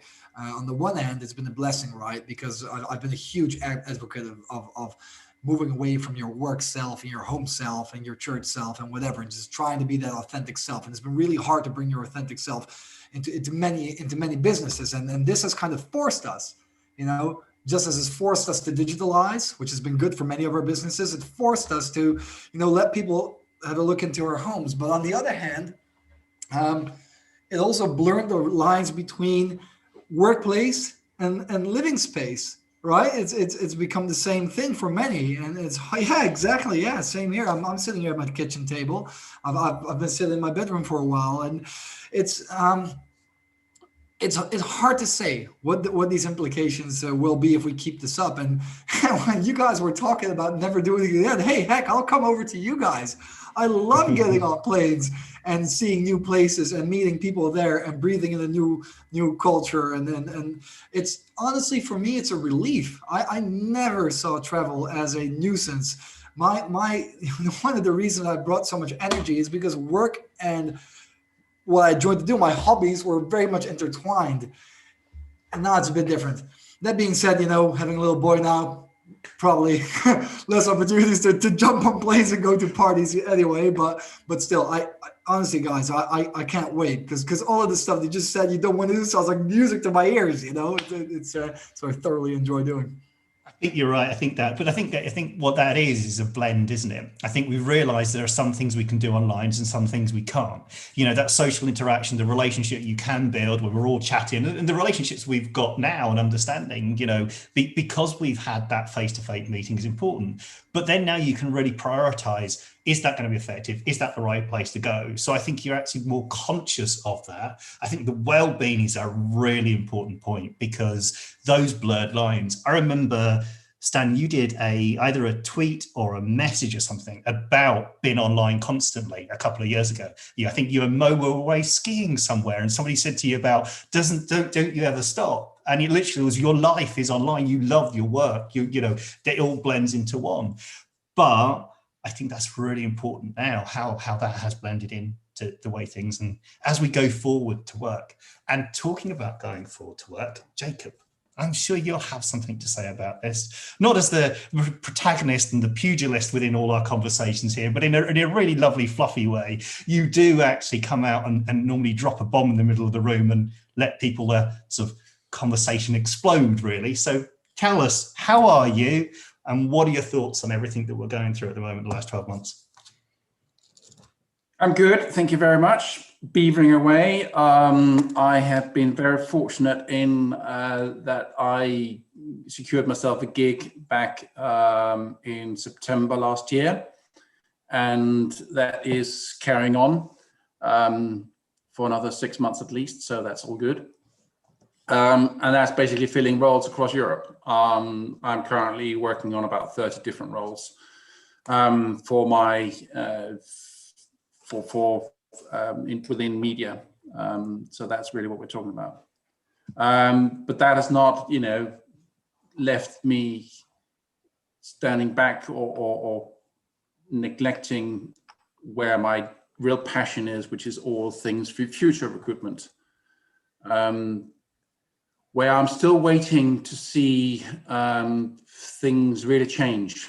And again, I'm hopeful that, the pandemic might be a catalyst for things to start to change for real. I am doubtful as to whether it will happen, but we shall see. 12 months ago, when we had this conversation, you actually brought that same thing up. You actually said, we don't think things are changing. I think you mentioned your daughter and we're not making a difference at all. Do you think there has been any difference made at all, I think there are changes, and I think that, I know that you wanted me and Stan on at the same time, that the tech providers such as smart recruiters are really powering that change agenda very strongly, and I can only seriously applaud it because, again, if anyone should do it, it should be the tech providers in what they do and what they offer. What my concern is, as it was back then, is the adoption rate, because I'm still not really seeing much adoption of what's going on. So I'm seeing pockets here and there of things going on and things happening. Reaching critical mass, I think we are still waiting for. Whether we'll ever reach critical mass, I don't know. And the whole subject of reaching critical mass is really going to be the tipping point. I think we're way away, a long way away from that yet. So we shall see. Here's one interesting insight I'd like to share that was kind of counterintuitive, a counterintuitive response to what happened during the pandemic. And thanks for the shout out, by the way, again, Jacob. We've seen a lot of positive actually response to digitalization, and I think the pandemic in a certain sense helped us because it's forced companies to become more digitalized. But the insight that what surprised me is that I thought that candidates would lose out. Originally, I thought when I saw all the layoffs, the mass layoffs, and that candidate value would be marginalized again. Candidates would turn into maybe some kind of commodity, and this would break down candidate experience and everything that we worked on so hard, and especially some of the people on this call, I know how passionate you are about candidate experience, would be back to square one. But what I've actually noticed is that so many candidates experiencing terrible processes at the same time and calling them out publicly, amplified by all the social media at their disposal right now, made a shift happen in the industry where we went from prioritizing the recruiters and the employers solely, because they are, for many vendors, the business case, to actually prioritizing candidates. And it's one of the things that our company has been passionate about from day one.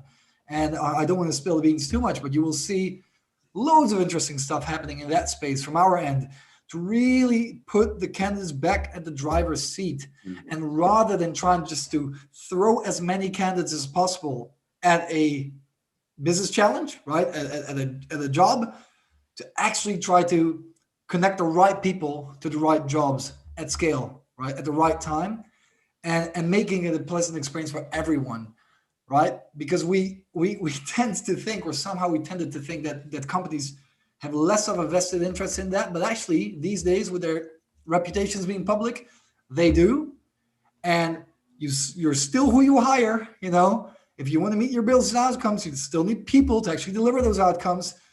And funnily enough, during the pandemic, rather than candidates being commoditized, I think priorities shifted towards a better candidate experience. I'm super happy to see that trend. And has anyone seen the same? What are your thoughts on that? I think you're right. Yeah. That I totally agree with you. And this is what I'm referring to, that there are small pockets of change happening here and there, in different places. Whether we will ever see that adoption rate increase, to really become, becoming the change that we may all want, right? Is where I'm still apprehensive in terms of, I don't know whether we will see that, because for that to really happen, it takes the biggest companies, organizations to really go in and say, this is what we will do now. We will commit to doing things in this way, because if you don't have those players with you, and I'm here talking about the biggest organizations in the world, if you don't have that, then no one else will follow. This is really, and if we're talking about those that employ 50,000 plus people, right? If they don't start saying, we will respond to every single applicant we get, right? We will sign up to the, what is it called? Circle Back initiative. Circle Back, yeah. We will sign up to all these things, right? Then I'm just not, I think that it will still remain being relatively small pockets of change going, rather than, wow, we are now really shifting, and we are now really starting to recruit like the year we actually live in, which is... I think you're absolutely right, Jacob. I think the adoption is a really big, just as my phone starts to ring here, the adoption is a really big thing. And I think that adoption is really key about the candidate experience. And you mentioned there this circle back and issues. I don't know whether you were here and listened this morning with what Steve was saying and everything else as well. And we talked about the level of where they're up to. So the first level, obviously, is to get people to respond. And I actually asked them the question, that response of, you didn't get a job, really isn't enough. We need the next level. We need the response to be really constructive response to people and make that easy. While we're talking technology, Cal has joined us. Hi, buddy. Not that we don't talk most days anyway. Martin has disappeared here. So welcome. We're having a conversation about candidate experience. We're talking about how things have been in the last 12 months. Jacob is there, and I was asking the question about the change that's made, and we talk about adoption, which probably would lead into the conversations to people to learn a little bit about what you're doing and what you've done with Resumo and the adoption with the clients and that kind of thing as well. So I'll leave that segue in, and then we'll come back to the conversation here. Cheers. And I know Elizabeth wants to say something as well. She's eagerly off the microphone there, as we say on Clubhouse. Elizabeth, how you doing? Yeah, good. Sorry, I have to say 10 minutes ahead of time that I want to say something. No, I'm just joking. But I think, that aspect of what you were just saying, Jacob, of when is it, a larger sense of adoption. At some point, it has to start at one point. And I think, going back to what Dan was saying, and this is where, in my old work as, working as a talent director, I'm like, I hate this quantity over quality. I do not want a barrage of all of these CVs. That's just wasting my time. That's wasting the candidate's time. It's how are we looking at success profiles, and then making sure that the communication is not only about the pretty sides of the job, but how will the job evolve? How will you grow? And so that when you're actually meeting face to face about opportunities, it really is not just a defend yourself stress interview.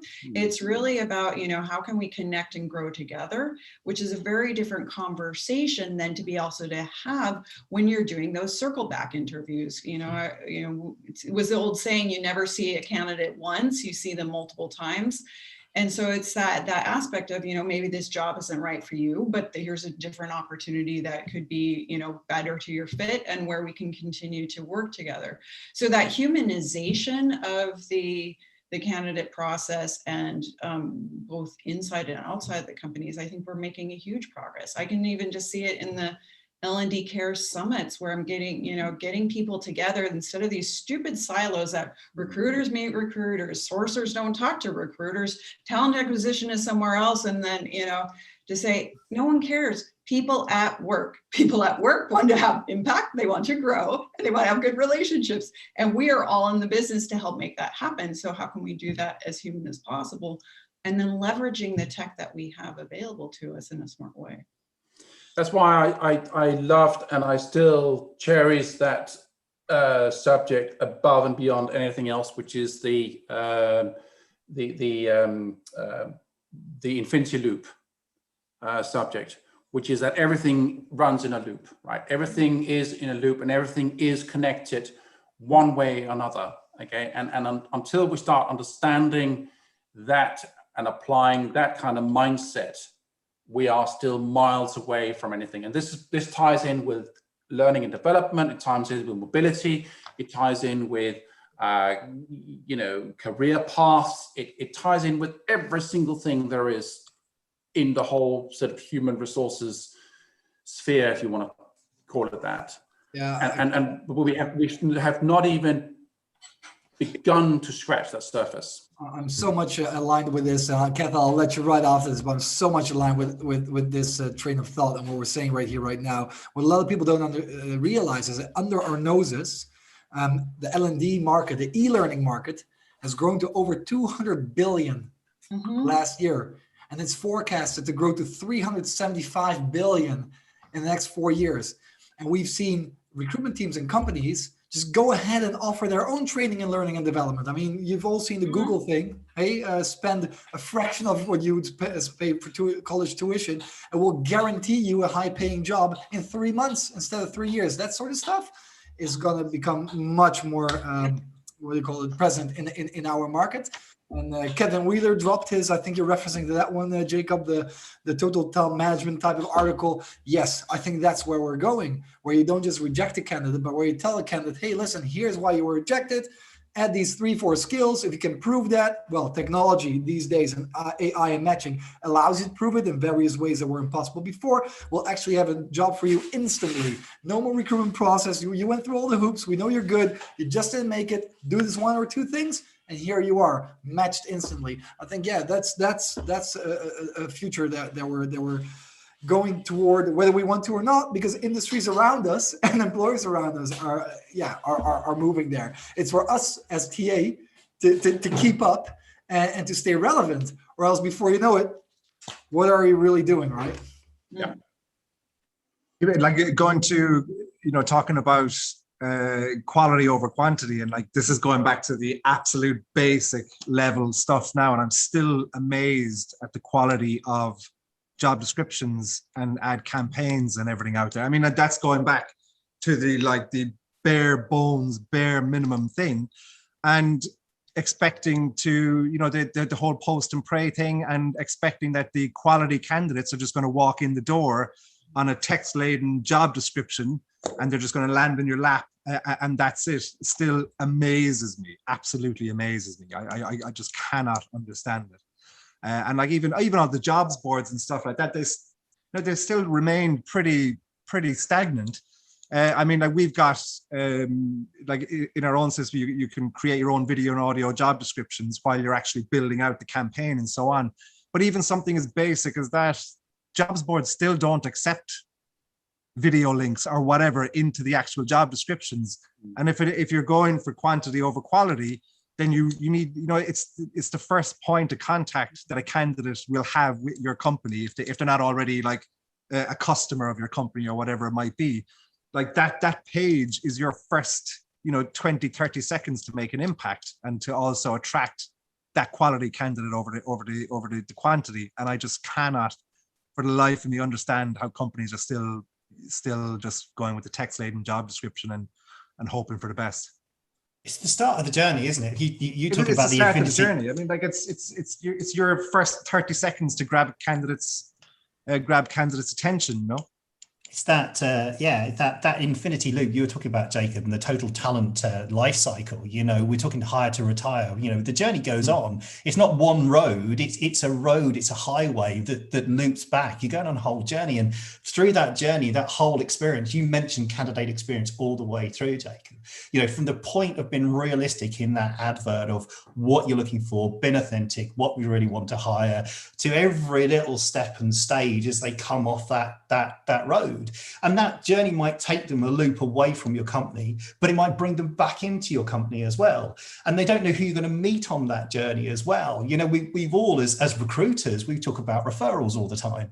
Do you know what I mean? And how to refer people. Well, the best people to refer people are people on that journey, from whatever stage they're at, from the moment you attract them to the advert to the moment they leave the business. They're still part of your company brand and company experience. So that experience all the way through, from the attraction to the hiring, to the onboarding, to working in a company, to the offboarding, to retiring, to leaving, a connection. There is that complete loop all the way round. And I want to bring another thing in, which is, and I have never seen it, and Stan, maybe you guys are working on that, I don't know, but LiveHire, which is this Australian ATS technology provider, they have actually built an ecosystem where candidates can loop into other roles from other companies. Now, obviously, it is controversial, because if we're talking about fighting for the same skills, but in that system, there is an opportunity to go in and look for other roles within the same category or job family that is still hosted by that same ATS system. Our candidates have been able to do that for ages. Yes, you can create a candidate profile, which will essentially allow you to apply anywhere where you want to with your profile, not having to update it. And we've launched a tool recently. Actually, you can look it up in the Google Chrome store, where candidates can leverage part of our CRM functionality to manage all of their job search. So they can import roles that they want to apply to, whether they're ours or someone else's, and then they can get loads of support. It's one of the many cool things that you'll see. Prioritizing candidates. That's my little king letting himself be heard over there. Welcome. Would have introduced you guys. Bring him in. Bring the baby in, Stan. Come on, this is being the deplorables, being the recruitment industry. There we are. My appearance. Oh no! That was my fault. I always make babies cry. But I think that advancement on technology is a really key point. And as you say, Stan, it's been around. I mean, I know in depth what we do in the Resumo and the guys do there, and you know how, Cathal, your original journey started from that digital CV builder and how that interlinks within the system. But I think, you know, because the technology is already there in the likes of yourself, Stan, and yourselves, Cathal, you know, but it's that adoption and ability to use it. There's a mindset change for companies to go back and say, you know, respond with an audio and video, respond with a link and say, hey, look, you know, you're not right for us at this time. We talk about boomerang employees, you know, people going out and coming back. You know, that's what you're actually doing. You're saying, hi, Jacob, not right at the moment, you know, but here's some links, another good company, go off and work there and get the experience, and then we can draw you back in 12 months' time. You know, the technology is there to do that. We need these forward-thinking talent attraction professionals and HR professionals as potentially the technology that's there. I was going to just say, well, why have we not discussed turning the model on its head, flip the script? Why is there no one even approaching the fact that maybe we could just do things differently, right? So we are, a lot of times we are talking about working on the same premises and working on the same basis, whereas with the discount airlines, they just went in and said, well, why can't you turn an airplane around at an airport in a matter of half an hour? Why can't you do that? You know, and challenge that whole status quo scenario. And what I mean with this, to try to bring it into context, is why is it that people have to go and look for jobs? Why is it not the jobs looking for the people? It's a really, really good point. And I happen to know I've been saying it for years to the sourcers. Redefine your jobs. If your guys don't have jobs to source for, there's bazillions of people who are furloughed who need your help. It's flipping that business model, but it's also flipping the paradigm of why does your job exist? You're absolutely right, but it's also where we're coming from. We're coming from if you go a few decades back. There is still a business model of shielding away jobs from candidates and candidates from jobs to derive revenue. And this is a billion-dollar industry still, I don't know how, of making that connection that could actually be made for free using AI.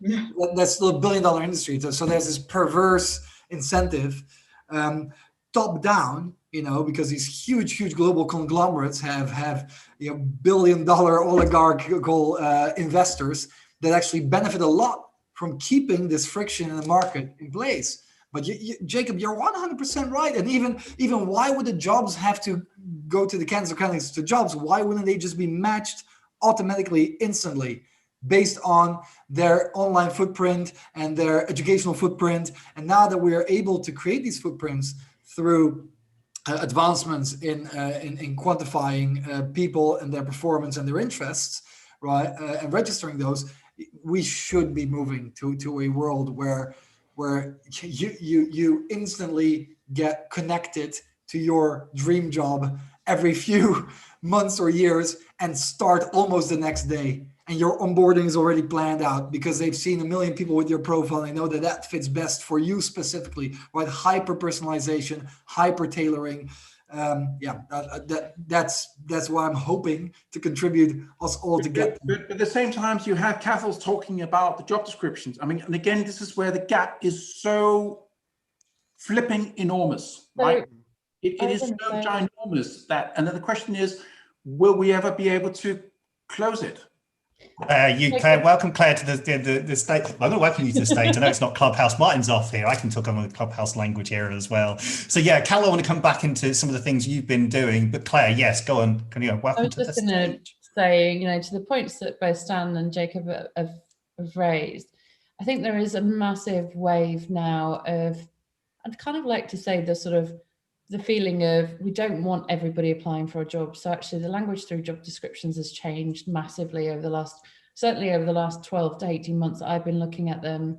It's now all about very specific people applying for very specific roles. So in essence, those forward-thinking TAs, heads of employer brands are really starting to marry between, what talent really is required and what talent is really out there, and making sure that their communications are going sort of laser pointed at them. We kind of talk about it all the time. It's not about getting everybody and their mum to apply for the job. It's about attracting the few and repelling the many as well. So, using the language, using the examples that you were saying earlier on as well about, people in the jobs telling the real stories of what it's like to do the jobs, and not just the greats and the goods and the benefits and all of the perks, but also the harsh realities. Like it's got to be, it's definitely time for total transparency, and warts and all stories are essential. And I think if anybody is really thinking about their long-term strategy, especially coming out of where we've been for the last couple of months, this whole sort of 18 months from now, they've got to really think about what is the way that we're going to really get the right people into the jobs, not just all the jobs applied for. And that, working with smart recruiters and the technologies that are out there as well. Like there's loads of really, really brilliant tools that can help. But if you've not got the language right at the get-go, and if you've not got the adverts set to talk to the right people from the beginning, then you're going to be, shooting yourself in the foot long term. I think, one of the things you're mentioning there as well, I think it's that blend, isn't it? Because Stan, you were talking about the algorithm sorting everything out for the job. Some people don't want that job sorted for them as well. So that whole mix is coming into play with what we've got, that, you've got different generations, different needs, different challenges. You know, some people will want that thrown and fed into them, but other people are completely against it as well. So it's a really challenge to get it right, get the adoption right, and get the use of it. Claire, I know we've got Antonio joining us in a second or two as well. Hi, Antonio. I see a lovely Christmas background there. Cal, we never really got a chance for you to interject and say some of the stuff that you've been up to the last 12 months. We'll come into Claire, come into Antonio. And Martin's back, so I can actually go and grab my food now as well. So tell us, aren't you? Because I had a little roll that was very exciting. It's very nice. So look at that, then. Who's what are we going to talk about? It's what time's now? It's 10 to 2. 2 o'clock. We've got our nap. No pressure, but we have a little moment where we have a little pro nap. Yeah. Pro nap. I've got my pillow and all ready for the whole thing. I've got music going in the background. Facilities are available, I'm sure. So Cathal was going to just give us a bit of a snapshot of the last 12 months. Claire was coming in. Antonio's coming in. Tell us why he's got Christmas stockings in the background as well. So, cheers, Jim. Yeah, no, I mean, it's been a bit of a roller coaster. I would imagine, like everybody else. Where are we now? We're 12 months down the road since the first lockdown over here in Ireland. So yeah, like I mean, it was a big shock. I can't remember who was on there. Was it Adam? I think Jim was on a while ago, and he said like did a big drop in revenue immediately after March, and like we the same. Like we had a load of big companies lined up and all renewing companies, and everybody just went, oh my god, stop, put the brakes on everything. So like it was, that was an experience. I've never experienced anything like that so immediate before, but yeah, I mean, like, you need a bit of luck in business, and luckily we were just doing deals with the HSE, which is the equivalent of the NHS over in the UK. Yep. So we had just landed a big accounts with them just as we literally went into lockdown the week afterwards. So it was very lucky, and that was kind of our focus for the past 12 months is helping healthcare, and it's just grown and grown with healthcare over the 12 months, which is great.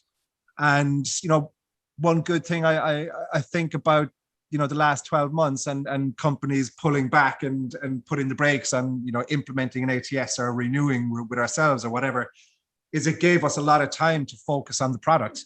And freed up a bit of time for the dev team to be able to sit back and focus on the product and not be moving forward at the pace that we were previously. So it really did allow us to add some nice new features, and we've got a nice new big partnership coming next week with 2,500 recruitment channels being added to the system and so on. So it is, I think, silver lining, always try to look at the best part of it. I think it gave us a lot of time to go back and look at the product and add some stuff to it. But yeah, no, it's a tough year, as I imagine it was for everybody, but I think we're on the other side of it now, especially in the UK. You guys have got your vaccine rollout down. Hopefully we'll have here soon. Well, you'll have, won't you? Apparently, we're gonna come and give you some us, because obviously there's the best, as a valid, legitimate reason. Exactly. Your fair nation is connected to ours physically. Exactly. It makes sense. Exactly. We'll take what we can get. We'll take everything we can get. Yeah, a bigger conversation about vaccination. We talked about it this morning actually with people in South Africa and Australia, and how slightly different it is. Well, so I mean, I guess it's, I'm sort of quite close to what you guys are doing, and I wondered if there's are you optimistic about the rest of 2021? I said you are, you're Irish based, but looking primarily at the Irish market, the UK market. Are you optimistic? Do you feel like that we've crossed that point, and actually organisations are now coming back to you, thinking, actually, let's start doing this thing. Let's start doing whatever we need to think about. I think it'll be slower in Ireland, just because we've been in the strictest lockdown in Europe for the past 3 months, since just after Christmas, and we're still in a level 5 lockdown at the moment, and we're not coming out of it until 2 weeks time they start to ease. But like it's we're still way behind with the vaccine rollout and so on. I think further afield, so like obviously UK is a focus of ours moving forward. So I would say I wouldn't be too optimistic about the Irish market for the year, but definitely outside of Ireland I would. In the UK, we're starting to see more demos requests come in, more engagement, and starting to see people come back slowly but surely.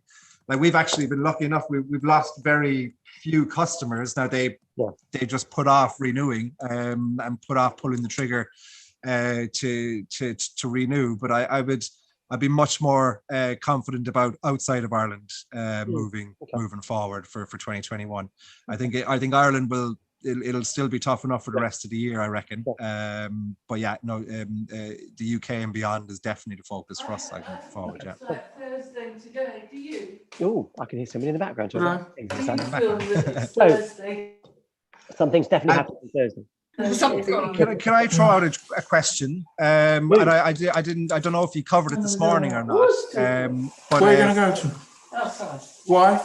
Let me get rid of I think it's Jacob. There we go. It was. He knew. I don't know if you covered it this morning or not, but where did I see it? Who was trialing Spain, starting to trial 4-day weeks? And I don't know if you had you discussed that this morning. Yeah, Nemi's actually talked about that, about this. Yeah, we talked about flexibility. We talked about what work looks like, etc. I think there's this sort of perception that we're all going back. First of all, I think in the UK, we definitely talk about going back to an office and that bit that we miss about whatever. But other places, is that the way forward instead? That flexibility, should we be talking about that? Yeah, Nemi's mentioned that. I don't know. What do we think? Yeah, because I think Spain... I think Spain are starting to trial a 4-day week. Was it Spain or somebody else? I'm not sure. I think it was Spain. Like, yeah. I'd just be interested to hear people. I know the guys in RecTech, or not RecTech, in RecFest, the guys in they did a trial of it. Some would argue they didn't work anyway. That's another conversation. The debate about 4-day weeks is really challenging. I guess I was talking to a CEO of a business last week, and they were talking about they've got into like all the rest of us. You have an employment contract which says you will be working between 9 and 5 days a week. But that means, as we probably do ourselves, the work we do expands into that time rather than that focus time. I'm better at I'm a bit of a night owl, so I'm better at 1:30 in the morning going, actually I can do this now. Yeah. So working a 9 to 5 doesn't really suit me. And actually I think it doesn't suit a lot of people. A lot of us have got very different times when we're grown up enough to know this is when we're most productive. In fact, would you rather pay for would you pay for 5 hours of somebody's productive time or 7.5 hours of their time? Oh yeah, no question. It's like, it's back to what can we do? So I mean, to me, 4 days a week makes perfect sense. I would be very open to the 4-day week. Now, does that mean that you have to have a few extra staff because you might have half of them doing Monday to Thursday, and then the other half doing... Possibly. It depends what you do for a living, I guess, doesn't it? If I'm running a shop, then it's a bit of a pain in the arse because they're probably not physically there. Whereas if I'm doing some other things, I think there's probably, I don't know if you need that. It's back to that productive thing. Here we go. I'm conscious of the time because we were going to have a nap in a bit, but I've still got to talk to Claire. I've still got to talk to Antonio. Antonio, I know, has to go because he's going to go and raise some money this afternoon. We're coming back to Cara or Sam, if Sam's joining you, and Sam is here, but she's doing something. I can't read that bit. Claire, how are you? I'm good. I'm really good. Thank you for inviting me back. Like you got the choice, really. I don't know. We invited everybody, so there was anything we did say. Hey, come on, there is her own special category. That's so special. How is so we were talking to people who got new jobs in pandemic, and you weren't one of these people who got a new job in the pandemic. You are with the lovely shiny PH Creative. How's it going? I mean, obviously you could say that it's going really well because they're lovely, but yeah, it's going really well. And I'm I kind of feel like a kid in the sweet shop still. Very excited to be heading up the marketing team there, but also as well, just because the year that we've all had, there really is rainbows, like kind of every day. We've just come off the back of 2 rad awards, so very excited about that.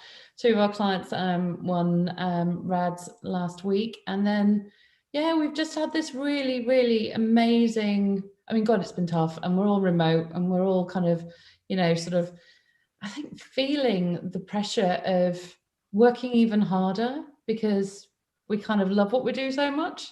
We kind of put more into it, I suppose. There's been no breaks. We've kind of just pushed through. I actually do work a 4-day week.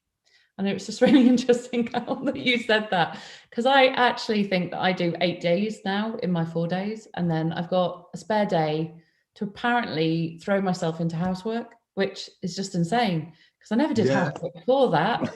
Why would I do house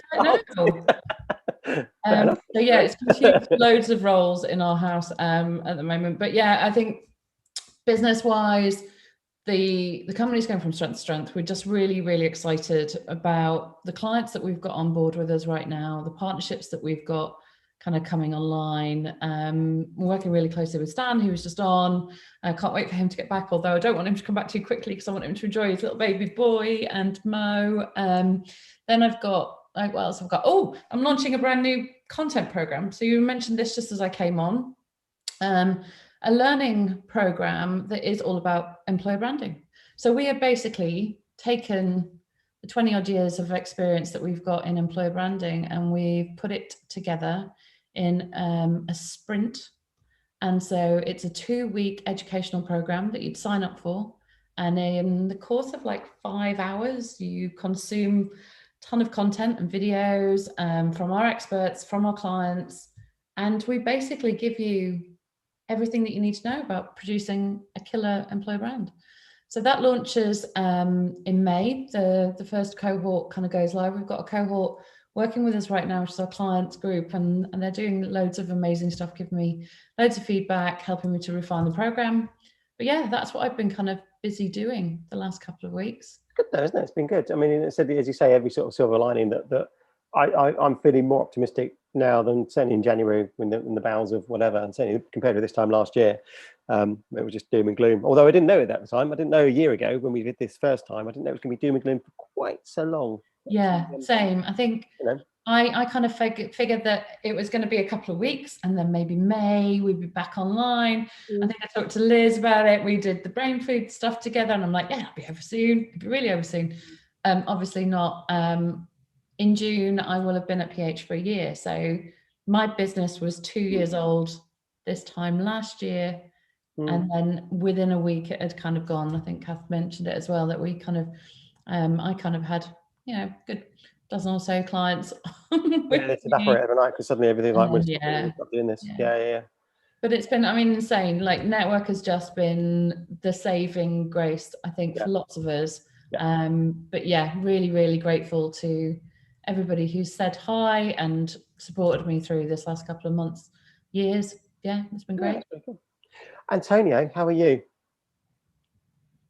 Yeah, I'm really well. How are you doing, mate? I'm good. I'm really well.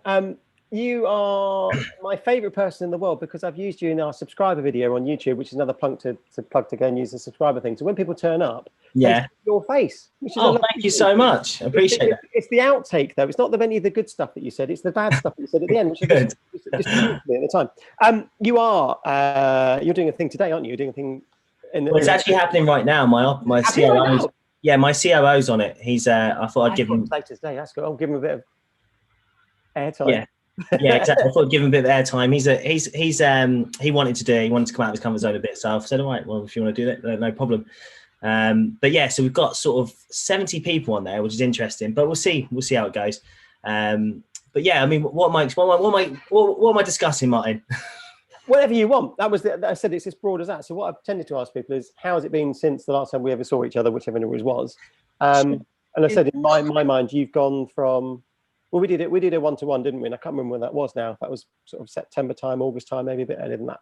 Yeah. And you were, at that time, you'd really, from a business perspective, you'd had that awkward, same shitty moment that everybody else had, which gone, ooh, but then gone, oh, okay, I get it now. I get what we need to be. And you sort of quickly, I hate the word pivot, but you'd definitely gone, right, we're going to be this. And that was really clear. It was saying, let's not really do so much time with in-house recruitment teams. Let's really focus on agency. They get the message. They get what we're doing. Our product has evolved into this thing rather than just that. And it just felt like you were sort of in the zone of it was starting to work for you. And that's probably back then. So yeah, maybe tell us what you've been. Yeah, it's been an intense year. I think we took the tech to market, obviously the start of the pandemic, and that was, in hindsight, it was a crazy thing to do, but we didn't anticipate it happening. So of course we just went ahead, and as Kath was saying earlier on, it enabled our developers to slow down a little bit and just really focus on, well, what problems are we trying to solve? from a recruitment technology stack point of view. So we then started prioritizing certain items and building, and then really as of May started develop, or I guess acquiring users. And our, so as you said, it's all targeted at agencies at the moment. And the user base is sort of grown a phenomenal amount, which I'm really grateful for. At the end of the day, it's been a challenge, been tough. But the interesting thing is that because we now deal with agencies who use the platform, so we have over 250 agencies, and I don't know the specific number of users, but because we only deal with agencies, we're hearing everything that's happening in the market in terms of recruitment activity, employment activity. And there was a lot, and when the agencies are buzzing, we know that there's something sort of festering. And that right now, as we're saying, there is like a light. There's not really a light at the end of the tunnel now. We can see the sunshine coming through.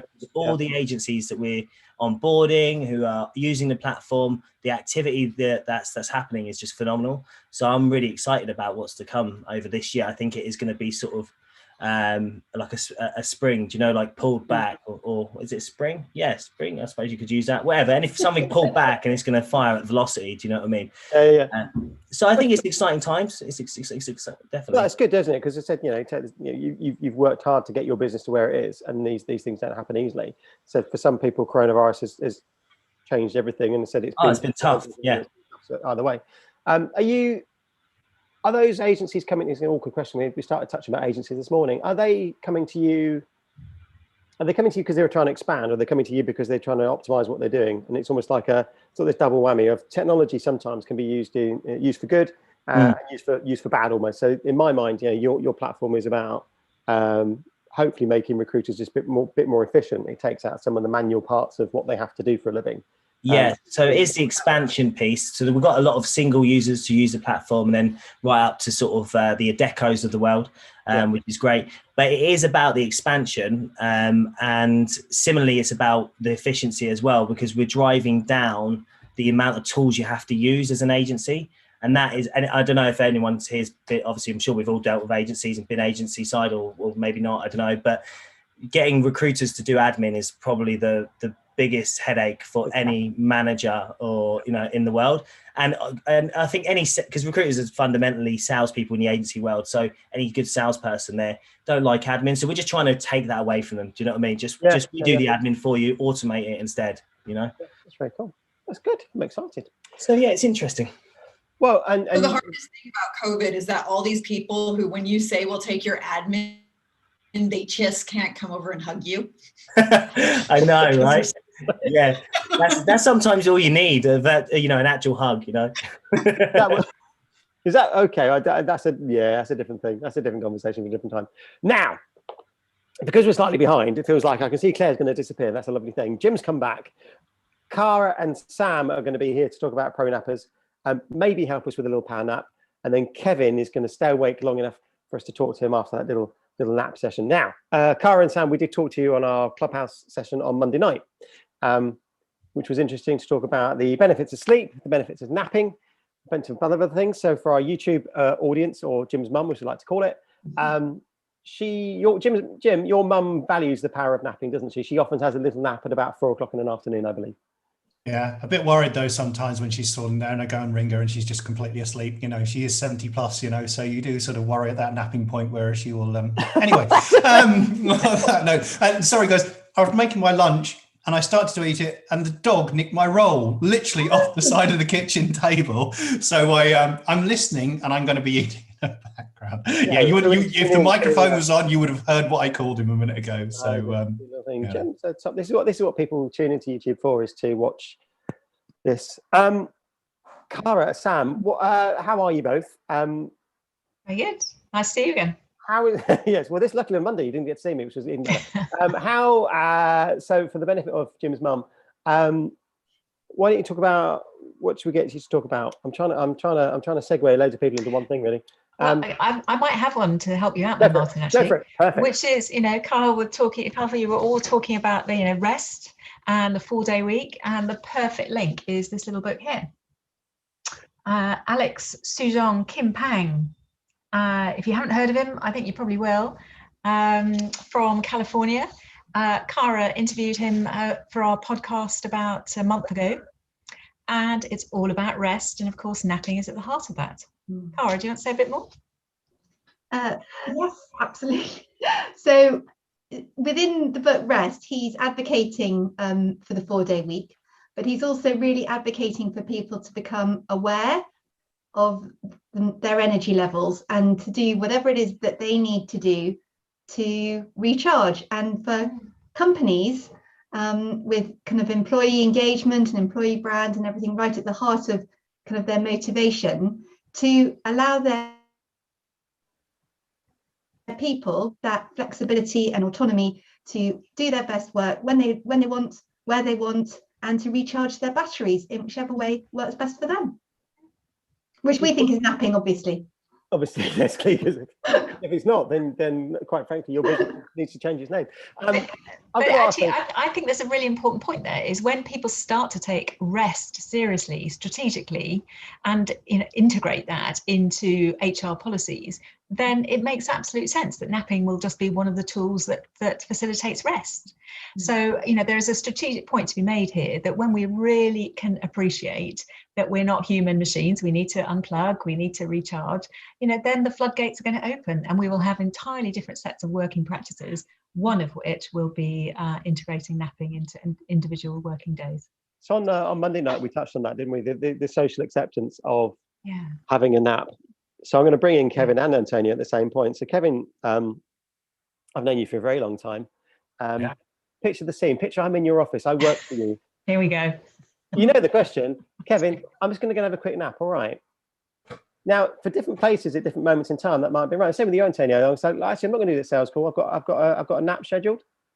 It's a challenging thing, possibly, maybe. Now, I know that we talked about. Yasser was on Monday night from Zalando. Yeah. They've got sleep pods in their office in Berlin, which is a lovely thing. And I know a number of offices that got sleep pods.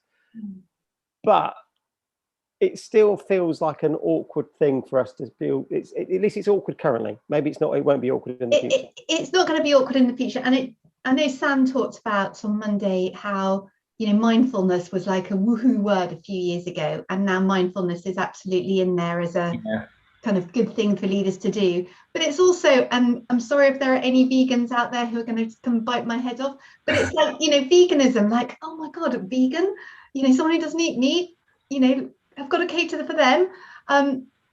Naps is the same thing. You've got to do whatever it is that's good for you. And I was talking to somebody this morning, and she was talking about ethical, inclusive, and transformational leadership. And I went, yes, napping ticks all those boxes because it's completely ethical. There's no carbon footprint to napping, none at all. It's completely inclusive because it doesn't matter whether you're old like Jim's mum or you're young, so like my 25-year-old son. He works across time zones, so he's often talking to America in the evening. So 25, he has a nap in the afternoon. So it doesn't matter what color you are, what age you are. It doesn't matter how much money you've got. There's no financial barrier to napping. It's not like joining a golf club where you need kind of loads of money and lots of connections. Anybody can nap. And ethical, inclusive, and transformational. Naps are completely transformational to your afternoons. So, I mean, I hear you, Martin, going, I'm just people going to raise their eyebrows. But what you've got to do is you've got to come back at them with the passion that I'm kind of like. I know, but I'm not sure. I'm not sure I'm going into battle with. Come on, there's a recent report. I don't know if anyone saw it. Think Forward by We Are Social. It's about the new trends from consumer brands and consumers online. Yeah. And they're one of the biggest trends at the moment. One of the biggest changes in behaviour is self-care. And this is like huge in terms of not just a trend, but the way people are expecting this from brands to display and elevate self-care. So obviously this is consumer to consumer brand, but it works from an employer brand point of view. Elevating that self-care is really, really important today and important to the demographics that you're targeting across the board. And it's an interesting report. Think Forward, We Are Social. Google it so you can get it. It's a free report. It's amazing. So just to come in on this with a comment, maybe. So first of all, Cara, you got nothing to worry about because vegans wouldn't bite your head off by virtue of the fact they're vegans. It's meat, right? So you're made of flesh, so you're quite safe. They might do some other things to you, but they won't bite your head off. So here's an interesting question. So I kind of don't have any chips in this game, right? Particularly, personally, I wouldn't nap in the workplace because for two reasons. One is I feel like I'm conscious that I might dribble in my sleep or snore. So I'd be very cognizant of my outward appearance of how I nap. But secondly, I'm like a little bit like a dynamo, and if I ever stop, then I'm not better after a daytime sleep. Like I don't sleep in the day because I generally find I'm not better for it. I prefer to just keep going and going and going and then just collapse at the end of whatever the day or whatever. But if I was in an hourly role, so say I was a warehouse operative in Amazon and I was on $12 an hour and nap breaks were inclusive in the day. So it's been socially accepted. It's been accepted in corporate culture. And there's a 20-minute nap break in the morning, 20-minute nap break in the afternoon. And, in this parallel universe, Amazon's been unionized and the unions have got it so that it's not part of your break, right? So, but if I don't nap and I don't feel a benefit of nap, does that mean I get an extra, by not taking those nap breaks, does that mean I get an extra $3 or $4 because I'm choosing not to take the nap and I'm choosing to work through that time? So is it like, this almost like this onerous thing that like I have to take a nap break, but I don't want it because it's not inclusive in my break time? Or, if I choose to work through it, does it then become a thing of like, I should have the right to earn my way away from it? Like, I don't know. It's just a hypothetical question, but it's, that would be a very real problem to solve as a HR leader. I think the point is we're not saying to people you have to nap at a certain time. It's about saying to people, even at Amazon, rather than having a coffee break, if they don't want to go and have a coffee or a can of Coke or whatever, they can have a nap. So it's not about saying to people when they want to nap. But I'm really interested, just first, I've just got to loop back to you, Kevin, about you dribbling, because not only did we talk about that on Monday, and we talked. Can we not dwell on it too much on a live? You dribble because you've slept for too long, which goes into why you feel worse after a nap. You've got to keep your nap really short and sharp. Less than 20 minutes, and then you won't dribble. But I'm going to let you in, Martin. But I just want to say, who would have thought that it would be socially acceptable to see so many men walking around in black lycra? People walk around the office now as mammals in their cycling kit. That would just have been unthinkable. So I can't actually see the difference between, a man feeling really comfortable about, walking around in his cycling gear to napping. You've just got to get really comfortable with doing your thing. If we're on a scale, though, I would be a bigger advocate of banning lycra in the workplace before I would be an advocate of banning napping, just to be clear. Okay. What happened to the siesta? Wasn't that sort of a form of napping back in the day? People don't siesta anymore. Yeah, no, absolutely right. That was exactly where it came from. The Romans invented the word siesta because it was the 6th hour after waking up at 6 o'clock in the morning. At midday, everybody slept. That was where it came from, the 6th hour. Yeah. And in the last 200 years, we've just squeezed it out because of industrialization. We've now got the light bulb, the air conditioning unit, clocks that tell us when we should be working. And so, that human need for a nap has just been squeezed out. Well, it's funny that we're talking about this because I had an HR manager in Spain, and he's like, well, I can't take the meeting at that time because that's during my 3-hour nap. And, my German boss and I were like, what? Did you say 3-hour nap? HR manager. Yeah. It's quite normal. You still organizations in Spain still do that. That's all good. But I think, with this aspect that we're also working from home now, I mean, if I look at my colleagues, if I look at myself, I take a nap. I can just pop out. That's part of my flexibility of, here, no one's watching over your shoulder. Yeah. But I'm also with Kevin. I mean, I'm a work psychologist and I know about the napping, and it was this piece of what is the social aspect of what is socially acceptable or not. Mm-hmm. And so what we had at our workplace was we had rest rooms. So particularly for some of our more mature employees, that they could go there, and it wasn't specifically for napping, but it was also for meditation, whatever the person needed and wanted to do.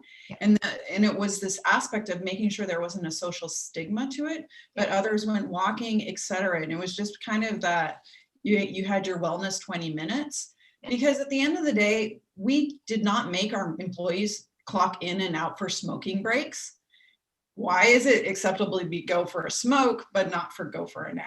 And so for us, we're like, it's all the same thing. Let's give people their meditation, their rest time. Yeah. And it just became normal. But I'll tell you, there's something funny there, Elizabeth, talking about restrooms in America, because obviously we all know in America, restrooms are also the toilet, aren't they? Yes. I was giving you the German equivalent. So it's German equivalent. Well, in the States, we've got the toilets being called restrooms, and they are literally that, because we did a survey and it showed that I think it's 30% of people that want to have a nap at work have gone and napped in the toilet, in literally the restroom, in the water closet, the closet sleepers. Yeah, people find their space. Well, and it was interesting when I would go to Korea and our Japan offices, like we would see employees just sleeping at the table or people sleeping in meetings. It was really disconcerting. You're like, wow, is my presentation really that bad? But it's that aspect of what's considered normal. But again, we're not saying that we need 13, 14-hour days at work or that you can't leave your office until your boss leaves. We did some work with Singapore, and I was quite concerned that actually they might see this as another institutionalized form of getting people to stay longer at work, which is really where that inumuri technique of getting the hooters, silence the lights, everyone sleeps, that they kind of sleep with their eyes open, just checking that everybody else is kind of asleep, and then they wake up and they go back to it. I was worried that I would be associated with that side of napping, and actually no, in Singapore it's clearly a lot more progressive, and they were saying no, it's definitely an appropriate way of working now. That is whilst it still happens, that isn't a progressive way of working. So that's not what we are advocating for, is just staying at work longer. I think it'd be really interesting to come back in a year's time. We've done this 12 months now, and chat in 12 months' time to see, we talk about flexibility, we talk about 4-day weeks, we talk about, working from home, we talk about outputs rather than other things that we're talking about, metrics and KPIs. Will this be part of a perk box? Will this be part of a choice where you'll be able to go down and say, I'm going to work from home and I'm going to take an hour's kip here. I'm going to take my perk box and tick little boxes. So for me, it's going to be really interesting to see, when Jacob was on earlier on, he talked about the adoption of technology. This is a mindset change as well. This is a mindset change for your employees. It's a mindset change for the employers. What will this be like in 12 months? Will it be adopted? And we had conversations the other night about this, and the challenges that you face from some rigid employers, moving forward. But from people's well-being point of view, I as I said, I've had it's the Bell's palsy, so my face had been paralyzed, nearly a year ago, and I had severe fatigue through that all. So there were points where I would just lucky enough to sit on the sofa at lunchtime, and I would find myself having a sandwich and drifting off for 5 minutes, but I probably wouldn't do that in an office space, as I was saying. But maybe because I'm longer in the tooth, I've been around a long time, it's just not in my DNA to do that. But I do see for some people it's a benefit. I remember when I had a very quick story, I had my agency team, and I used to give perks to the agency teams, the team that I had. And the perks were normally money or champagne. Back in the recruitment agency days, it was throw money at people or throw champagne at them and they'll make more placements. Well, I actually gave them a 2-hour lunch break at one point. Now, that was unheard of in the company. The company were frowned upon. Why are you giving them 2 hours? They never took the 2-hour lunch break. It gave them more time. We were the most productive team because they were making great money as commission, but because they had that flexibility and that choice to have that, they were able to use it as and when they needed it. Yes. So maybe that's how it'll come into play. Yeah, I just have my sandwich, that's why I'm more buzzing. I like the idea that the perk would be just giving people autonomy. I would never want the fact that you can have a nap to be the perk, because it should just be something, you wouldn't say to someone, you're allowed to go and have a coffee, that's a perk. You're allowed to go for a cigarette break, that's a perk. I wouldn't want it to be seen in that way. It's just to be seen that somebody is taking care of themselves. And if that person needs to go for a run, or if they, whatever it is they need to do. So the perk is about the kind of the autonomy, the flexibility, the trusting your employees to do their best work. But this is where my point was going though before, is unless you have a culture where you create a platform for people to do that in a time that's convenient for them, so outside of a break time, then there's nothing to stop people napping in breaks now. So you could encourage it, but actually if you say, well, actually we intrinsically link this to mental health and good well-being and more productive staff, and let's have something in it for the company as well, then you would probably want to have it, as a almost like a legislative time. Otherwise it becomes well, I don't smoke, so I end up working for an hour more than everybody else in the day, right? Because I don't smoke. And if you work in a tower block and somebody goes down for a cigarette, which they quite often don't do during a break time, they go all the way down the elevator, they go outside, they go to the smoking area, they have 2 cigarettes, they chat, they come back up. It's 20 minutes that I don't take because I'm not a smoker. Now, I don't object. I think people do their work and you get judged on your outcomes.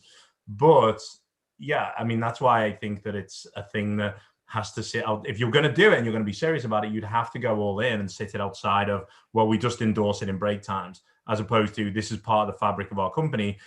And you wouldn't necessarily make it specific to nap time. It could be a well-being 20 minutes. I went for a walk yesterday with my dog in the middle of the day because I had a call canceled and I haven't done it for ages. I was like, wow, this 45 minutes out in the middle of the day is really special. Hence why I have a little bit of sunburn on my face. And so maybe the idea of having a well-being prescribed time is not really a perk, but just part of the DNA of a company and its fabric. I think that's a really good idea. And in fact, last week, Sam and I were talking to Selfridges, and they have introduced in the pandemic a well-being hour every day between 12 and 1 when there are no calls. And so between 12 and 1, you can do what you want towards your own well-being. We've adopted that in Media Maths. So we actually have between 12 and 1:30, there's no meetings, and we actually have no meeting Wednesday afternoons. Yeah. You can then use that time as you wish. And so if you have to have a meeting during that time, it has to be urgent and there has to be less than 4 people in that meeting. Right. And it can't be anything that is like on a regular cadence. Yeah. And people are really utilizing it to like go and spend more time with their family or actually take lunch and not sit at their desks. Yeah.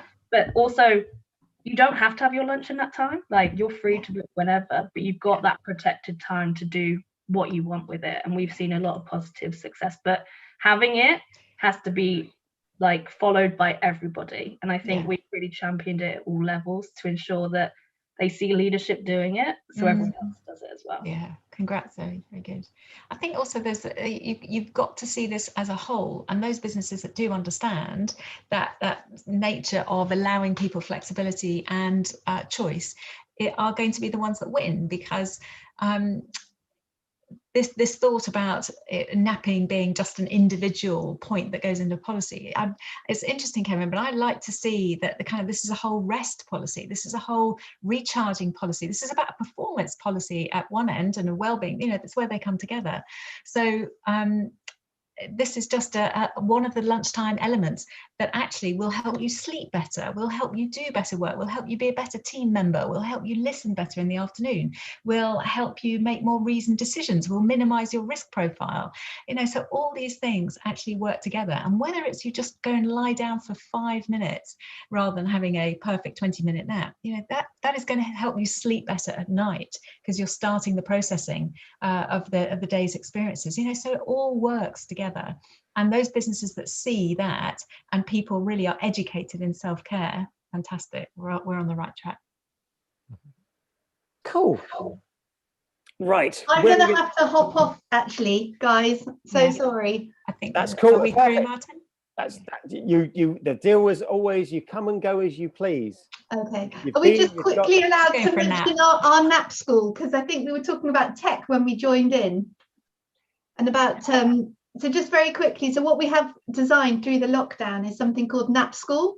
So having said that napping is so easy to do, we've created these 3 15-minute modules. And the first one is all about what Sam was talking about, the strategic importance of rest. So really getting people to buy into the fact that they need to pulse their energies and look after their self-care.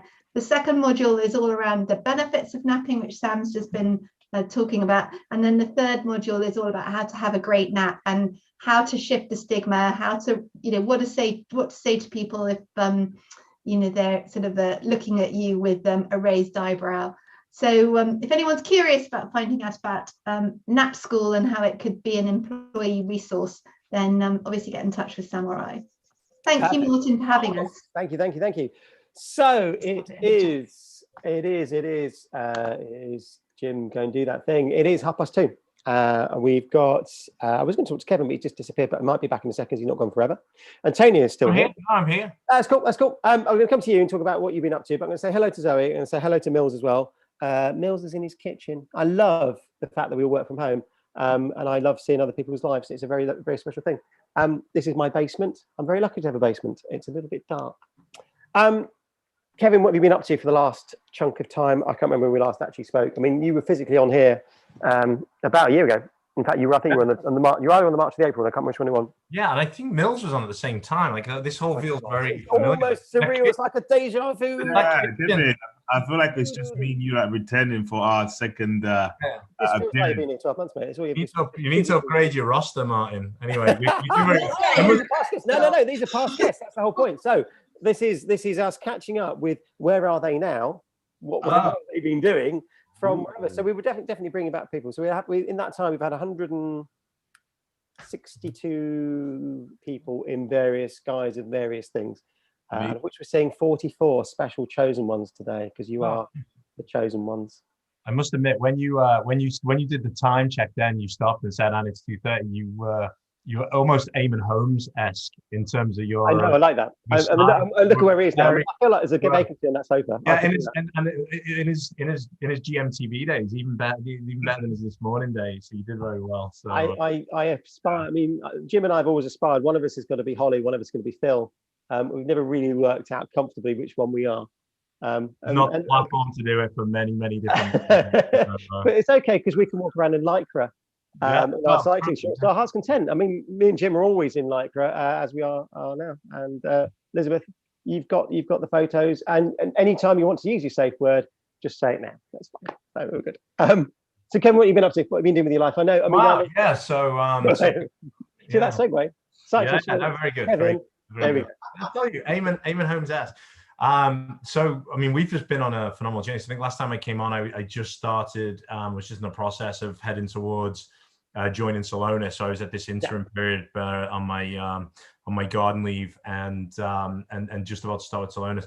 And it's been an interesting year because obviously I got the offer from them back in February. Took February, took a bit of time to join. And by the time I came on board in 1st of June, we were in full COVID lockdown. When I joined the company, we were about 750 people. Yeah. We're gonna exit this month on about 1,450. We're gonna be 2,000 by the end of the year. So one of the things that I'm dealing with as an employee and as a talent leader is, 50% of our company have joined in the last year. 50% of our company have never met another person in the company. And this is, and we'll get to the end of this year. I bizarrely have only met 2 people in the company.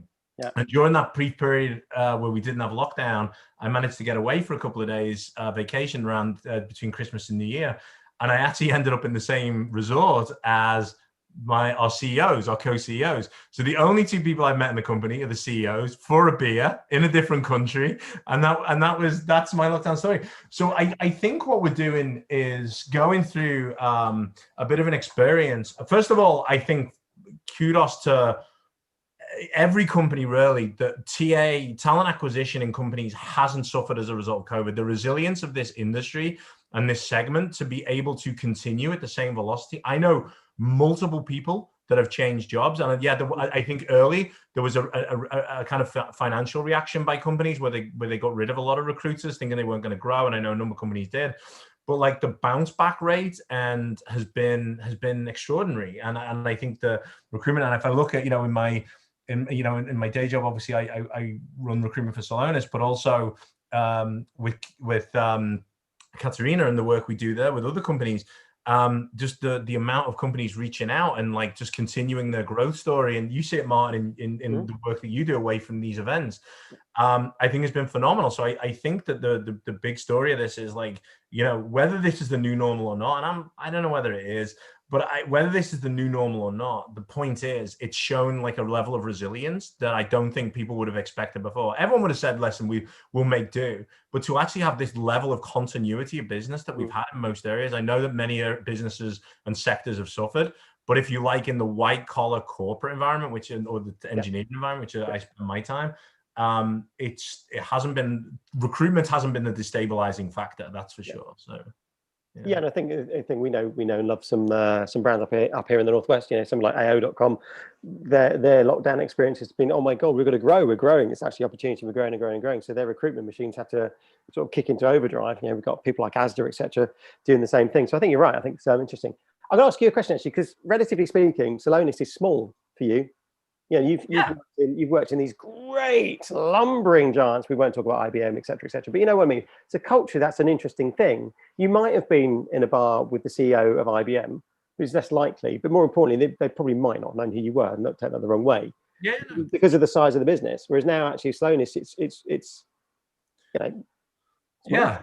So one of the factors for coming. So what I guess from a career point of view. So being the global head of recruitment at IBM. I had nearly 1,000 recruiters working for me, 55 to 60,000 hires a year. I think by any stretch, that would be the pinnacle of my career in terms of how I would hoped it would have gone. However, when Celonis reached out, and it was via a friend who just accepted a role here, an old colleague,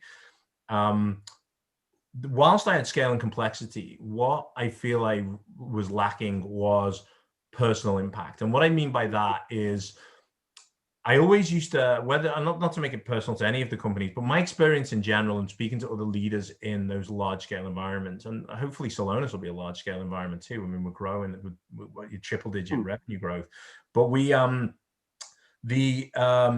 I always found is when you're a person who has a creative bent and a creative kind of appetite, you start off with an excellent idea about what you want to do.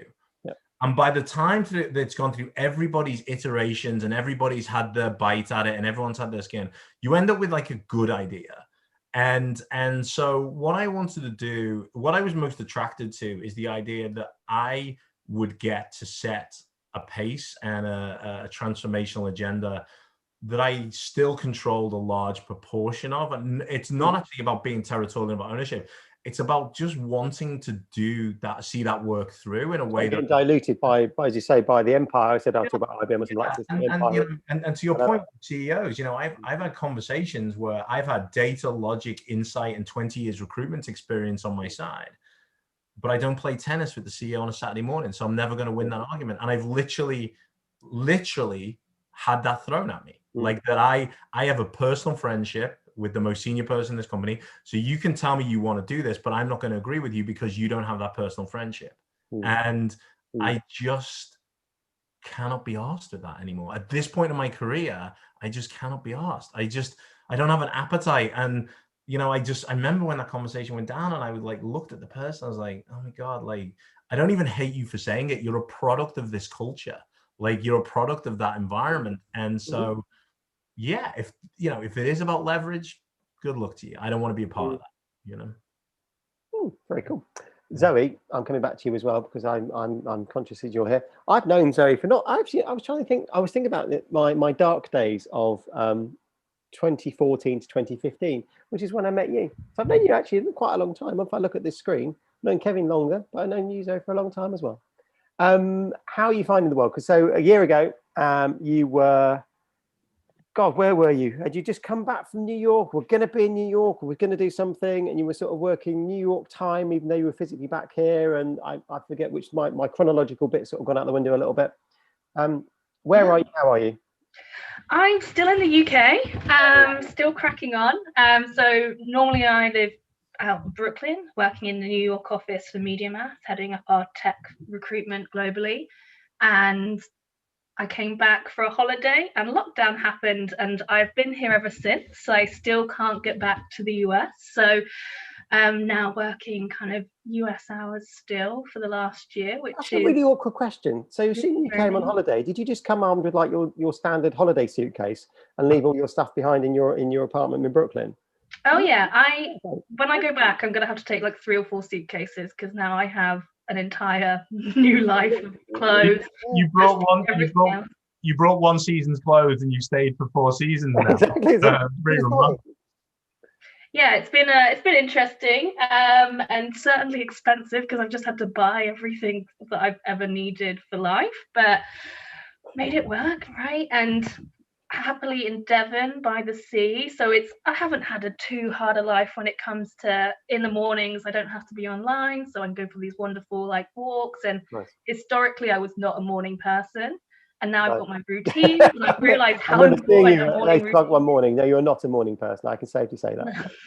And like now, I've got this routine. I'm almost like when I do go back to the US, which is probably about in a month's time, is I'm going to have to get up way earlier to be getting into this motion, because I've been so much more productive by setting this routine and structure in my life that I'm going to have it. And I think everyone's had the same experience. It's like you've built in these new coping mechanisms, a way of working.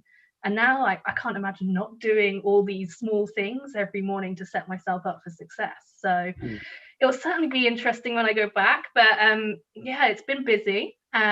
We've had a slightly smaller team that is now growing again, which is great, and keeping us very busy across the globe in all of our offices. So it's certainly a fun time to be kind of helping with our growth and transformation. We've had 3 new C-suite members join our team in the last year as well. So it's kind of like helping them build out their plans and then kind of helping execute that. And that's a new chief people officer, a new chief product officer, and a new chief client officer. So it's a pretty big impact for us. But it's been exciting. It's been kind of a real learning and kind of opportunity to take a lot more ownership. And I think not being in an office, it's meant that I've been able to take on more things because I don't get as distracted by just the general going on that comes about like sitting in a HR team and people being like, hey, I know you, I need to ask you some questions, right? Yeah, I was gonna say, some of the benefits of people working from home is they have had that more, as I say, thinking time almost. There's almost like 2 schools of thought. I was talking to somebody. Have you noticed? I'm always talking to somebody. Anyway, we're talking about the mix of tasks that for some employees it's become a list of tasks now. Their job has just become, oh Christ, whereas it used to be about being in a really cool, funky office with an amazing football table and drinks all round and yoga on the roof and a bunch of other stuff. And that was the sell. Actually, if we're really honest, that the TA team would sell, look at the lifestyle you're going to have while you're working here. And if you take that away, you're naturally left with a to-do list of tasks. And so there's this sort of understanding of, for some people they've really struggled with that because they have the questioning, why are we here? What do we do? And they've got a leadership team going, shit, I don't know. We just employed you. We thought we knew what you were doing. Shit. And then that enable goes in. Versus other people have gone, thank God for that. I am still this set of tasks. But actually in between there, I'm either doing something for me a little bit, which is either walking around with the dog and getting some fresh air, which just kickstarts my day or kickstarts my thinking, or actually having some chunks of time where I'm not distracted by Dawn from accounts, Steve from accounts, whoever. And actually I can do some other stuff. It means I feel like I'm more connected to my organization about where it's going. And I wonder if that's something that we will keep. I said it might be the cynic that I am. I've had lots today. We talk about the people we've brought back today. Interestingly, all seem to have a sort of shared view that it's actually going to be all right. There is going to be flexibility. There's going to be this other thing.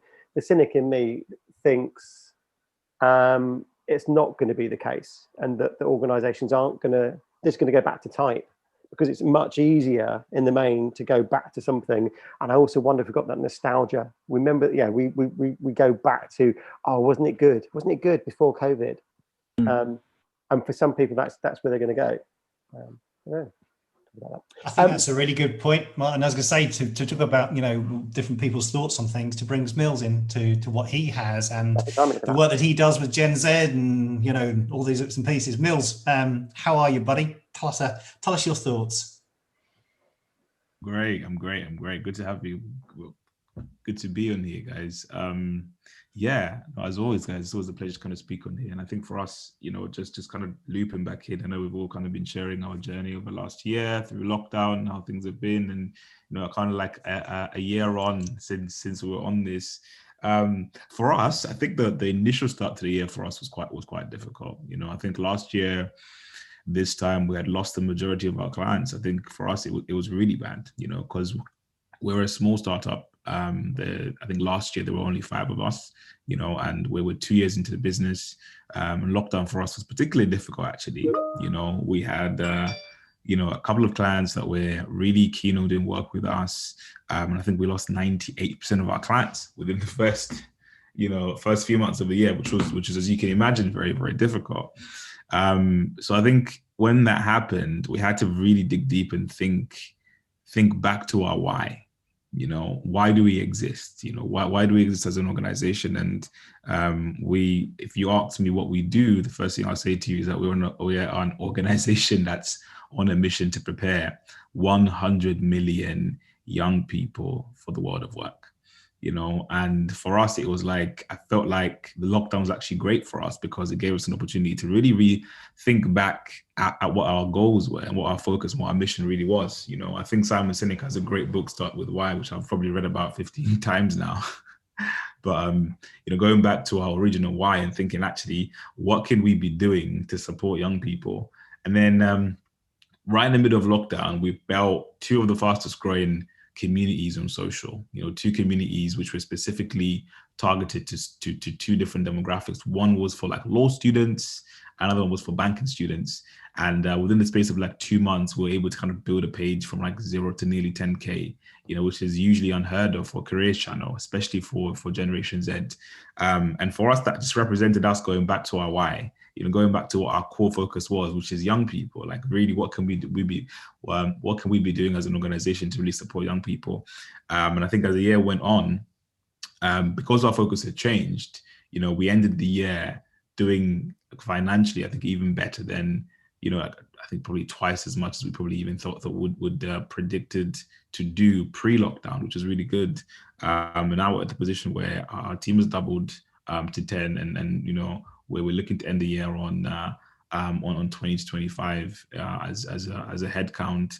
And I think given the renewed focus, I think we've all touched upon it. You know, I think it's always mentioned it, and Kevin earlier was talking about it as well. You know, the structure now on our companies have to really think about how they go forward. You know, what's the structure in which they're thinking about developing things, and you know, the fact that things like events, which is a large proportion of our business, are now going to be largely online. How do you attract young people? How do you get young people who have been on Zoom uni from 9 a.m. to 5 p.m.? How do you get them to then turn up to a webinar at the end of the day? You know, and Zoom fatigue being the thing, and most of us will go to work, we'll get up in the morning and, you know, work throughout the day. But how do you get young people who are, you know, who don't even want to be in uni at most times because it's just stressful? How do you get them to then, at the end of the day, turn up to one of your events? You know, so that's been one of our biggest challenges over the last couple of months, and really figuring that out. You know, supporting clients in delivering that. You know, we've learned a couple of things, and I think we've also begun to kind of produce kind of LinkedIn content, just really giving back to the community. And I know that, you know, again, thinking about our why, one of our whys is, how can we educate the TA community around attraction, especially for Generation Z? You know, what kind of things can we be doing to really give advice and share some of our nuggets and secrets back to the TA community? And what we've been able to do is actually, like, I think on a weekly basis now, we're producing content on LinkedIn. Like, I'll do a video on a topic, you know, 6 mistakes to avoid when engaging with Generation Z on social media. And every single week, it will be something completely different. And we've made that commitment to do a video every single week this year to essentially give back to the TA community and provide them with that value they need. You know, and it's not just content, it's just, you know, things like producing other forms of media, but essentially going out there and making an active effort to really give back to the TA community and support, I guess, you know, talent acquisition at this time, you know, at a time when, you know, things are strange, things are difficult, and clients, organizations are thinking about how they adapt their strategy. So we're thinking, rather than just keeping what we do to ourselves and thinking, I know there's lots of competition and all the rest of it, but rather than keeping everything that we already know to ourselves and kind of working with our clients, we thought, actually, why not just give away everything and share as much knowledge and advice and insights as we possibly can around the whole TA space, and just provide the community with as much, you know, support and knowledge and insights, particularly around how to attract and engage Gen Z talent.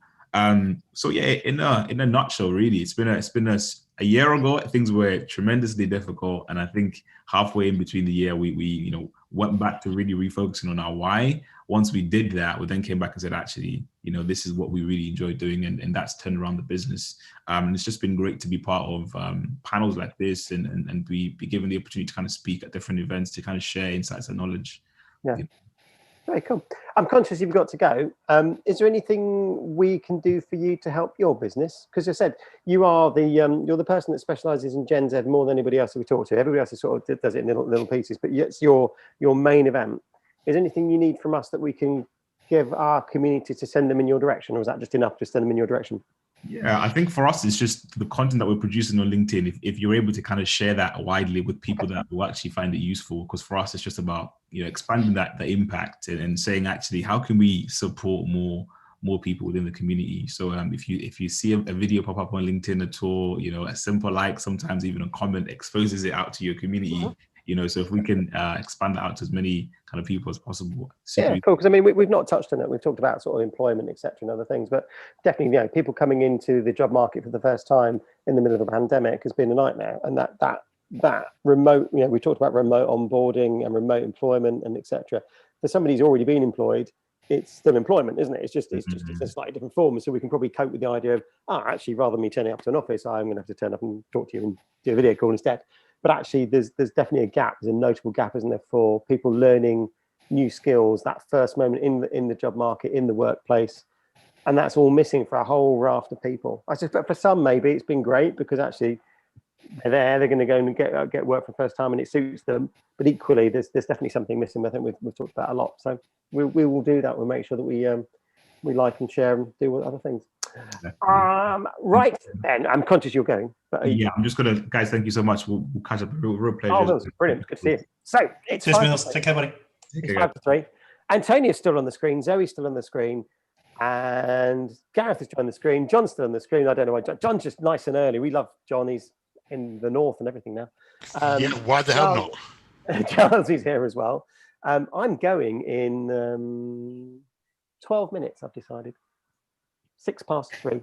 That's my cut-off point, which means you'll be left with the lovely Elizabeth and lovely Jim.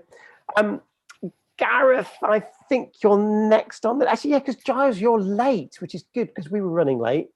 But we'll go. Giles was actually Giles was an attendee, and I brought him in here, so I don't know whether you can always see. He was sat on the other side, so I don't know how long he was sat for. We just don't know. He's here. You got a great pose there, Giles. I don't know. Are you actually there? Can we hear you? Can you hear me? I'm talking now. You're talking. We can hear you. Yeah, we can't see you. All we got is see me. Right. Let me see if I can sort that out. You work the tech out, and we'll go over to Gareth. Gareth, how are you, buddy?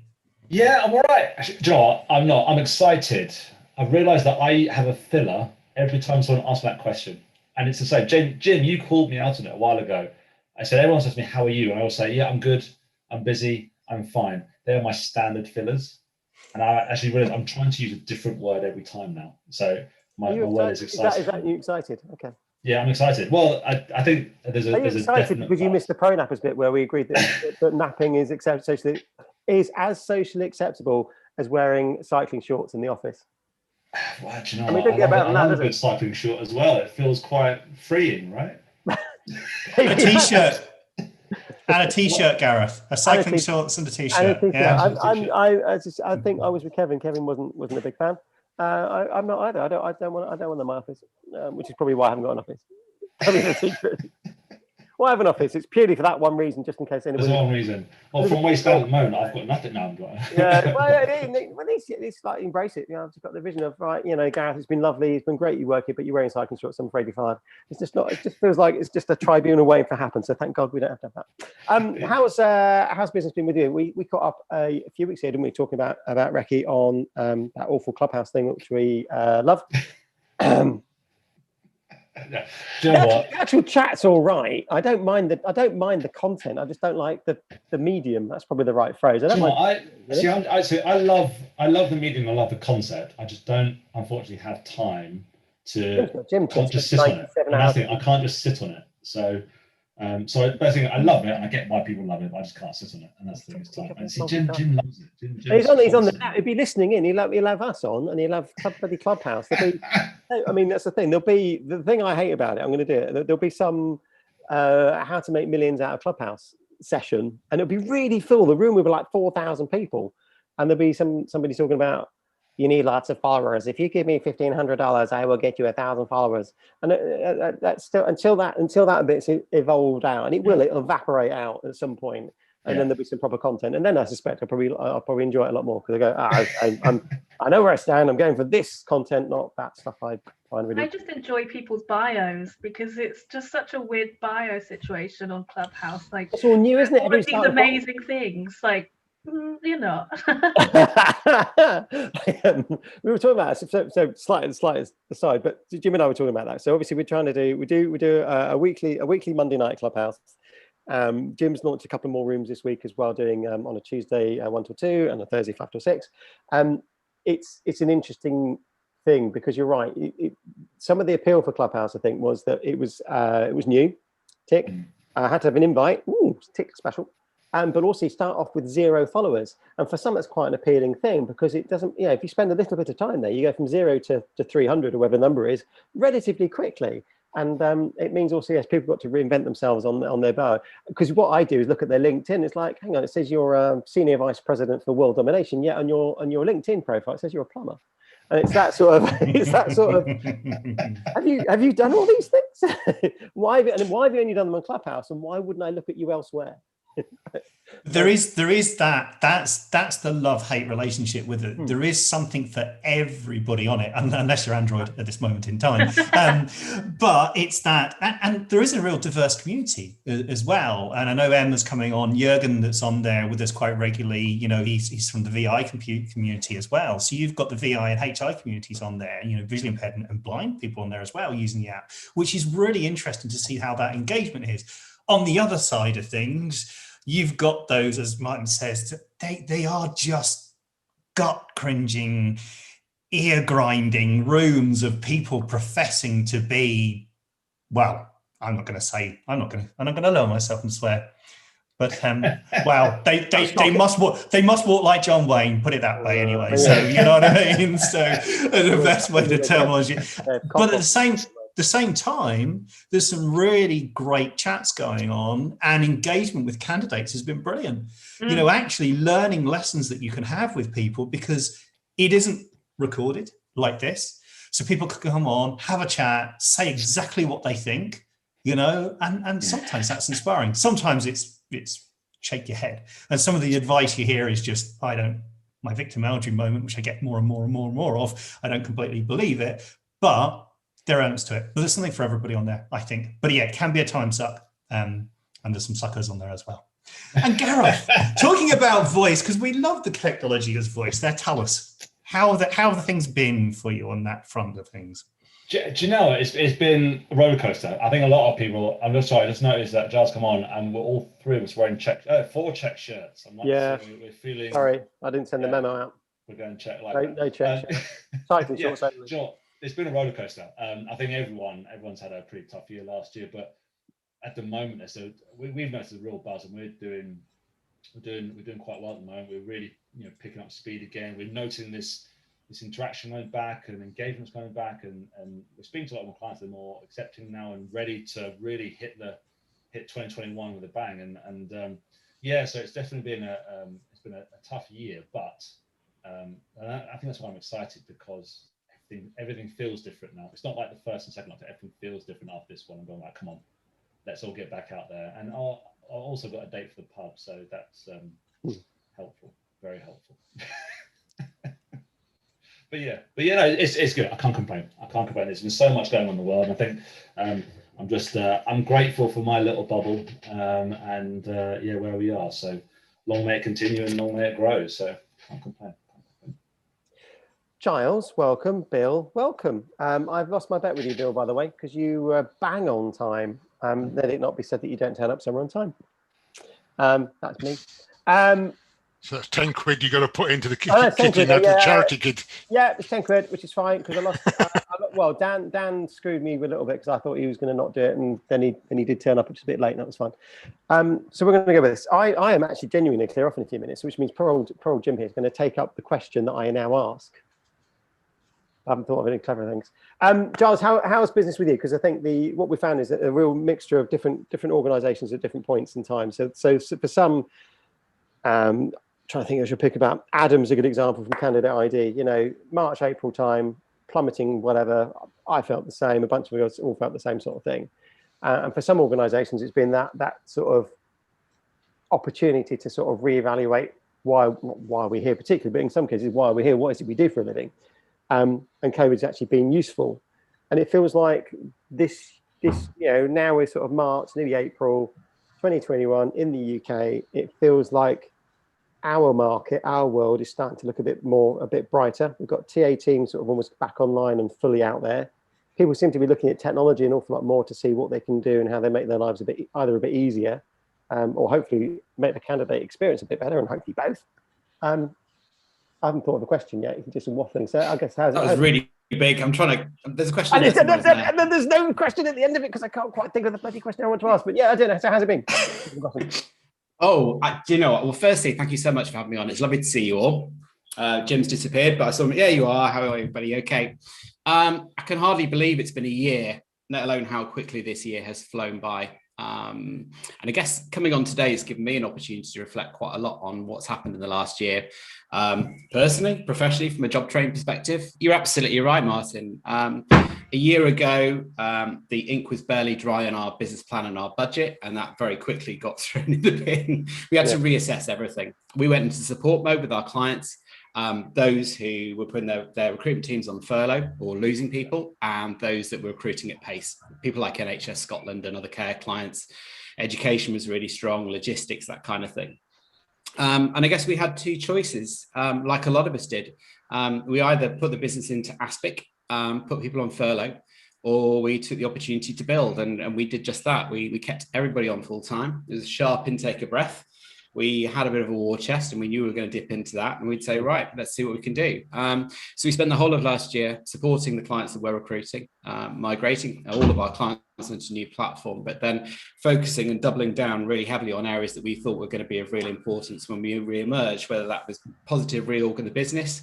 We've hired some fantastic people.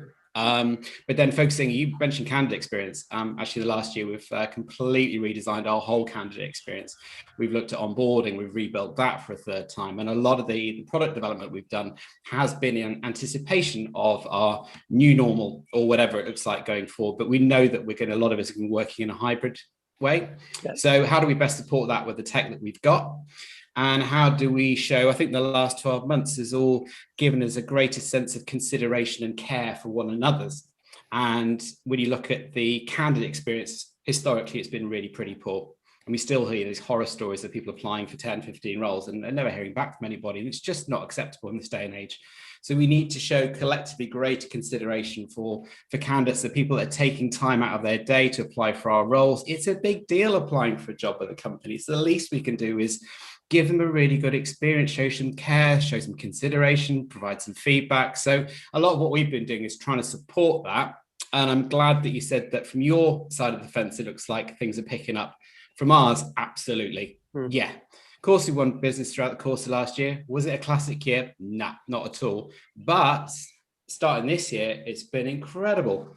There's a huge volume of inquiries coming through from people that are both looking to implement an ATS for the first time, but potentially look and, if you like, innovate their existing platforms. We've got a lot going on. And I would say that from a business perspective, it's been brilliant. Our Q1 started in February. We've already hit our target, and we've got to the end of April to go. So it's good to be back as an industry and as a community. Everything I hear from the contacts I've got are people talking far more positively about the outlook. And it's great to see a lot of recruiters that were very sadly displaced suddenly now are finding fantastic new roles, and there's new opportunities being created. So hopefully the future is looking much, much brighter than we last sat down and chatted. Good. That was a long question. It was a long answer. Our question for Giles is quite interesting, because over the last year I've been doing a lot of research with different companies, and every company says, we've hired really excellent people. And I go, so if your company's only made up of excellent people, who actually does any work? And it makes them think, because not everyone is excellent, or define what you mean by excellent and doing that. So in your terms, in your business, define what you mean by excellent. We have a bit of a mantra: don't just be good, be brilliant. And that spans right across the business. And I think what we've learned as a business is you can imagine that suddenly there were people whose roles weren't going to be as active as they once were. So, for example, look at new business. What I've been staggered by is not just the whole team's ability to cope with real change, whether that's in their personal lives, professional lives, the way in which we conduct our business, but we've had to redeploy people into the business, into other roles, and every single one of them has absolutely thrived and risen to the challenge, and it's been fantastic to see. It's been quite inspiring for us. What I will say is that now, over the last 2-3 months, I think we've hired 4 people into the business. There's some really fantastic talent out there, and we've been very, very lucky to come across some of it. People are coming to the business quite often virtually. We've hired our very first true virtual hire. He lives in Cornwall. He'll never be coming up to our office in Altrincham. In fact, he's never even been to the office or met anybody physically apart from me, but settled down incredibly quickly. So, the people that we have within our team, we're proud of, and they haven't just been good, they have been brilliant. Every single one of them has risen to the challenge. And I think that's great, because that's one of the things that I've noticed in all the conversations that I've had with whether business owners or candidates and their experience in going through is, and it was something that a CEO was telling me, he says they've established good digital empathy across their process, whether it's the internal teams currently, or if they've got to reskill, reassign them, realign them to the business, or the new people that's coming on board, or even potentially coming on board. So that digital empathy has been very important, so that they understand the company and the company understands them. It's a fantastic phrase to use.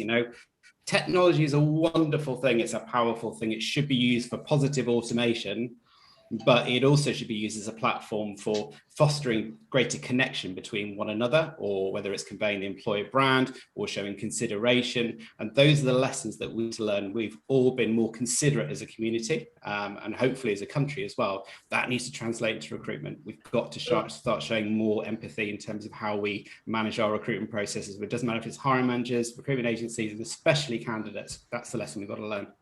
Yeah. On that empathy note, I'm going to realise we've been running a little bit behind time here. So understanding everyone that's in the room, Bill has joined us and back in the room now. We've got Manola here, and Mo has come back as well. So, John, I'm going to come to you in a second, because that's a really good point, and I want to come back to that point on the empathy side of things, because we talk about IQ and EQ a lot more now within the whole concept of things. So does that equate to where we look for in recruiters? Bill, hi, how are you, sir? It's been a while since we had a chat. How are you? I'm just off the back of 36 hours straight working, so I'm a little bit. I did the overnight, the everyone in, and then we've done 45 vaccinations for the homeless today. So yeah, it's been an interesting day.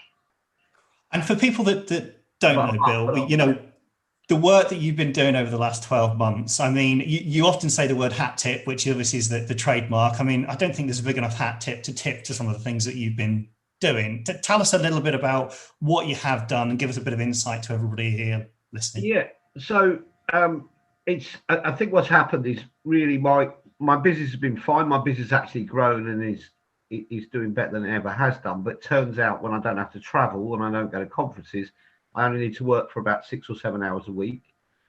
So I've got something back which I never have, which is time. I've got some time back. And I started, it's kind of evolved over the year how I've got involved. So I started off doing meals for the homeless on the street. And at the time we had probably in Northampton, somewhere around about 130, 140 homeless. And I did dinners for 122 straight days. We were feeding people. They started going in the hotels with through the council. I started working with the council on that. Then I went into, in June, I went into what's the Hope Centre, which is kind of the central charity for feeding people and supported the Hope Centre, and worked closer with the council because I had good relationships with the homeless.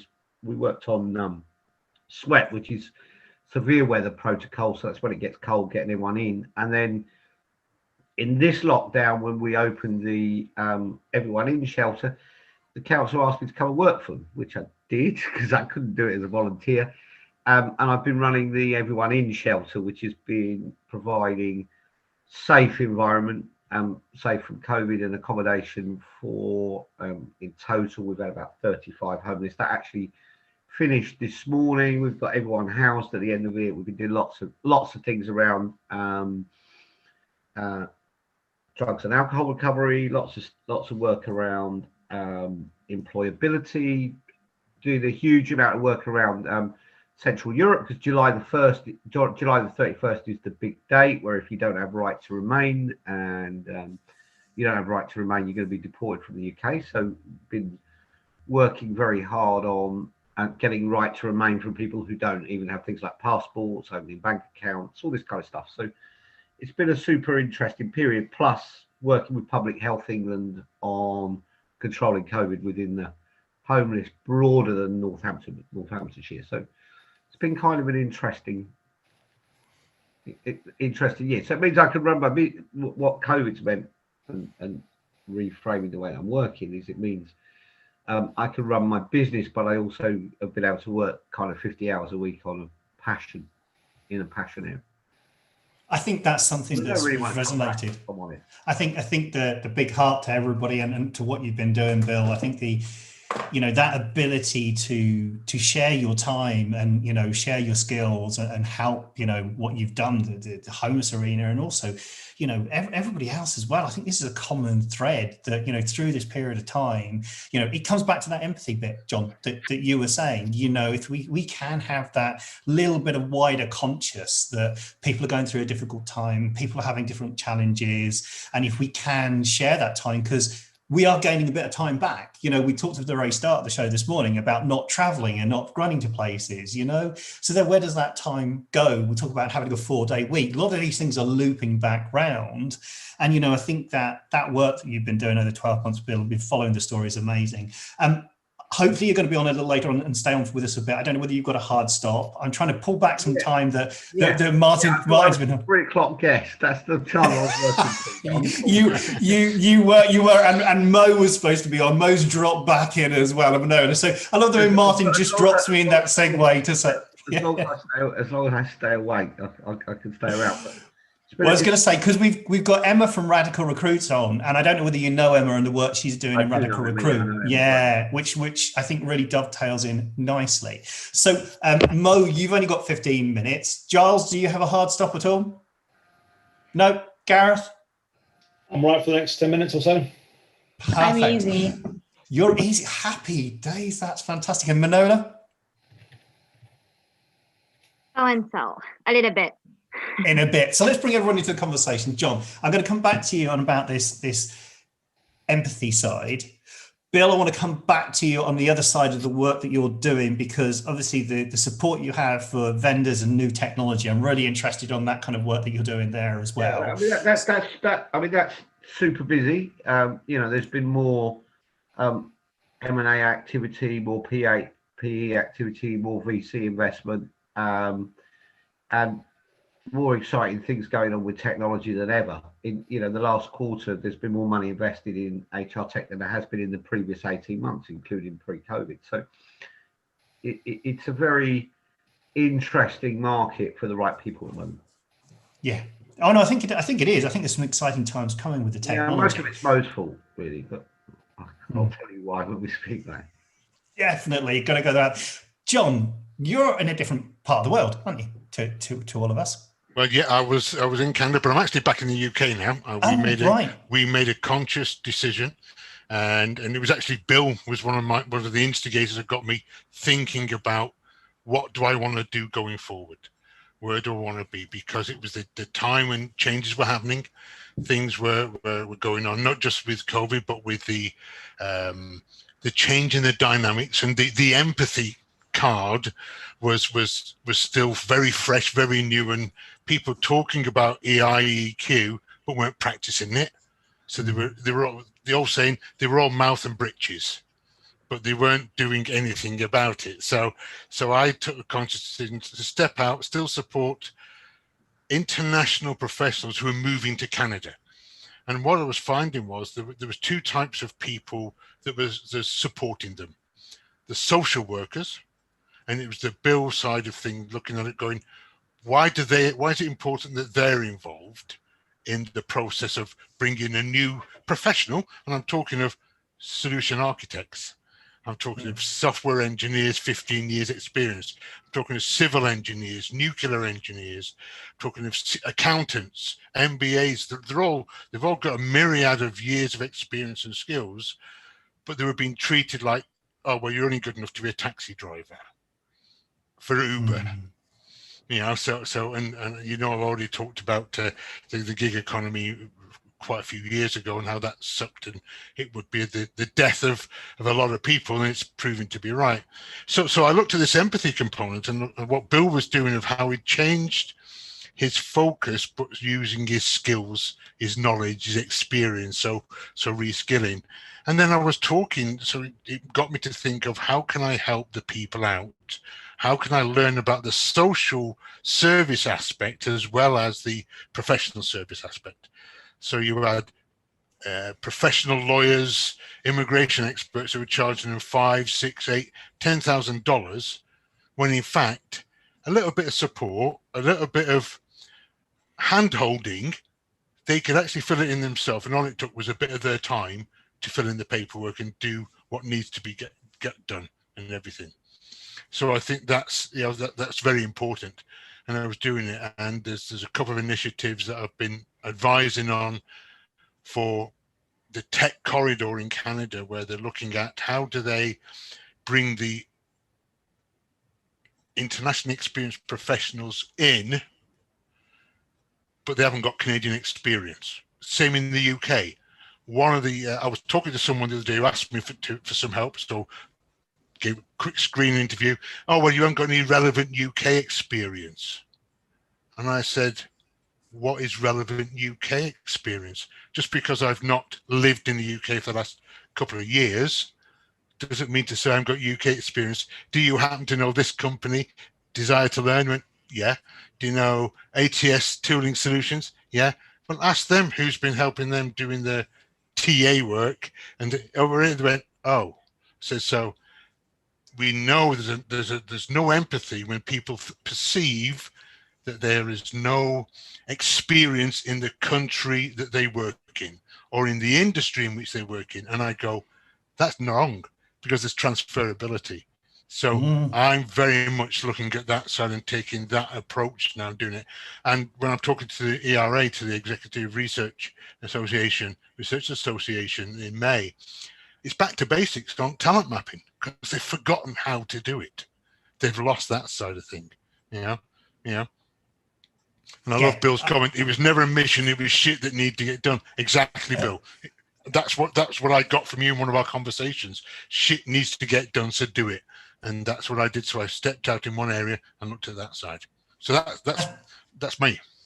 That's such a relevant point. And yeah, Bill's comment is brilliant. Yeah, shit needs to get done. I'm going to say shit needs to get done. And people, you know, there was some people were in some terrible shit through this whole period of time, you know, and we needed to get shit done to get people out of the shit as well. Just as Andrew joins here, we're all talking about shit, so he's going to wonder what's going on. We're talking about that. We're running a little bit behind Andrew, you know, who is also the burnout boss. So we're going to be interested in this conversation. Elizabeth, you're unmuted, as they say on Clubhouse. I'm going to keep bringing it back because it makes it life easier. And a lot of that, what we do on there, is literally for engagement for people in the room as well. There are ways to engage people in this a little easier using your empathy. Liz. I love it. Well, thank you, Jim. And I just wanted to tack on to what John was just talking about, to one of my dearest friends, Manola, around this. oh, how is your experience? Show me the CVs, show me the proofs, show me the certifications, and how are you looking for that job, which looks beyond just kind of the paper to then what you can actually bring, and how do you find that right fit organization where you feel like, okay, my magic is now in a good place. So Manola, can you take us a little bit through kind of your beautiful journey, because you have like one of the best CVs and interesting backgrounds when it comes to, okay, I'll put my feet down and prove myself here. Well, thank you very much. First of all, hi to everyone. It's good to share a bit of time today. Yeah, it's been a journey, and if there's one key takeaway from my journey, which I will share in a moment, is how this past year has redefined talent, and how companies look at talent, and how candidates understand to package their talent in a meaningful and relevant way. And ultimately, it feeds into the conversation about empathy. But to share my journey, I've been, running around from job to job for about 23 years. And then in the middle of 2019, I said, no, I want something else from my life. First of all, I want a personal life. And second of all, I want a professional life that actually makes a difference into someone's life, either makes it easier or better beyond PowerPoint and Excel spreadsheets. Took the night bus, went to Milano for 1 week, then pushed myself for a 3-month break. And the best thing that I got out of that was a very clear picture of my boundaries. So not just what I want to do, but things that I will never compromise on. And I realized along the journey how much junk I accumulated in my perception about work that was not even mine, growing up and being told that work is what defines you, growing up and being told that work is your only place of safety, growing up and being told that, that's pretty much who you are and how you define yourself. So I found great joy in hearing conversations over last year, and pretty much encouraging and sparking conversations myself about what do people really think about work, and what are they willing to invest in it, and what is the value that they want to get out of it. And I hope that if there's one silver lining professionally in what COVID brought, was suspending judgment and suspending all these things that we absorbed along the way as organizations and as people, and really ask, how do we come together work-wise, and what is the value in there for organizations and people and societies. So I took a sabbatical over last year, went into projects that I've always dreamed about, never had the time to do them. COVID was a blessing in the sense that opened people to be more reachable, and pretty much rendered geography irrelevant. So I managed to build communities and spark conversations, and started projects around organizational culture, for example. Went back to writing, which is my comfort zone. Started a series about what random things teach me about change management. Went back to teaching, and had the mental comfort and safety to really look for a job where I could feel, that we meet halfway, and we see each other just as we are, beyond screensavers and beyond, could you tell me where you see yourself in 5 years, probably on Zoom, or, you know, what is your biggest achievement, and waiting for a 2-page figures and KPIs and, you know, percentages of sales. Very, very happy to have found the challenge that I actually believe in, and the challenge that I resonate with. And yeah, I think it comes down to how you look at yourself, and, you know, how self-aware you are, and just saying, you know, these are the things that I stand for, and these are the things that I am not willing to compromise on, because that chips away at the value that I bring into my life and to the life of others. Yeah. So I mean, the whole change management and change of jobs is just, you know, what everyone's going through. You know, not just, even if you're in a regular job, your job has changed. The style of job, the approach to your job, your vision of the job, the way you do your job, the way of working from home, that whole thing has changed this period of time, and people adapting to change and that kind of thing has been absolutely amazing, really. And I think these are the conversations that have been really enriching everybody's lives, to understand how that's going, how we're going forward to work, rather than going back, hopefully, with empathy, with understanding, a little bit more thought, you know, and getting shit done, as Bill was saying there a minute ago. So Giles, I'm conscious you'll have to dive. Thank you very much for joining us. It's been a pleasure as always, and I'm sure we'll catch up. Thank you so much for having me. Oh, not a problem at all. It's great to see you. All the very, very best for the rest of the day, and cheers everybody, and hope to see you physically rather than virtually very soon. Take care, everybody. Stay well. Take care. Thanks, guys. Thanks, Charles. Cheers. So we have still Gareth, John, Liz, myself, Manola, Mo, Bill, and Andrew in the room here. We are running a little bit late on time. We are going to be here till about 5:30. We have still got a host of guests to come. Host guests. We've got Cordelia, we've got James, we've got Neil, we've got Ken, we've got Claire, we've got Stephen, we've got Emma, we've got Peter, we've got Martin, before we get through the rest of the day. So I'm going to go to Mo, talking about jobs as a mum, and this is something that Andrew McCaskill put up recently. You know, the skills, when we talk about transferable skills, I mean, as a mum, as a working mums, you know, that's often forgotten. That's a job in itself. I mean, you've got 2 young boys now, Mo. I say that tongue in cheek with Stan in the room. So yeah, we didn't get much chance to chat earlier on. How are you? What's things been like for you through this period of time, and having a baby through all of this as well? I mean, wow. Yeah, well, overall, I'm good. I'm happy to be here, obviously. I think that if I look back at 2020, it was a year wherein I was pregnant, and it was actually pretty nice, because it meant for me that I didn't need to travel, while normally I would be in a plane every 1 or 2 weeks. And I could just work from home and go through the whole experience of kind of being pregnant, becoming a mom.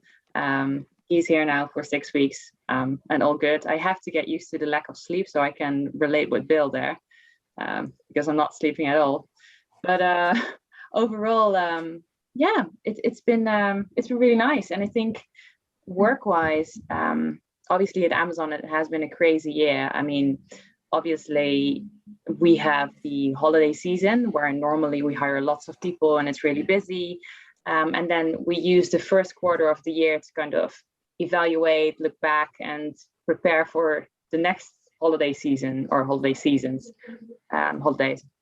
And now in Q1 2020, it was just COVID hit and the orders went up and we started hiring massively. So yeah, it was still, it's been really challenging.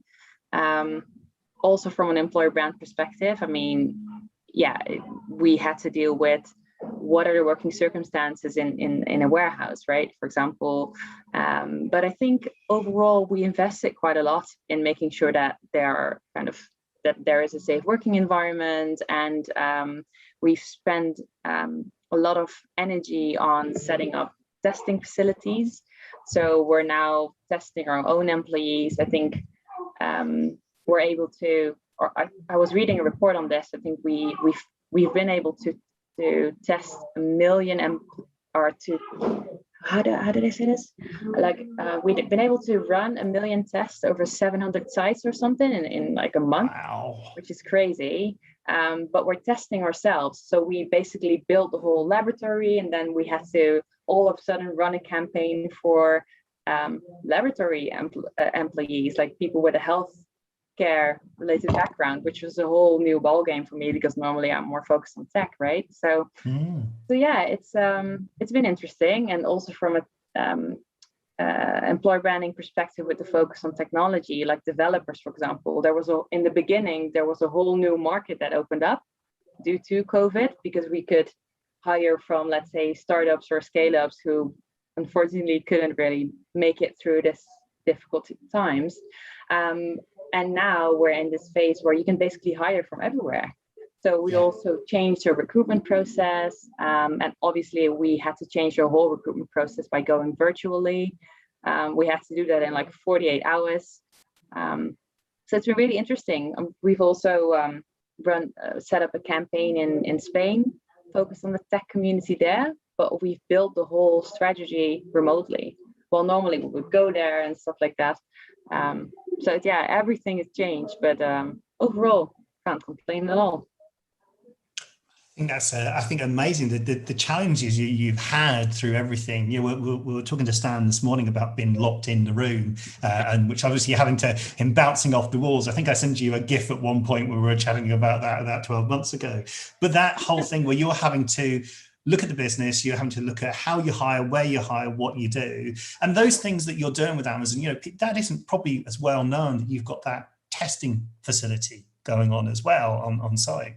No, it's I think that there are some news articles that you can find, but we're not really promoting it. We just want to make sure that our employees are safe, right? So that's kind of the reason why they started doing that. But I was reading the other day that we now also facilitate or we're helping out with the vaccinations itself. So people can get vaccinated on our site, so they don't need to go somewhere else if they work for us and stuff. I don't know how that's arranged, but I was reading up on that. So yeah. And another thing that I did in the UK, which I think is pretty cool, is that in the beginning of the of 2020, all the restaurants closed down, right? And then I was talking with some other peers in the industry, and we were saying to each other, well, that kind of sucks because all the people that are normally working in a restaurant are now furloughed, they're sitting at home. So we came up with a construction where we basically offered temporary jobs in our fulfillment centers for people specifically from that industry. And that was picked up by the BBC. So it got pretty big, and we didn't have the intention at all to make it that big because I wasn't promoting Amazon with PR or anything.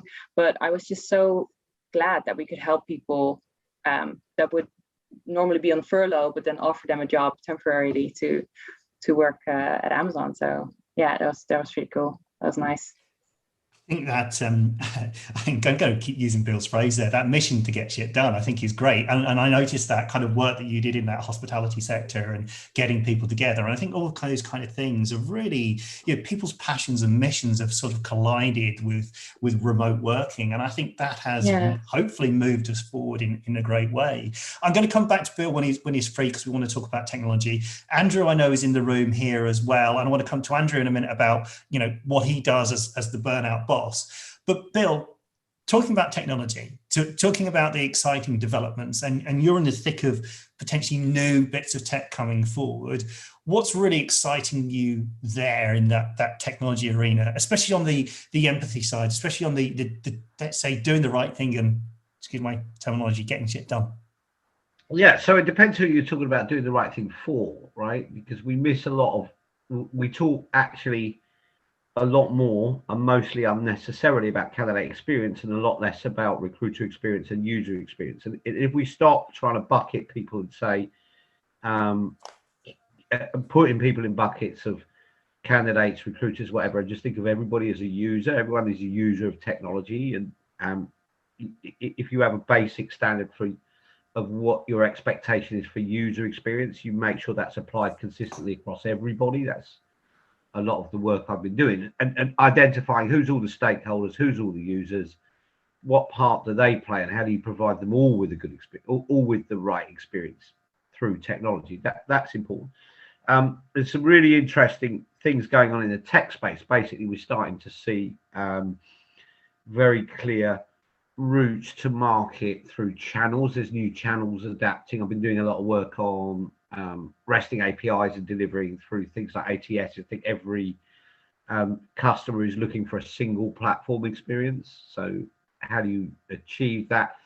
For a long time, we talked about ATS, CRM. I think this last 12 months particularly, we've looked at how do you have a single platform with more core features. That means more point solutions are going to market and being acquired much quicker and building with purpose in a very different way. So, you know, this last 12 months has been very focused on that.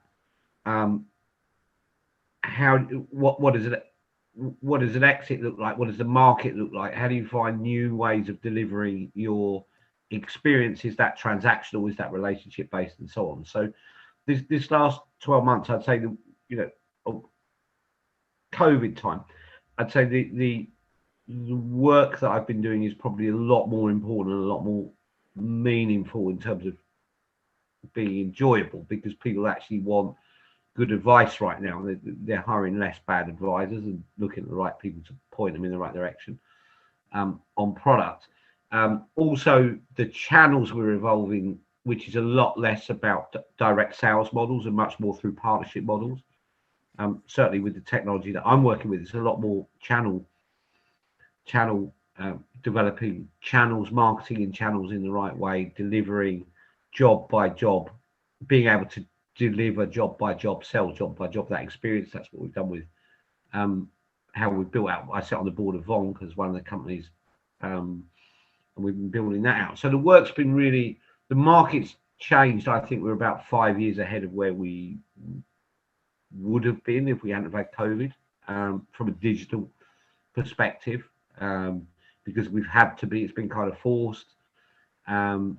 A lot of the things we were talking about in terms of being able to deal with volumes or using things like chatbot, recruitment automation, automating tasks, that's become a must-have in what you're doing rather than something we were talking about. Lots of people have been driven to do what I call post and play, which is actually go and try some new ways of delivering it. So I think that's changing, and I think we're actually now, the worrying thing about things like candidate experience and things like employer brand is, in terms of technology, we're now talking about the things we should have been talking about 3 years ago and fixing those problems, and they're not problems anymore because the candidates have changed. So I think it's that might sound like nonsense, but I think it's a super interesting time to be involved with tech right now. I think you're absolutely right. There's loads of winners. There's there's lots of money about. I'm working with some PE firms. I'm working with some VC companies. There's some very, very big investments going on in some very distinct areas. Candidate experience aside, I think we need to build experience into everything and stop talking about candidate experience and just build for experience all the time in everything that we do with technology. That has to be our focus. And areas like the more interesting areas where things are going on, probably the second biggest priority is around DE, and I think there's some super interesting evolutions in terms of what's possible through tech. I think you've hit the nail on the head about this repurposing and going back to missions. Stan was saying on everything that smart recruiters have been doing recently and then reevaluating the technology. Giles was on talking about what he's doing and everything they've been done on their mission.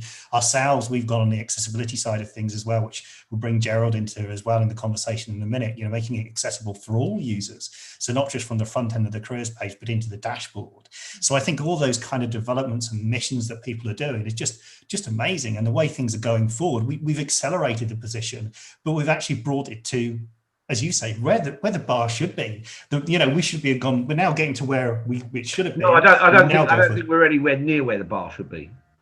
Do you not think there's? Well, no. Okay, yeah. I think we're where the bar was 3 years ago, and I think typically what you've got is recruiters get the technology they deserve because they get the technology they buy. Right? That's very often been my viewpoint. The tech that you buy and the way that you deploy it determines how sophisticated technology can be in solving some of the problems. So I think the problems that we're trying to fix in the market at the moment are primarily the problems we should have been fixing 2 or 3 years ago. You know, the fact that we're having a conversation about candidate experience is absolute nonsense.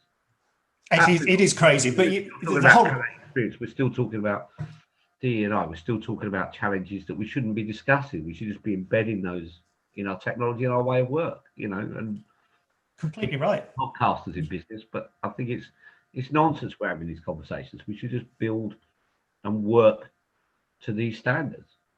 100%, and hopefully the standards. Manola, I know you're raising your hand there rapidly to jump in, but you're right, Bill. You know that the standards are there, but what I'm hoping is it has started to get us closer to that, and you know, in some areas as well. Manola. I don't think so. I think we've just had a lot more Zoom things for people to talk about it. That's what we've had. Yeah. We've had a lot more conversations about it. It's what we've seen getting done. That's the key. Manola. Yeah, well, thank you. I wasn't particularly subtle about you know, wanting to speak, because I would just like to build a little bit on what Mo and Bill said, and I'm particularly happy, and this is something that I very intentionally do and raise in a lot of conversations, is, you know, speak about a people experience. Don't break it into a candidate experience and then into an employee experience, because, you know, the start of your employee's, you know, employment contract doesn't make you another person. So build empathy along the way and understand that, you know, the people experience starts from when that person hears about your company or sees your logo for the first time. And maybe they will not apply to that job, but maybe they would recommend it to someone. Yeah, so it's about looking at people experience as a whole, and it's not just, you know, I'm so happy that these those actually in the past endless conversations around the fruit basket are not the key topic about employee experience anymore.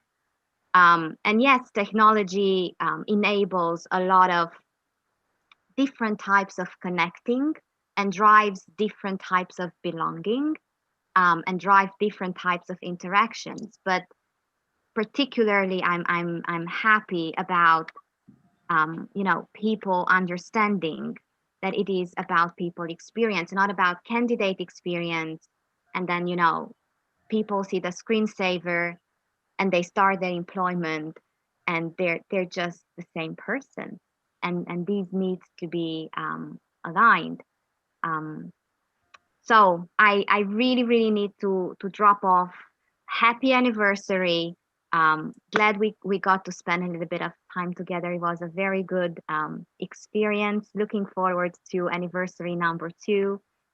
Take care, stay safe, everyone, and well, happy new normal. What can I say? Thank you, Manola. That's Bye. brilliant. Have an eclair together sometime. Bye. Bye. I love the way you bring that back into some kind of food in the afternoon as well. I'm all about, like, I'm like totally starving Marvin, so I'm like constantly eating. So whenever I'm going to be talking, it's always going to be about food. So when Bill's mentioning what he's like cooking, I'm always like, that looks good.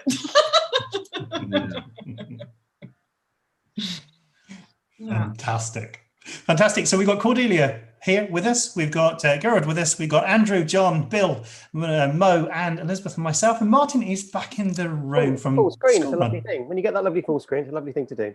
Just to where are we? It's 4:15. We're on till 5:30. We've still got many guests in this lovely continuous flow of sofaness. There is one dropout just towards the end, which actually, Emma, thank you. You've actually done us a bit of a favour, possibly, maybe, although she might still pop in, we'll see.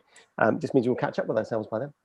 I hope she does, because we've had some really good conversations. There is a video on our channel of the interview I did with Emma as well, if anybody wants to watch that. There you go. That was very slick and well presented. If we miss Emma today, go and watch the interview with Jim. There we go. And a bunch of others as well. There's a number of our guests today have also done some interviews.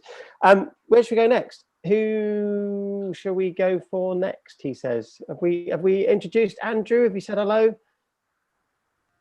No, Andrew, it should be there in the background, and I wanted to bring him in because of the burnout boss work that he does, because I think it does dovetail into everything we talk about empathy, understanding, and if we talk about people experiences, you know, everybody in the business and how they're focusing on things. Andrew, how are you? I'm well. How are you, Jim? I'm good. I'm good. I just realised. I just raised my. Yeah. I was trying not to sneeze again. I literally sneezed a second ago, and I was like thinking, I'm going to sneeze again here, so I'm muted myself. But no, I'm really good, mate. Really good. It's great to see you. Or Andrew has like the weirdest experience on today's like call. Like when he dropped in, what we were talking about, he's like, where have I landed? So that was just par for the course. I'm trying to follow along here. All good. Good chat. All I was saying was as Bill's little thread in the background is get shit done. And literally as Andrew started, it was get shit done as he landed in the room. So there we go. That might be the word for the day. The new slogan. Yeah. Yeah, so good to be here. Thank you, Jim. Thanks for inviting me on. Good to see everybody and listening to the conversation. My name is Andrew Silito. As you know, I have a brand called The Burnout Boss. I've been working with recruitment companies now for the last 12 years. Initially kicking off with S3 and helping them shape their culture around coaching and feedback. That was kind of my purpose there, and also involved launching some of the businesses there. So very involved with some of the startup businesses that were launching at S3. And then when I left S3 in 2012, I carried on focusing with recruitment companies. And the burnout thing really is something that's evolved over the years. You know, I wrote a book called The 4 Keys, and that kind of went back to my story growing up and seeing my father's rise and fall of his business. You know, he made a lot of money in the 80s, as a lot of people did, but lost it just as quick in the 1990 crash. And unfortunately, my father never really recovered. You know, I think he'd enjoyed the good life too much. And, you know, it's kind of like who moved my cheese type thing, and didn't have the agility to deal with that. And he died of a sudden heart attack, age 48. So it was always on my mind, this idea of burnout, well-being, overwhelm. And I just pursued my hockey career and kind of entrepreneurial stuff. So now, you know, I am specifically working with SMEs. I did a lot of corporate stuff. You know, I worked with Pfizer, I worked with AXA PPP, Ericsson, traveling around the Middle East, doing the big corporate stuff, team coaching, lots of big change programs. And when I started working with SMEs, I really started to enjoy the work more, and also just identifying with the business owner, maybe just kind of seeing the trajectory and the challenges that business owners have when it comes to spinning all the plates and scaling. So I started to develop a program that would help business owners scale, and that's kind of what I do. And scaling without burnout, that's kind of my aim. So yeah, and majority of my clients still are recruitment business owners. So if you look in our mastermind, we have around 50 business owners in the mastermind. I would say probably around 35 are recruitment business owners. And how's it been, I guess, in the, you know, we've talked earlier on with the pandemic has been sort of opportunity and hindrance for both. You know, equally, there's been organisations which have definitely thrived, probably by necessity and also by accident, to be really honest, in the coronavirus. What type of businesses are coming to you? Are they, when they come to you, are they in trouble, or are they more positive than that, if that makes sense? Or is it a mixture of the two? Yeah, they're looking to level up, really. You know, they're in a place where, you know, there are people that have left it too late. You know, they've got overwhelmed, they've burnt out, but it's usually more to do with they've gained weight, their marriage has broken down, they've been all in the business for the last 10 years, COVID hit, amplified everything for them, and and then came to me. But I would say the majority of people that come to me, even though the burnout might be a bit misleading, they're not coming because they're burnt out. We're trying to avoid that, right? Yeah. But typically people are, you know, they're coming to our program. I mean, we focus. Someone described it to me the other day. It's a bit like Wim Hof meets 1 year no beer, with some NEDs from recruitment and, you know, and a personal trainer. It's kind of like that, you know, we're looking at it in a real holistic way. So the first step is always let's get our house in order from a health, relationship and mindset perspective, and then the business will take care of itself if we can show up every day. So they're in that place where they think, you know what, there's some signs. They've heard my story about my father, and they're thinking, you know, I'm coming up to 48 now, or I'm past that, and I want to start taking my health seriously. And what I'm noticing now is that, you know, the majority of my clients, if I'm honest, are middle-aged men.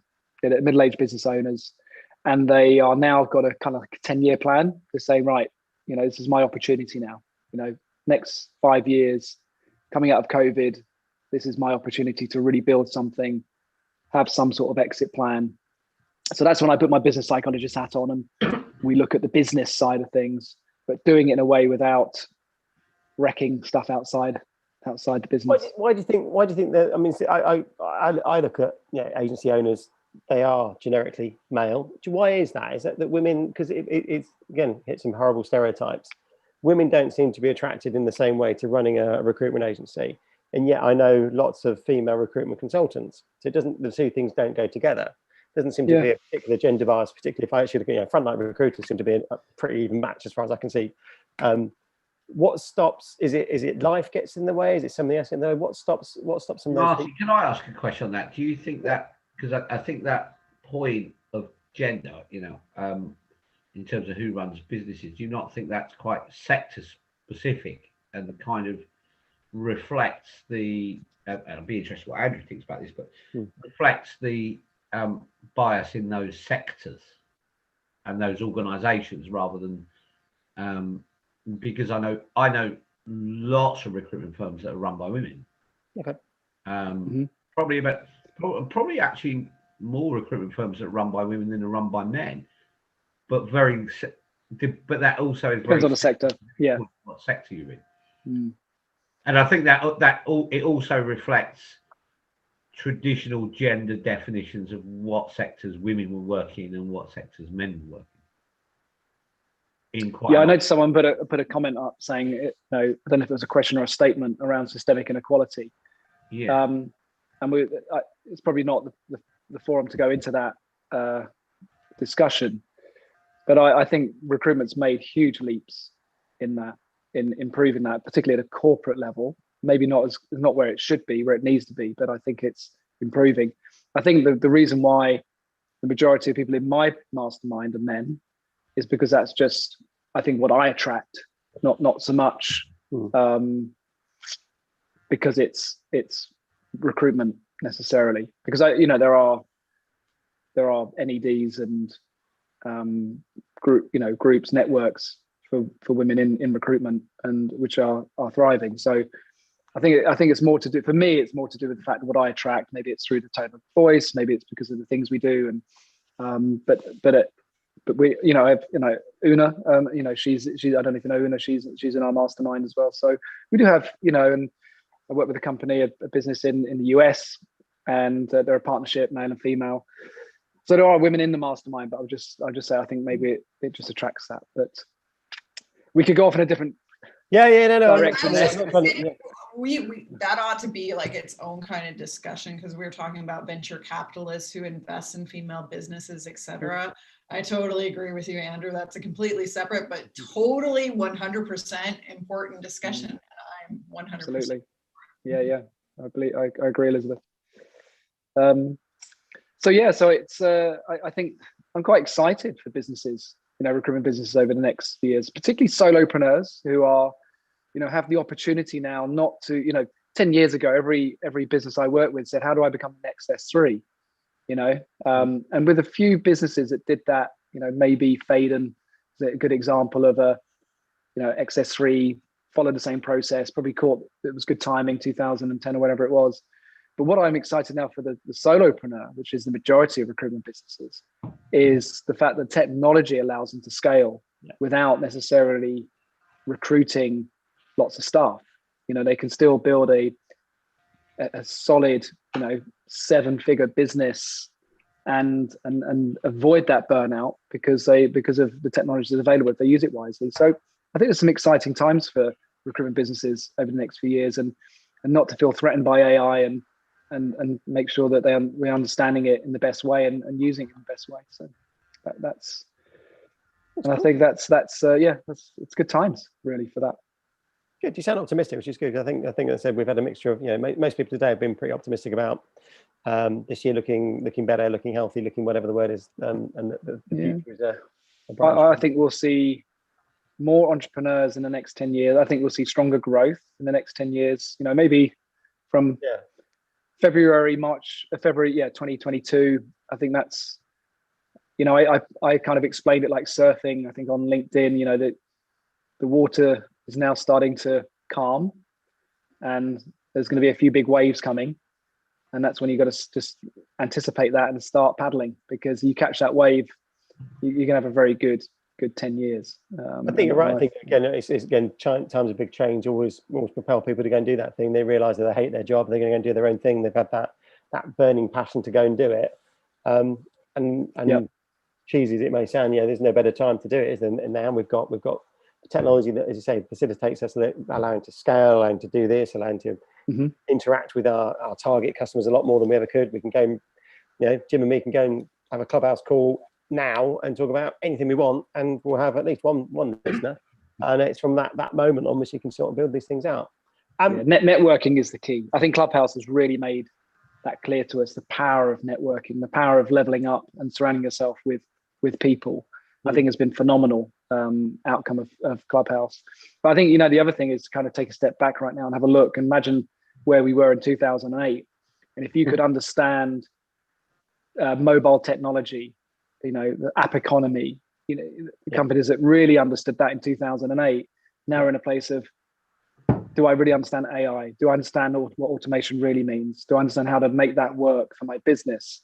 Those that kind of spend some time doing some heavy lifting around that will really benefit. Yeah, that's really cool.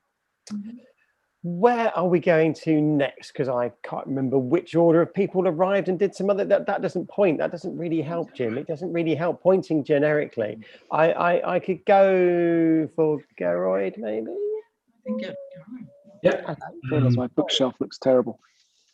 How are you doing? Thanks for having me. How are you? Okay.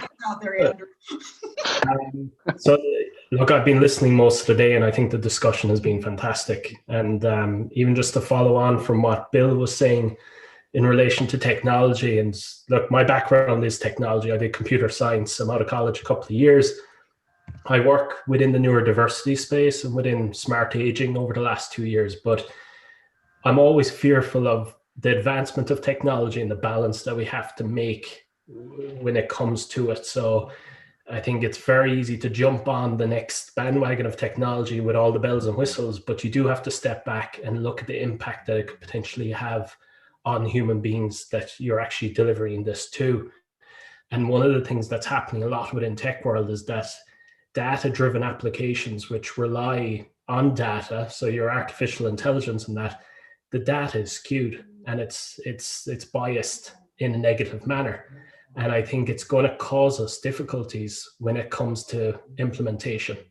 And we've seen that with different elements in terms of video interviews and that are, you're talking to a bot, and that bot is picking up different indicators, facial reactions and that. And that's something that's causing a barrier for people that have disabilities, neurodivergent and that.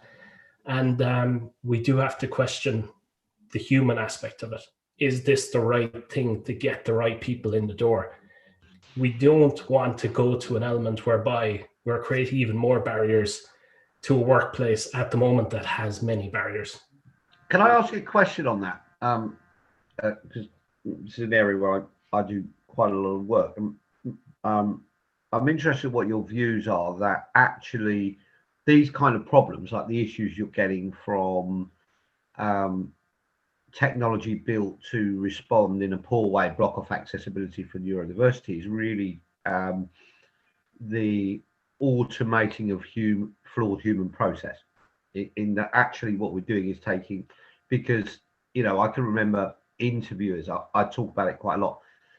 Interviewing 101 was no eye contact, limp handshake, disregard the candidate, etc., etc. Once you get to neurodiversity, you go actually, I've spent a whole career training people to disregard candidates who should have been accessible. It's been a reasonably new discovery, and actually that's what we're building. Technology is being built to mimic human behavior, and actually get the same outcomes, just faster and more of them.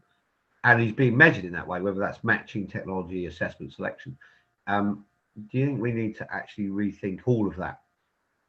Definitely. If we want to get the right people into the organizations, like the best people in tech are inherently, they're linked to having some form of neurodiversity. I think the most innovative people in the world, entrepreneurs across the UK, Europe, the US, are neurodiverse. They're dyslexic. They have different elements of neurodiversity. And the innovation that they've been able to create within their companies has been huge. And I think for us to get them in as employees into the companies, because what you have to remember is for someone that's neurodivergent, if they can't get into a company and if they can't get a job, entrepreneurship is one of the only roads that they can go down potentially.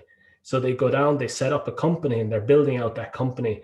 But companies want to have them type of people within their organizations to build out innovative products. And you're right, Bill, if we map the negatives in our human experience right into the technology, we're just going to amplify the problem, and it's going to be a lot worse until we have carbon copies of people within the workplace that are not diverse enough to create the innovative products that we need. Do you think we know what those negatives are? Or do you think we actually think they're strengths? I mean, recruiters call it gut feel. Yeah. Oh, it's gut feel, which is really a human algorithm. But how much bias have we got tied into those things, which we then replicate in technology, in the tech that we're building, because it's machine learning from the success indicators in our current data. Yeah, and you can't jump into that data either. So when that artificial intelligence is generating output, you can't jump in at a period of time and see what bias artificial intelligence has. So when you have a company that, some of the biggest companies in the world, your Googles of the world, have data that is inherently biased. And when they have ethical researchers looking into that data, they've had huge issues. And they've tried to, I suppose, look the other way when it comes to a lot of these biases. And my fear with the recruitment aspect is that if we ignore it, it's just going to be kicked down the line. And as more people enter into it, we're going to reduce the amount of people entering the workforce when we should be increasing it.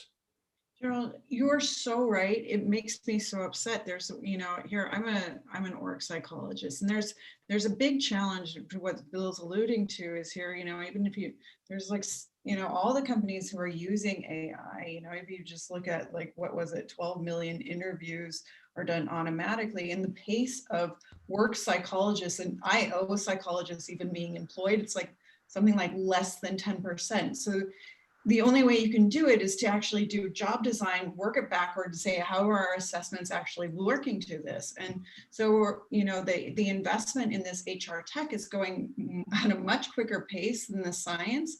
And this is also for me on my hat as a work psychologist, we need to be much more adamant. We wouldn't give out medications to folks without it going through some sort of minimal testing. But we're willing to do assessments and all sorts of things where it's growing massive amounts. And so false positives where we don't really look at what would be a successful profile. We're looking at conscientiousness or other things that perhaps really don't even matter towards job performance. And this is what people are getting assessed or thrown out of processes where they could be an amazing fit hire. Yeah, I'm also finding that if the best example I always look at is the matching technology. So I was involved in some building and selling matching tech for a startup, and the way in which recruiters would, or talent acquisition teams would assess whether a matching technology worked and was one that they wanted to invest in and apply at scale, was to say take 1,000 CVs and take 100 jobs and get their top recruiters, their crack team, to match that and select the candidates, and then they put the data, put the same data through technology, and they actually decide whether that technology was any good if it produced the same result as the people. Because really what they wanted to do was not change their process, but increase the scale of velocity. So what that really meant was all of the bias in recruiters in that selection was on steroids. We just increased the scale, we just became increased our capability to do that. But actually, we would buy technology based on the fact that it mimics our human behavior, which we know is flawed, rather than going, actually, I looked at it and said, if I'm using matching technology, I want it to give me different results, not same results. Mm-hmm. I'm not looking for the same thing. I want to do this better. Yeah. This might save me some money doing it this way, but it won't make me any better at what I do. I think it's important to look at the teams that are developing out this technology as well. So when you do come across that flashy new technology, it is important to look at what the development team is like.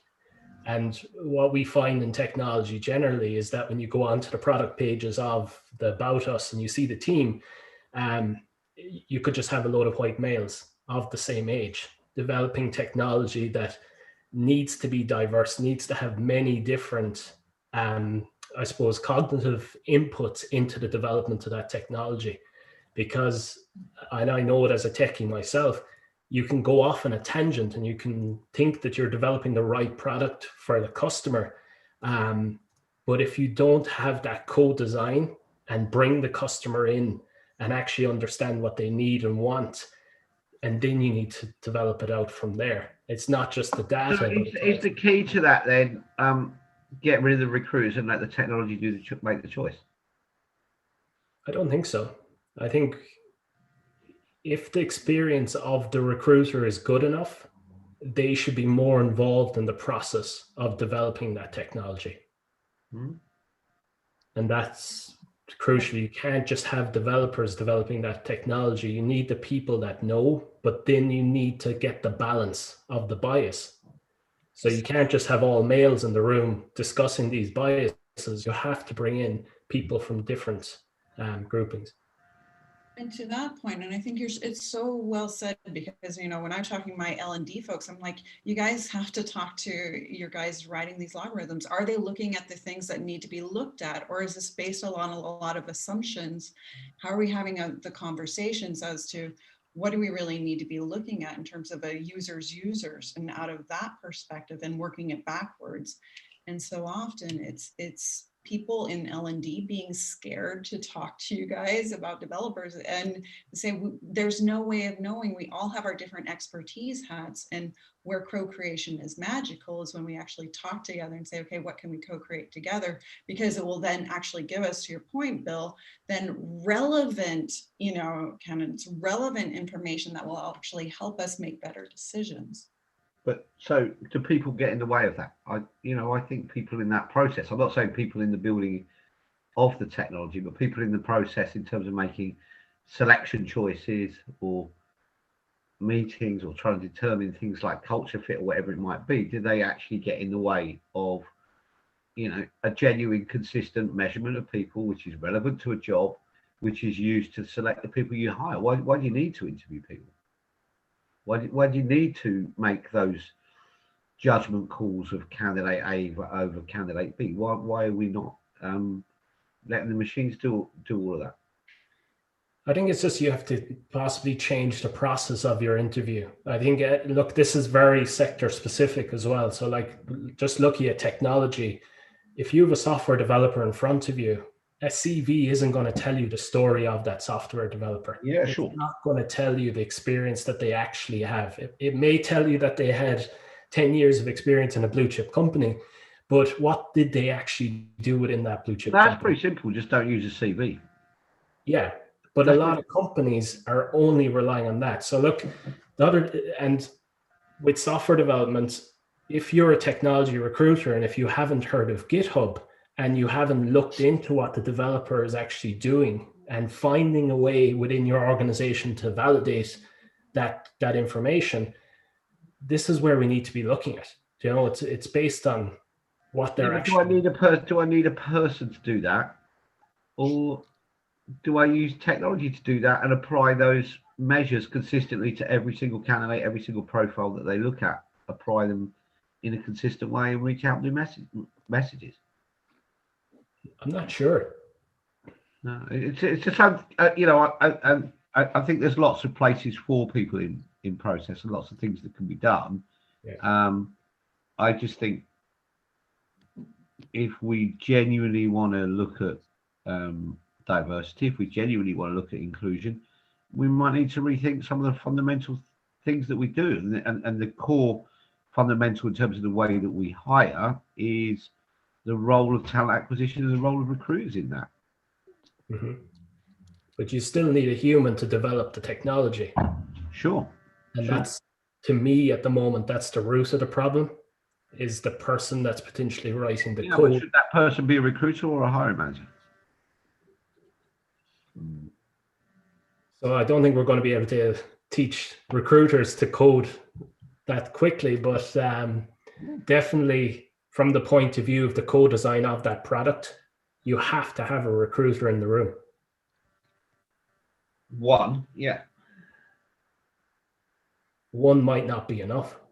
Okay. So you need recruiters from different aspects. We'll see. Anyhow, as we look at the time again, it's come up for 4:10. We've got Cordelia, we've got James, we've got Neil, we've got John. I think the thing is, trying not to cut over you, but also conscious that we do have some other guests behind us, and we will definitely finish at 5:30.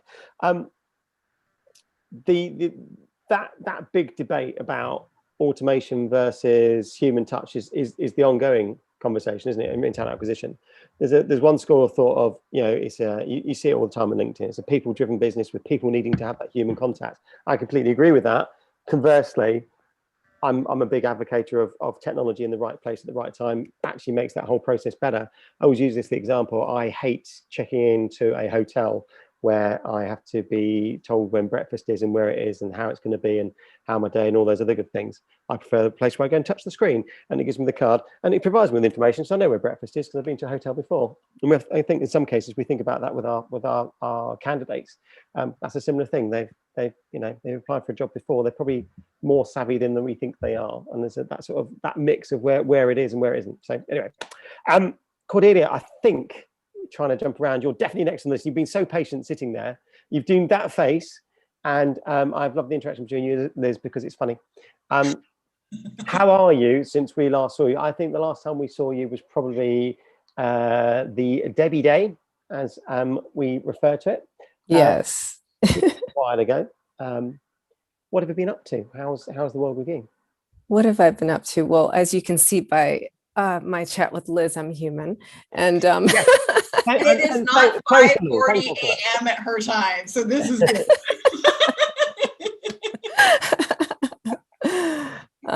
Yeah. Since then, I've published a book, and I've started a new podcast, and what I've started some interesting conversations with people. So. My new book is called Detached Love, Transforming Your Heart so that you can transform your mind. And it's really about the self-leadership that would go into creating the self-awareness to be able to work with a tech crew as a recruiter or an organizational leader, and know that there's some things that we have to be aware of. My podcast is specifically called Unlearning Labels, where the conversation I have with my co-host is surrounding getting organizations to dismantle the language they use to build the policies, so that there is no such thing as the label unconscious bias, because we are humans, and when we're aware of the language we use with each other, then we're very conscious of what's coming out of our mouth and what our intention is collectively as an organization. So that's just the broad stroke of what I've been up to. I mean, wow. I love the way you just sort of casually, I wrote a book. Because as somebody who's started to write a million books, there's a brilliant one about recruitment which involves Neil. He doesn't know it. It's something he once mentioned, we should write a book. So Neil just joined us there. We said and I've written some, but I've got to say I reread it again recently, and it's dull as hell. Hence why it will never see the light of day unless I just change it and just draw a big picture. And then recruitment by colouring in is probably either going to be the most successful book in the world or the least successful book in the world. I'm not sure which one yet. I have to decide, depending on your viewpoint on recruiters and talent acquisition. I am mindful that I knew this was going to happen. The downside of bringing people in every 10 minutes is eventually there's it's a bit like the Suez Canal. There's just a slight little moment of a little moment of blockage creates a big queue. So how do we get everybody to have a conversation where we feel like we're going to do that? You can tell I'm itching for a question. I haven't got one. I'm looking at Jim, who's smiling because he knows I haven't got a question. What do you think? Okay, let's do the other thing. So what can, given a lot of the language that we use, and this is probably relate back to your podcast, a lot of the language you use is pre-medicated. We've got this almost corporate speak that we've adopted. Do you think that the organizations can undo some of that? And that plays nicely, I hope, into any conversation we have with James, with Ken and Neil and John, because they've all been there. They've been in the world of employer brand, they've been in the world of talent acquisition, the world of resourcing. What can we do as individuals that changes that? Because it's quite a thing, a bit like earlier on, we're talking about people going to leave their organizations if they can't work from home. Changing a corporate mindset or changing the language used, people are a bit reticent doing that. They don't want to be seen as the troublemaker, because sometimes in those big corporates, the troublemaker gets fired, and so they don't want to be that person. Well, I mean, that I wouldn't say that it would make you the troublemaker. What if it made you the person that was the solution creator? See, that's just a linguistic change in itself to begin with, right? So what if you become the leader that is like, look, we've been doing this, we've had to pivot in the past year with COVID, and we're really struggling to find solutions to whatever the main problem is, right? And so we would like someone to come forward and give us some ideas, right? So like as a leader, just saying the most honest thing that you can, just tell people what the struggle is. In fact, at the beginning of COVID last year, I can't remember the name of the organization, it just left me, but there was a CEO who runs a corporation in Washington State in the United States. And he did just that. He was like looking at the numbers and he's like, oh my God, we're going to lose like 70% of our income unless we do something different. And I don't know what that thing is. So this is the same guy that had made the standard salary across the board, no matter your gender or whatever, everyone gets $70,000 a year. So he went to the employees and he's like, look, this is the deal. Our numbers look bad. We're going to lose like 70% of our income. And I'm going to lose like 90% of the staff unless you guys agree to, these changes, and we're open to any other suggestions, right? So that is a way to change the culture in itself. And okay, so he's like 10% of CEOs that would ever do that, but it is a possibility, and it's not outside the realm of humanity to do that. So no, I agree, and I guess that's it. Maybe I've got again, my healthy cynicism creeping in. Working in that corporate environment can be very difficult sometimes to be the person that stands out. I mean, people, throughout life, people stood out and said, actually, let's do something different. But I wonder how easy that is, depending where you are in that organization. If I'm in the wrong place at the wrong time and having that conversation, it's often very difficult to be that authentic person that you perhaps feel you are. I mean, often that's the reason that people leave the corporates.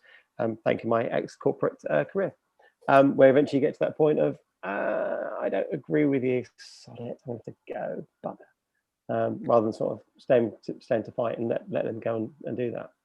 Well, and I think that comes back perhaps to the values on a chart of saying we're collaborative, we're innovative, but it's really how do you have the brave space and create that within organizations that people feel like, okay, I can speak up, I can be listened to, and I'm willing to listen, and I'm willing to be heard. So that's, it's one of my things when people talk about growth mindset and think it's just a thing and then we have it and then we go. And it's really that aspect of, it's a what are those signals that we're sending? If we're saying we're innovative, Okay, are you innovative, or what does Scott Galloway say? Don't monkey with my profit margins. So if we say it, we have to actually do it and be it and see what are those behaviors that we exude of when do we, you know, are leaders really encouraged to, you know, work outside of their purview and their borders? Are those our head count, even that term, or is that my head count? You know, and it comes back to the language, the understanding of, you know, what are we doing this for first, rather than, you know, how do I defend my silos, etc. So, and to that point, what Cordelia was saying, you know, here, how are you inviting involvement on an honest face value level so that people actually believe that it's something that you're actually going to follow up with positive action?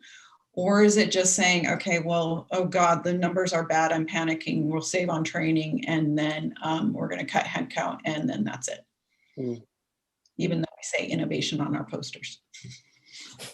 Do you know who I blame, though, for that saying innovation on posters? I blame anybody who's involved in employer branding in any way, shape or form. It's clearly their fault.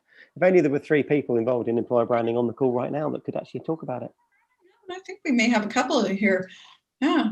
Yeah, they did that segue. Do you see that? It was so slick. So yeah, brilliant.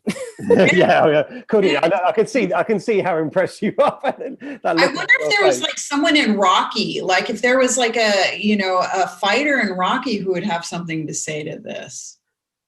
James.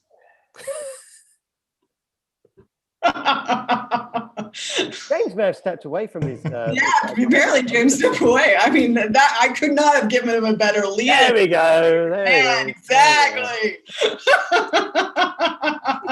There it is. There it is. Channeling Carl Weathers there. So it's there's the question. So actually, there's no questions. Shit, I've run out of questions. I've actually run out of questions. Technically, I'm just a lowly marketeer. You know, I do a little bit of employer branding, so don't expect me to kind of come in and kind of give you kind of especially with more employer branding. Caveats here, James. You sold us the dream, let alone actually then you have an employer dream. Come on. Yeah. So on that point on employer branding, what has changed in the experts over the last 12 months in employee branding? What has been the big thing? Yeah. What is the big thing that you all think? If you could say one thing has really changed, what has changed? There's a question. Well, you know, one thing, there was one organization that I was working with, and they were like, well, we want to have, you know, more diversity. But we, on our branding, like just on their website, they didn't want to use stock photos. But they wanted to actually change the language to say, we're trying to increase, you know, our staff by 30% to have more Black, brown, and disabled, right? And I'm like, okay, so first of all, don't ever put that. Whoa! Right? Like teachable moment. We don't say that because everybody runs hard and fast the opposite direction when we see that, because we know that that's not a fact. However, stock photos are a thing. So, you know, have someone who is clearly disabled, right? And have someone who, you know, is to show them doing things in your corporation, you know, because it's almost like actions speak louder than words.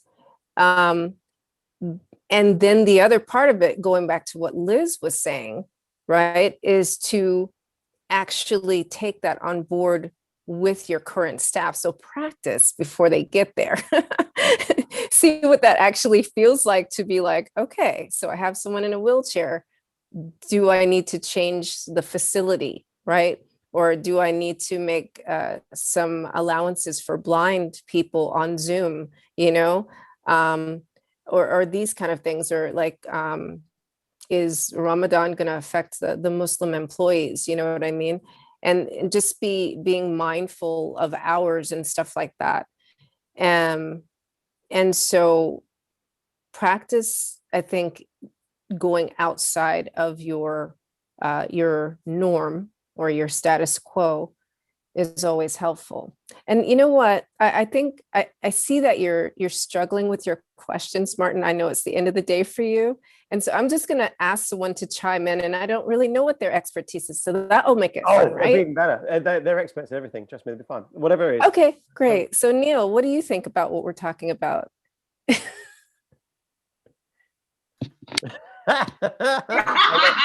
I know Neil really well. He loves questions. He loves questions. He does.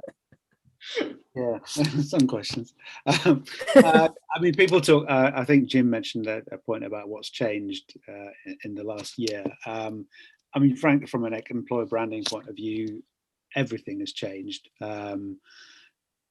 We've had a year like nobody around this screen has ever had before, even someone as old as I am. And I think there's. I was doing an exercise recently. I was comparing a bunch of websites. For a whole range of parameters, look and feel, tone, kind of message, all those kind of things. Absolutely, diversity and inclusion was one of those parameters, and it really insightful looking at work that is effectively post-COVID. I'm perhaps being a bit premature there, but that has been done over the course of the last 2 or 3 months, and work that predates COVID. And obviously that the pre-COVID stuff by definition is going to be slightly outdated, but not referencing what's happened, not talking about what your employees have gone through, not highlighting, not recognizing their experiences, not pointing to how you'd helped them, supported with them, I think is a massive failing. It's a sense of being tone deaf to everything that's gone on there, and the organisations that were topical just felt far more in tune with what's happening around there, and I've bored on about this point about your employer brand is effectively how you've behaved over the course of the last year. So if you've been one of those employers which has been really empathetic, really supportive, reaching out, listening, talking to, being there, then I think your employer brand will have benefited exponentially, and vice versa. Those organisations which have maybe done the opposite, I think they're really, really struggling they will struggle massively. And I think certainly as far as the UK market is concerned, I think the next few months will be a fascinating kind of challenge, because you get people moving massively. So it's great that there's already resourcing numbers are going up, organisations looking to recruit, but I think there'll be such a fascination and focus around retention, because I think over the course of the last year, a lot of people accepted jobs they wouldn't have accepted in a good marketplace. A lot of people would have moved jobs by definition over the past year, haven't had the opportunity, have stayed put. A lot of people probably feel that COVID and what it's brought have probably slowed down people's progress. So all those people will be moving, in addition to those people who think their organisation was rubbish during COVID and want to move on and see what else is out there. So I think there'll be a massive issue around retention. And again, going back to that original point, if you were a fantastic employer during COVID, you're going to have so much more ability to keep those kind of people. And for me, a lot of it is down, as I would say to most questions, it's down to the EVP. So that proposition, that promise, did you keep that promise that you've been making to your people during COVID, or frankly, was it kicked into the long grass? I think before we move on to Ken and James, and we've got Claire here as well, I'm going to try and bring it a little bit back into time now. Martin has left the room for a minute or two. So, but what you're talking about, I'm not a fan of this word authenticity. Okay, we use it and throw it around. Real life. Let's talk about real life, because that's what it is. It's potentially life branding, real branding. Do you think? And Ken, I'm going to come to you on this, because you've hit some really good points, Neil, on there about the way people are treated. Do you think there's a lot of token branding going on? Yes. As we talk about things? Absolutely. And I agree with everything that Neil has said. But I think we live in a world of corporate BS. I think we're starting to see a lot of, we're starting to see a sea change. I think it's important that going forward, organizations, I think over the last 12 months have learned how to be human. After all, they are a human enterprise. And you see an increasing number of organizations, I think particularly in the DEI space, who are unafraid to show their vulnerability. They are, I think, comfortable to say we haven't cracked DEI, but we're working towards it. And I think more organizations should be open and honest about the things that they do well and the things that they don't do well, because I think that builds a much better emotional connection with the people who they want to hire. I think there's been an increasing, I think the more honest an organization is, the more it says we're not for everybody, but it helps identify the people who they are right for. And, I think we've all read the article in the last couple of weeks about Goldman Sachs. Goldman Sachs, somebody said, I read, Goldman Sachs's employer brand will take a bit of a dive, because here we've got young people coming out of university who are working 100 hours a week.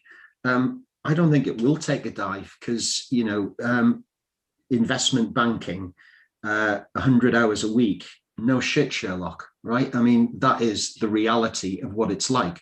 They don't pretend to kind of dress it up for something that it isn't. And that is the expectation. If you're going to earn what you're going to earn at Goldman Sachs, then you have to work 190 or 100 hours a week. They shouldn't be ashamed or embarrassed by that. It is just what it is. And it's not right for those people who don't want to work for 100 hours a week. If they want to earn what they want to earn at Goldman Sachs and work 40 hours a week, it isn't going to happen. So I think there is a movement towards more human. There is a movement to organizations to be braver and more courageous in how they express their vulnerability. And I think there is a strong move towards organizations telling it as it is and practicing the art of dissuasion and turning the wrong people off as much as they do about turning the right kind of people on. I think, and the point there about all of this is, that real, that honest, that realistic, and, turning people off, turning people on. We talk about, screening questions to make people sure they deselect themselves from a role at the start, what the role is really like, for a retention point, as you mentioned, Neil, there, there's no point somebody going on a false journey and finding out that actually they're not working in, a tower block, they're literally working in a porter cabin at the end of the road. People are realistic, people are honest. And I want to bring Claire into this conversation as well before we come to James, because I'm really lucky enough to be a business ambassador for Ambitious About Autism. The work that they do and the employability programs and everything can support. But actually, I know myself and the talks that I've done on being a recruiter and how, I'm going to say the word again, when we talk about get shit done earlier on, so excuse my French on this, how shit hot I thought I was at writing job adverts, but actually how shit I was from a neurodivergent point of view in the things that I said and the things that I didn't say, because I was attracting the wrong type of people. So Claire, how have you found this? Because obviously it's a challenge in, you're educating, going out and supporting employers, but this direct and honest at that very point of the job and what the job is actually like. And Sam Warner was on earlier on this morning talking about the same thing. How have you found this period of time, and what are your thoughts on this? Well, firstly, happy anniversary, woo! And also happy World Autism Acceptance Week. And I'd like to just piggyback on what Cordelia said earlier around the message on diversity, because we've had employers contacting us saying we need to do more about autism, neurodivergence, recruitment. And my response is kind of tear up everything you've been doing and look at the specific skill set you need. Does that person need to have a degree? If cybersecurity has been their special interest since they were 15 and they're now 30, surely you give them a test to test their actual skills, rather than a social test of I don't think they'll fit into our team. They don't communicate how we communicate. You know, in the world we're living in now, we need difference. We need people that think differently, have different experiences, that haven't taken the traditional academic route. They may have been blocked from accessing education for all sorts of reasons. And so there's this whole talent pipeline. I hate the word pipeline. There's this whole there's a group of talented people that, you know, don't talk to me about skills gaps. Change what you're doing. You're the one with the skills gaps. You're not recruiting in the way you need to get the talent that can do the jobs you need. I can't remember the question. we were literally talking, but that's fine, Claire, because we are talking about the employee brand, the tokenism, the reactivism, the life brands, and how actually what we say and what we don't say will have a difference, you know, an impact on attracting the right people for attention. You know, your EVP, as Neil was saying, you know, is so key, and if you mix that up into that. You know, we often get people talk about the job description. Hey, you shouldn't be putting a job description on there. You know, you're telling somebody. I was talking to a firm the other day who was telling them exactly what they want, not what they're going to offer.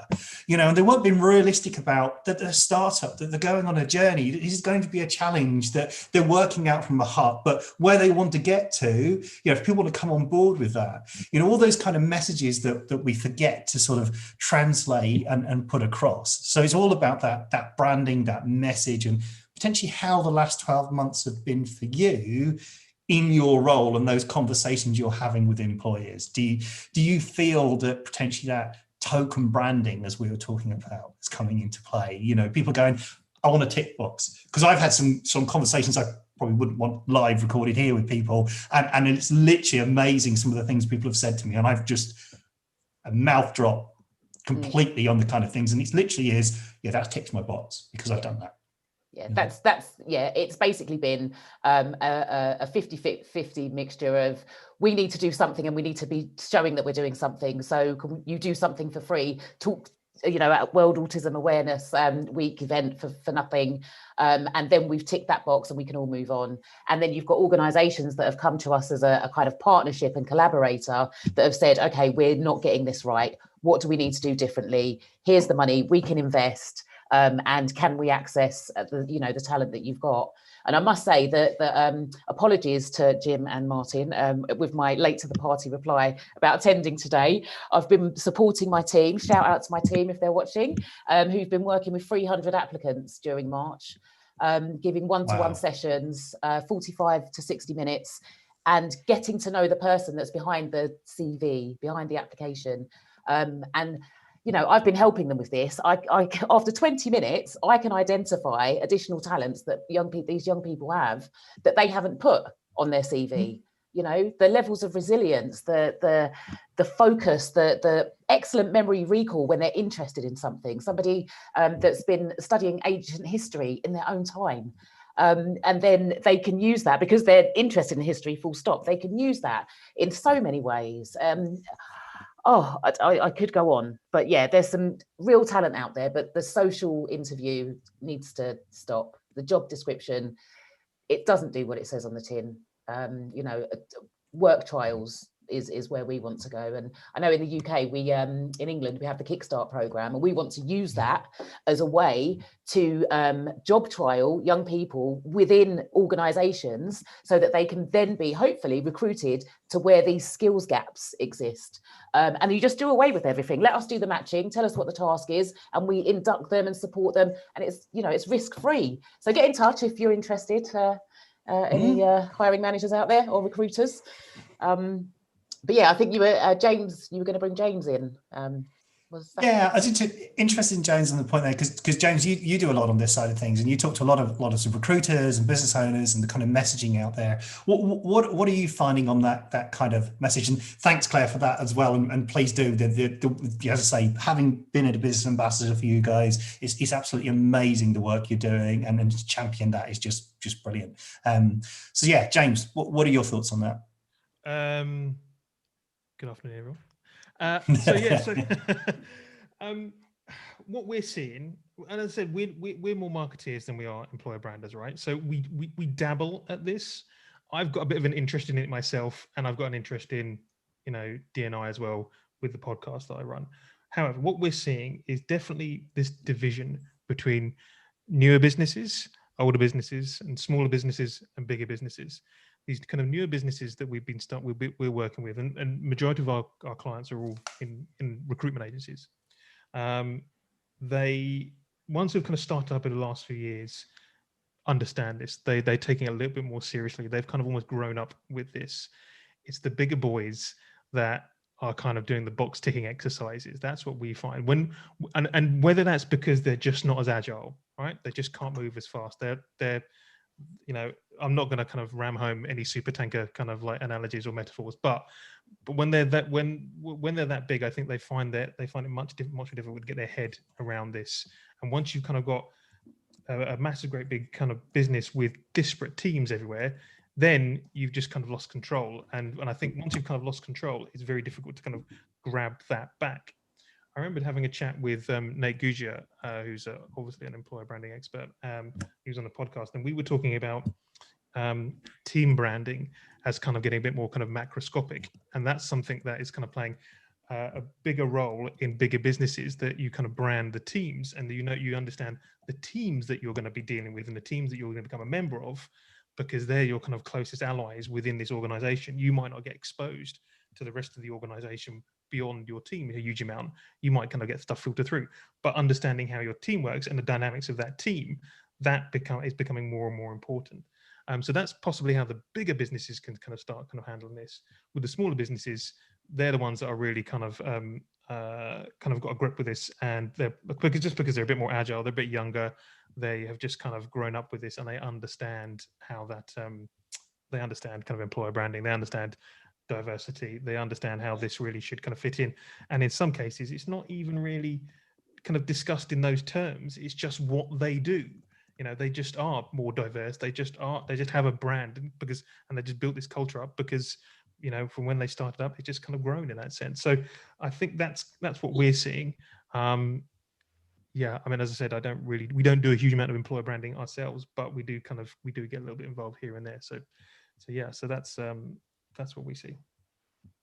And I think, you know, I'm just going to tack on to this because I think this is really an important piece around, you know, Ken brought it in, Neil and Claire, you know, how are you challenging of what needs to be done? How are you being bolder? And like you said, some of the, you know, perhaps the earlier in business life businesses, they've just been bold because they didn't know any other way. And so I think a lot of the larger organizations are like, there's goodness, the corporate image, the CIP, making sure that everything was according to that brand book, etc. And you could not, you know, you couldn't go outside of that.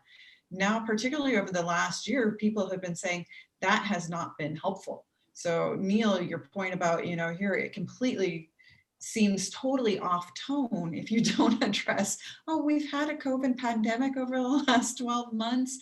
One of the things of how are we expecting people to rise up to the challenges of juggling family, juggling their health, grieving, etc. Oh, you've done all that and you were able to make those successful numbers. Awesome. Well, here are the challenges for 2021. And not understanding that frustrates people, it disappoints them because they're exhausted. So here, as we look to brands around how are we being bold to, I'll go back to that word authentically, but to really totally face value, say, this is what we're going through. This is where we are. How are we addressing the areas we need to develop in? And where are we looking to different solutions, like with Claire, to say, what can we co-develop with you because we know we're missing it? And I think that is something I certainly, when I was doing more branding work, it was, you know, we were putting lipstick on pigs, even though we knew that they were pigs. What a point to come back in there as well. Advertising for all kinds of animals on this show. EVP is for everybody. But yeah, I think I've been listening in the background. Sorry, people coming in and out. And I don't know whether you had a thread there. I had a skip delivered in the middle of this. It was supposed to have been delivered tomorrow because we were going live today, which sort of did distract it because it sits with a window and you could see the skip just coming down past the hedge as I was talking. So I got a little distracted there. Ken, we've not had a lot of chat from you. Tell us your thoughts. You were going on a bit, and then we'll come back to Neil. And I know we've got Jacob sat in the background there, so I don't know whether he's consciously listening. So we'll bring Jacob into this in a second. Ken, your thoughts.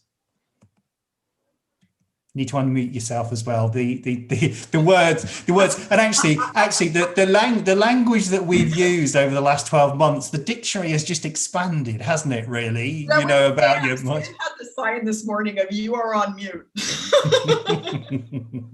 Those 30 seconds I was on mute are the best things I've said all year, Jim. I was going to say that, and we've had lots of chats, but I'm sure that was the key thing there. Sorry, go on. I like Elizabeth's lipstick on pigs, because I think we see a lot of lipstick being put on pigs. Would you agree, Neil? In the world of I was going to cut in there, but to a certain extent, it's a pig on a good day. What we're not doing is saying that pig is a gazelle. We're saying that pig is as good as it can be, and I don't think that's a bad thing, because you go back to your Goldman Sachs thing, and there's a lot of talk around LinkedIn on exactly that point. It absolutely isn't a damage to their employer brand. It is what it is. And those people who don't want to work 100-hour weeks, which there will be a lot of them, let's be honest, will be put off. And there's absolute clarity about what their offer is. Shed loads of money, no time.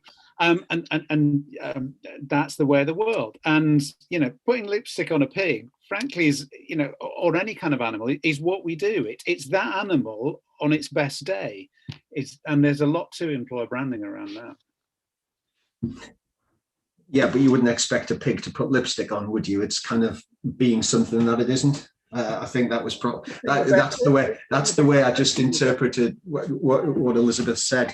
I go back to a point you made earlier about retention, and about I think that is going to be a key focus, looking after the people you've got, and helping and enabling them to be the best that they can be. I think retention is going to be a big focus of the EVP over the next 6 to 12 months for reasons that Neil explained earlier.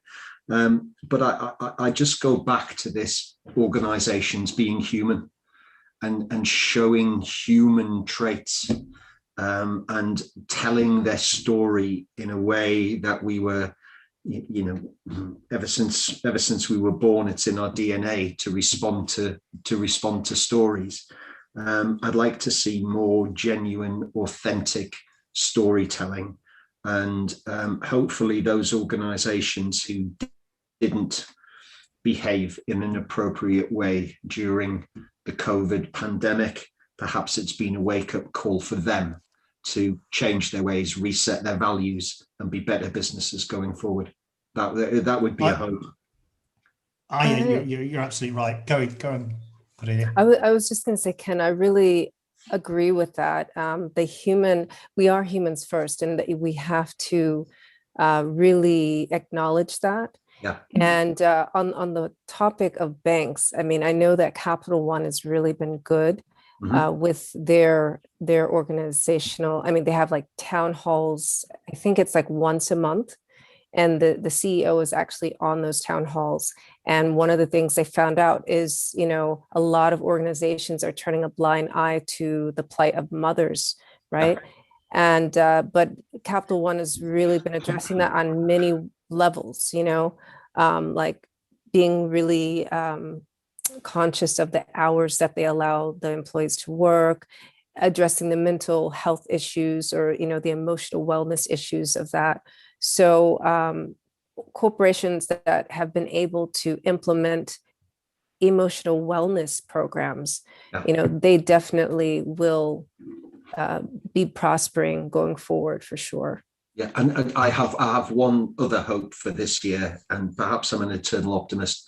I never want to see the line, you must have a degree qualified or whatever. That is just a nonsense. Please eradicate it from every piece of recruitment communication that we see, because it is an irrelevance in today's world. If we are to be truly diverse and inclusive, take it out. Yeah, Ken, you're absolutely right. Claire, Jacob, I know you've got your hands raised. Cordelia, you said something here, and I've just written it down. Human hiring first. Yeah. That should be the hashtag. Human hire, simple as that. Human hiring first. Claire, you wanted to come into the conversation, then Jacob will bring you in. Thank you. So just this human story thing, you know, we've been running our work experience and internship program for 6 years now. And every single autistic young person that started a work experience placement, a paid work experience placement, has completed it. So that's 100% retention. And when you're talking about young people aged 16 to 25, you know, if I used to work in education, 100% retention is not a thing. With the most recent years, the autistic young people that have been on placements that are 8 weeks or longer have all been offered a contract extension or a permanent role. Brilliant. And that comes around from that human touch, that story, that journey. We work with the employer to remove as much unpredictability as possible, to make things as real as possible, so that the experience that the young person walks into is what they expected. And in that way, they can thrive. Now, we've just today had a creative agency that we've been working with for the last couple of years. They're going to offer 3 internship placements, no qualifications, 0 qualifications required. Yeah. They're looking for skills, they're looking for ability, they're looking to get the job done. There will be pre-visits, there'll be pre-introductions, you know, a meeting with questions in advance to find out more about the person behind the CV. And that, you know, I've just explained, it's 100% successful. And that shouldn't just be for autistic people or for neurodivergent people or for disabled people. It should be the case for everybody to be their best selves when they're being assessed for a role. And over to Jacob. I think you're right. Can I just add before Jacob jumps in here? I know we've got Peter and Steve has joined us in the room. We'll come to you guys in a sec. So thanks for joining us. That point you made there about thriving, you know, it's you can do all the things to hire. So you get that right and you get the right person. The organization still needs to provide that environment for them to thrive and not just survive. Jacob, sorry, just before Jacob jumps in, because he might respond to this one, the line that you hear from organizations, we encourage people to bring their whole selves to work, right? Do we believe that? Is that corporate BS?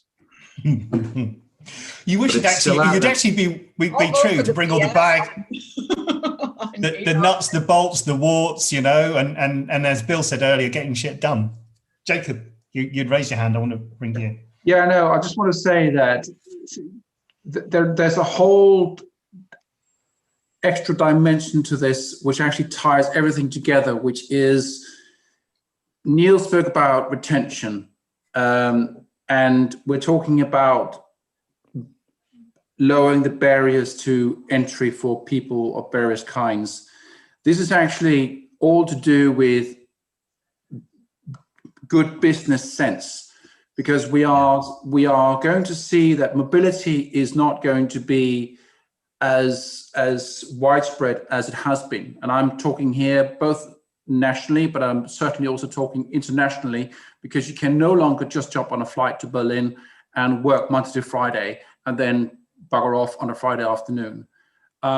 So there's a whole element that will change, which is why everybody has to up their game for so many different reasons, because if they don't up their game, if they don't change their ways of doing things, it's going to go and bite their behind, you know. And what I want to say here is that this is about good business sense. And I've just posted a link to what Volvo is doing in terms of maternity leave across the world for 40,000 plus employees, isn't that the other? They are not necessarily, they may be doing this because it looks good, but they are certainly looking at this very carefully as to, does this also make good business sense that we as a company are seen as someone with this kind of approach. Thanks, Jacob, for putting that link in there. And I think it's important that we see businesses actually starting to make that approach, and we can learn from them. We are coming up to 5 to 5. We've got another half an hour. We're joined by Peter Hogg and Stephen. I can never say your last name, Horton Burnett, right there. I just know you, Steve. It's a lot easier. But we put people's names. And Jacob, if you could put your surname in here, because of people viewing and because it's live to YouTube, people are listening to conversations and they're not knowing who is talking, so they want to look people up. So we're getting a bit of engagement going there as well. So yeah, Steve and Peter, I don't know if you've been listening to the chat in the background here, but Steve, welcome. How are you? How are things? Absolutely brilliant. Thank you very much. Yeah, I was listening. I think there's a massive gap between what organizations say they want to do and what they actually end up doing. And I think there are some organizations out there that are absolutely brilliant at engaging non-neurotypical people. There are organizations out there that are great at engaging people from the BAME community. The fact of the matter is, we are living in an increasingly transparent world.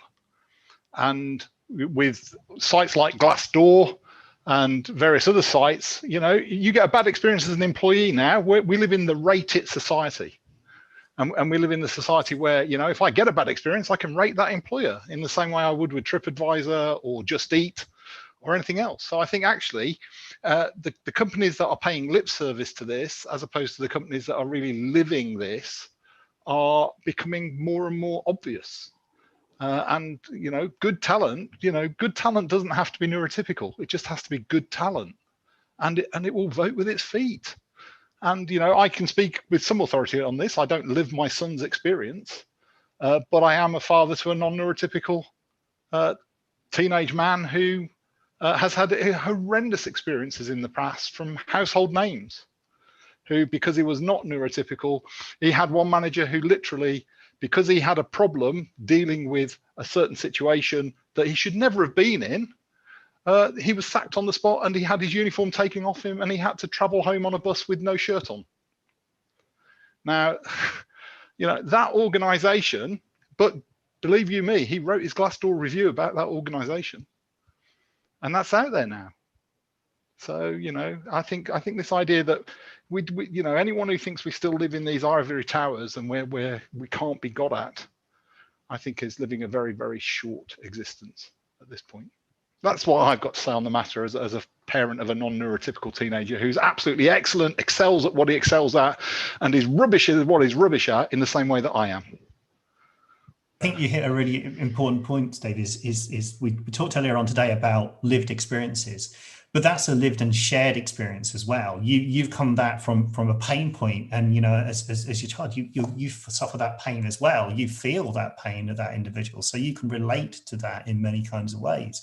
And I think that's really important for us to understand. And can I just can I also say it's also important that families support the people that are trying to integrate in that way. So he got home and we opened a bottle of champagne because we celebrated the fact that he dumped a really bad employer. So we actually celebrated his success at wheedling out a bad employer. Yeah. I think that coming back to what we were saying very early on this morning, we talked about the whole candidate journey. Jacob, you were talking about I think we're chatting about candidate experience. You just hit a really good point that the experience is not just for the individual applying, it's for the whole family as well. I had an organization put my teeth back in, had an organization I worked for, and they had a very poor offboarding situation. And actually, I asked, when the individual was about to leave after 10 years service with the business, I said, what do you do for the family? They're like, oh, we send them a card. I said, well, hold on, you've had the family support. You've had the partner of that individual supporting them through their whole career. You need to consider them and think about them when that person is leaving the business. So that goes all the way through. As we talk about that candidate experience, we talk about people experience, as we were saying earlier on, removing the candidate and the user of everything. It is everybody's people in that family and associated. And then when you come back to EVP and employer brand, it doesn't just affect the person that's affected, it affects everybody around them. And when we talk about trying to attract a magnet of talent to that organization, it has a huge impact. And especially when we were listening to Mills earlier on, he was talking about Gen Z and how they're not afraid to go off and do things and the way they're thinking. So yeah, really good point. I'm going to bring Peter in a second. I want to ask Steve, last 12 months, we've had numbers of chats. There's been lots going on. Fantastic thinking. You went online. You've done some amazing things. Honey badger. How's things going? Yeah. Things are going incredibly well for us. We had to turn our business completely from, I used to be this guy who traveled around the world with Lego. And only did stuff with Post-it notes and Lego bricks, and all of a sudden that wasn't allowable anymore. So for anyone who doesn't know, we flipped in a matter of months. We flipped into being completely virtual. We have our own equivalent of Minecraft, which people use to collaborate in a shared playing environment, and we train people to do a whole range of tasks. What we weren't expecting that's really caught us by storm is how boomers love it. If you'd have asked me, I'd have said Gen Zs will take to this. And and boomers will hate it. But you know what? I bet some of our biggest fans are boomers who go, I've got real street cred because I now do Minecraft. And actually they love it. They love the fact that they can be collaborating in the space. And again, if you want to level the playing field as an employer, we've got an employer who's working with us at the moment. Everybody who arrives on one of our maps, they arrive as a hedgehog or a tiger or a panda. And I could be a non-neurotypical person working alongside a neurotypical person. I could be 18-year-old working alongside an 80-year-old. And actually, I can't tell if you're a man, a woman. I can't tell if you're pink, black, blue, purple with one leg or three legs. I'm just working with another tiger. And actually, we found that to be a massive leveler. And thankfully, the world agrees with us. And so we are actually getting some experimental thinkers who are going, actually, could you model our campus for us? Because we'd like to do inductions using this on, we don't want to know if the person's purple. We just want to meet the person and interact with them and collaborate with them in some way so that our team members can figure out, will they work well with us? So we've been very fortunate. And actually, COVID has expanded our horizons for what we can offer as a training organization. It hasn't contracted it. So we've been very, very fortunate. Thank you for asking. Oh, no problem. Because, I'm a huge fan of jumping on day one. My mind just exploded in many directions of, oh, we could do this, we could do that. Not the fact that I could complete the parkour challenge of jumping between blocks as well on the game, so which isn't as easy as it seemed to be through that challenge. No. This we won't even go there as well. So, but no, that's excellent. And talking about diverse thinking and things like that as well. And Peter, last time we spoke, we were chatting about internal mobility. We were having conversations about how are things going with you? How are things over the last 12 months? Hi, Jim. Hi, everyone. Great to be with you. Can you hear me okay? I have to ask that question. That's standard, isn't it? Standard question. Yeah. Do you know what? Great conversation. I've just caught the last 10 minutes, and I was in for about half an hour earlier on today. I really like the forum actually and the setup today. So thank you for that. Just I'm based in Dubai. I lead TA for Middle East Africa at Schneider Electric, and we've kind of turned diversity on its head here. I led a TA team at Schneider in the UK for 5 years. And was very much lived and shared a very similar experience to what a lot of you guys have been talking about recently. Actually, a lot of what we speak about around diversity and inclusion, not all, but one of the big topics here actually is flipping it on its head, talking about localization. Think of a large corporate with a lot of expats, a lot of people who look like me historically within the business, and then looking forward and thinking, right, it's our responsibility as leaders to build a legacy now of new leaders within this business from local markets who reflect the local communities to take this business through the next 20 years and beyond, right? So we talk a lot about hiring local people in local markets, which you wouldn't talk about in the UK so much, not in the same way anyway. And that is going to bring the sort of diversity we need to take us forward. It's very interesting.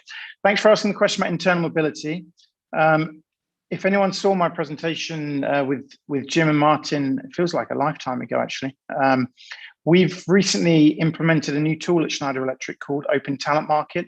And really, this is our crack at maintaining and retaining the best talent in the business, also repurposing and upskilling our talent faster so that we can keep up with our market.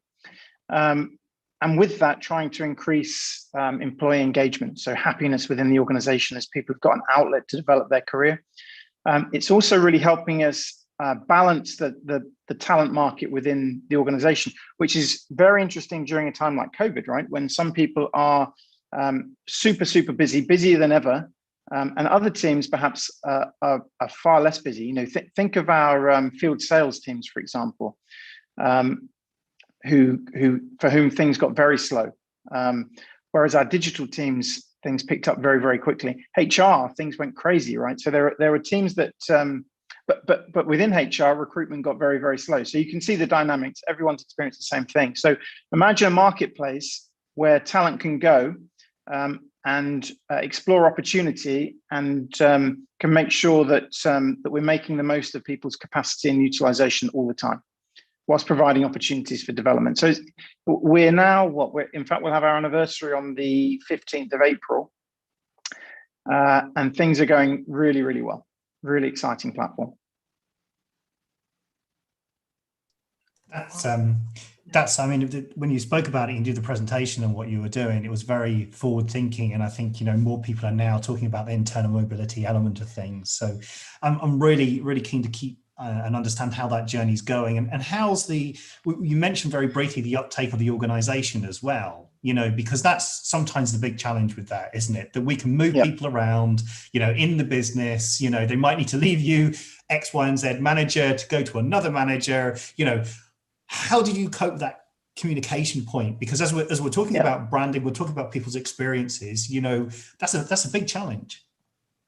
So when I was chatting to Martin about this call, and just in a little bit of prep for this call a few days ago, Martin said that this is a great opportunity. This is the forum where we can be super honest, and I love that. So I'm going to be honest, Martin. Okay. And it is recorded. It is recorded as well. Just so you guys, we are live on YouTube. Just to add that before. I'm not going to say anything defamatory.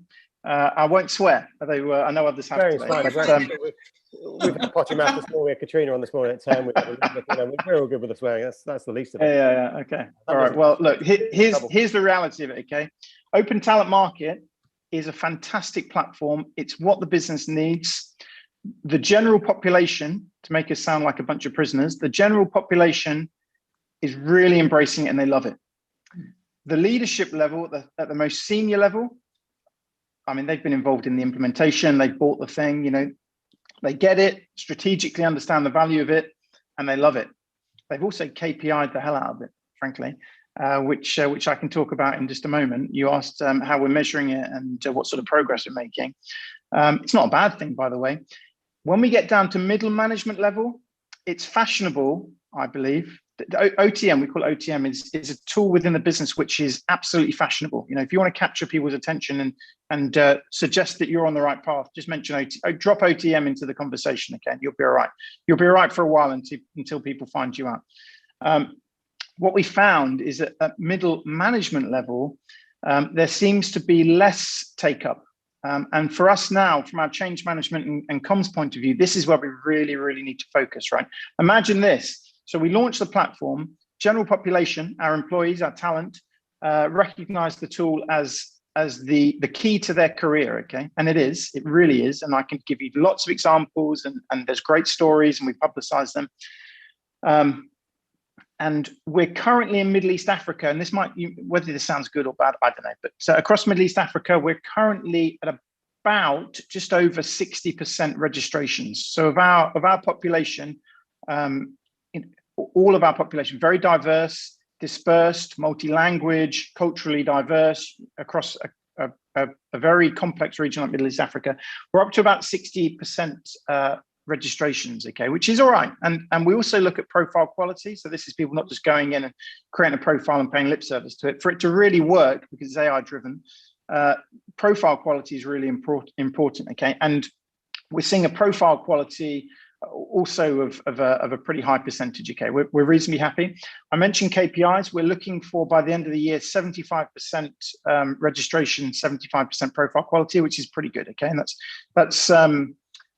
we're at about 60% on both measures right now, so we've got a ways to go.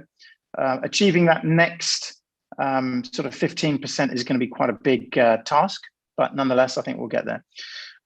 However, so we've got this box full of great talent, people with high expectation. Where we're lacking is the opportunity on the opportunity side, right? We don't have enough managers seeing it as the solution to their problem. Considering OTM, and perhaps I haven't explained, OTM does three things. It is a platform to match talent to permanent internal opportunity, a bit like your internal job board, although it's on steroids because it's driven by AI, and it works very, very well. The most exciting disruptive element of it is what we call part-time projects, right? This is the business saying to any talent in the business, you can give up 10 to 15% of your time, up to a day a week, away from your day job to invest or volunteer essentially into something you're interested in. Maybe that's because you have spare capacity, most don't. Maybe it's because you're looking for an opportunity to stretch and develop your experience and your network, right? That's typically the reason people would do it. So we've got all these people looking for opportunities, but managers have got to create the opportunity in the tool, and that's where we're lacking a little bit at the moment. Perhaps that should come as no surprise. We'll get there, but that's where our focus is right now. Is that because they're scared of letting go and that they feel like all their good people are going to leave them and bugger off to a better team and a better manager? Look, that's a great point, Martin. I think there's a number of reasons, right? One is a lack of understanding. One is a fear that they will lose their talent and that their talent will migrate. I think it's incumbent on good leaders to really play that role of talent magnet, talent scout. You know, we need to think, what is our bench? You know, when the next talent in our team moves on, who's on the bench? What bench have we created through Open Talent Market? Okay.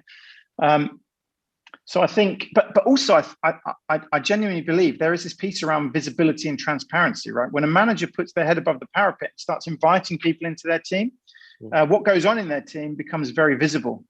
Now, I'm not suggesting that we've got terrible behavior in our team, but for those who are perhaps less confident, perhaps less forward thinking, less mature as managers, I don't know, and people aren't talking about it really, but that could be quite a daunting thing. So we've really got to address that. I mean, I've used the tool extensively. I mean, it's actually my favorite topic in the world right now. It genuinely works, right? I'll give you some examples. For my team, we came out of Q4. Really, we went into Q4 with very aggressive recruitment targets, right? We had a very slow year recruitment-wise, but got bullish in Q4, and ever since then have been really pushing ahead. So my team have been extremely busy. So what do? I go to Open Talent Market. I need to draw capacity into my team, and I raised 2 projects pretty much on the same day a few weeks ago. Immediately, I had a senior recruiter from one of our Nordics countries contact me via the platform and said, you know what, I'm really interested in just expanding my horizons, interested in Middle East Africa as a region. I'm looking for some exposure. I'm a recruiter. I know how to recruit. You know, I kind of plug and play. You know, fine, please come, and we plug him into our system, right? I mean, as a manager, the kudos that gave me with a member of my team who's struggling, right? Imagine a member of my team who's drowning, looking to me as the manager and saying, "You're letting this happen." Immediately, I've got a solution to that problem. Okay, managers need to recognise the power of that from an engagement point of view. Yeah. The other example, because there were 2 of these roles I raised immediately. The other example was an executive assistant in the business, right? For anyone who knows executive assistants, they are so multi-skilled, these people. Okay, super good at stakeholder management. You know, inquisitive, curious, all the stuff that we look for in recruiters. Actually, just saying, look, I'm an EA, but do you know what? I've been an EA for the last 5-6 years. I don't want to be an EA for the rest of my life. I want to get closer to the business. Great, come and be a recruiter. Come and work with us, right? We'll show you how. I'll partner you up with a recruiter who will hold your hand, who will give you the support that you need, but come and learn how to do what we do, you know, as part of your development plan. I reckon that this particular person may well find a route into TA over the course of the coming months, right? And that is the value of the tool. It really works. We just need managers to see it. Well, and I think Elizabeth. Thank you so much, Peter, because I think, this is something where, former talent manager hat, and this is the challenge of oftentimes it's considered window dressing, but you can only build a talent pipeline if you build it across the entire organization. And just because you came in with one job doesn't mean that's the only job that you can do. You're all, you probably have the similar example that we could never find supply chain managers. We had tons of purchasers, we had tons of people in logistics, we had tons of IT folks, but those who brought them all together, no. So this aspect of how do you use internal mobility to build up those skills, to build up the past, but also people tend to build houses and want to stay there. So, Yep. Understanding, what our talent needs are, but that there's also career development, career progression, and that we can hire within, so that the aspects of, how do you really do the 6 B's of talent and automate, you can really do it well if you see it as a really systemic process of how you deal with it. And that the managers, and I think you're so spot on in terms of, am I exposing my underbelly, rather than saying, we operate with talent principles of what it means that everyone has good development here. Well, then we need to have the practices. And then if you're a great developer of talent, that's going to be a boon rather than a miss. And we were talking about it before about, people owning their headcount rather than this is the organization's talent. How are we creating opportunities? Because, it's, if they don't grow, then they're going to go. And a lot of the specialized capabilities and skills are internal. So how can we make sure that there's those opportunities? I think picking up from that, the other thing is, if the last 18 months has taught us, is I can get the best talent from anywhere in my organization and have them join my team, not just anyone within 30 miles and who can get into my office. Yeah. And I think, so the time is right for things like OTM across large multinational organizations where they want to be agile and put the right people in the right place to solve the right problem at the right time. So yeah, I think it's a platform where its time has come. Yeah. Great point, Steve. I mean, again, just using my own experience of the tool over the recent months, I've pulled in people from Russia to do jobs at zone level Middle East Africa. I mentioned the guy from the Nordics who ended up doing a job in South Africa, for example. So yeah, I mean, the diversity that brings, not just diversity of culture, not just, we could talk about gender diversity, but also, I've had people from completely different functions. Yes. Bringing the skills that they have, executive executive assistants, I mentioned already, TA teams who see things through a different lens, come into my team. It's so rich. It's so rich. On that bombshell, we've got 12 minutes left because we're definitely stopping at 5:30 because Jim is a very, very, very old man.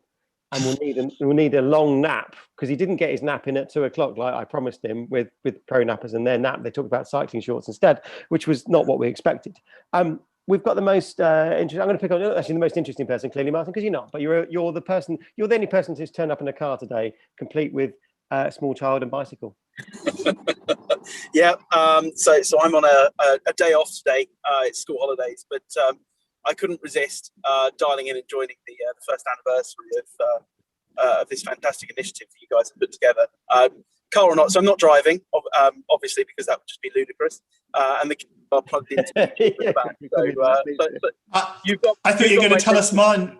I thought, Martin, you're going to tell us about the automated chatbot that you've got now driving an automated car. I thought you'd actually got it all linked in together. I'm a little disappointed. He's driving with his knees. Come on, it's a well-known thing. It's certainly the future, but I wouldn't like to set an autonomous car on the M25. That's for sure. So no, we're going with one down from a chatbot, which is my wife driving at the minute. So he's such a brave man in the car, isn't he? There we go. He's going to say that. Yeah. A long, silent journey. We've spoken off and on over the last year. Maybe for the viewer, if they're still alive and well, what's new with you? What are you working with? Because I know, again, through that last year, you've found new things to do, and actually, you've frozen. Oh, he's back in. Yeah, you found new things to do. You've I know, I almost got rid of it. You've gone from different things to different things to different things, and you've found your sort of your groove. partly, as I was saying to somebody earlier on, by necessity. And you had to go and find some, you have to go and earn a living. The world that was pre-COVID has disappeared. So what? Yeah, absolutely. Yes. This is why people M25 black spot. It's gonna work at 5:30, isn't it? This is live, ladies and gentlemen. Absolutely. Yeah, no, it's been an interesting year for sure. I think that I think one of the biggest things that we've seen in the industry is this kind of inertia that happened at the beginning of the pandemic. People gone, so I could talk about anything. I mean, I could do a bit of a nursery rhyme going on here, but nobody's really going to hear me. Are you all still there? Yeah, we're still here. We're listening. Yeah, we've. Yeah. Oh, good. Yeah. Good. Yeah, no, I wasn't sure. Everything kind of went a bit funny. Yeah, it's been a very interesting year. There was that inertia we saw at the beginning, but I think, in some of the things that we do, in digital transformation and those kind of things, people saw an opportunity after a few months of that inertia and that immediate panic of not knowing how this was going to pan out, to actually see an opportunity to improve the way that they do things and take a step back. When people aren't hiring, when people aren't, when there's no kind of hiring activity going, there's a fantastic opportunity to actually step back and think, oh, are we doing things in the right way? And then the benefit of that is that people like us who do digital transformation and help people reassess the way they do things can get involved. And so there has been a lot of opportunity coming towards the end of this. But yeah, the first 3 months were just, as I said, time perhaps some panic, and there's this delay in whether that be something that happens in your personal life, whether that's something that happens on a global stage. It's still the same thought process that happens, I think. What does the future look like? One of the things that we've talked about a little bit today is sort of changing, I guess, landscape of talent acquisition, of HR, of engagement, of what employees look and feel and want from an organization. From your perspective, you've got a name for being the chatbot king. Is that the future still, that we have more interaction with chatbots and they'll be more intelligent, they'll give us more value? Yeah, absolutely. No, and good question. So what we've seen in the world outside of recruitment has been almost like a 6 or 7 year leap forward in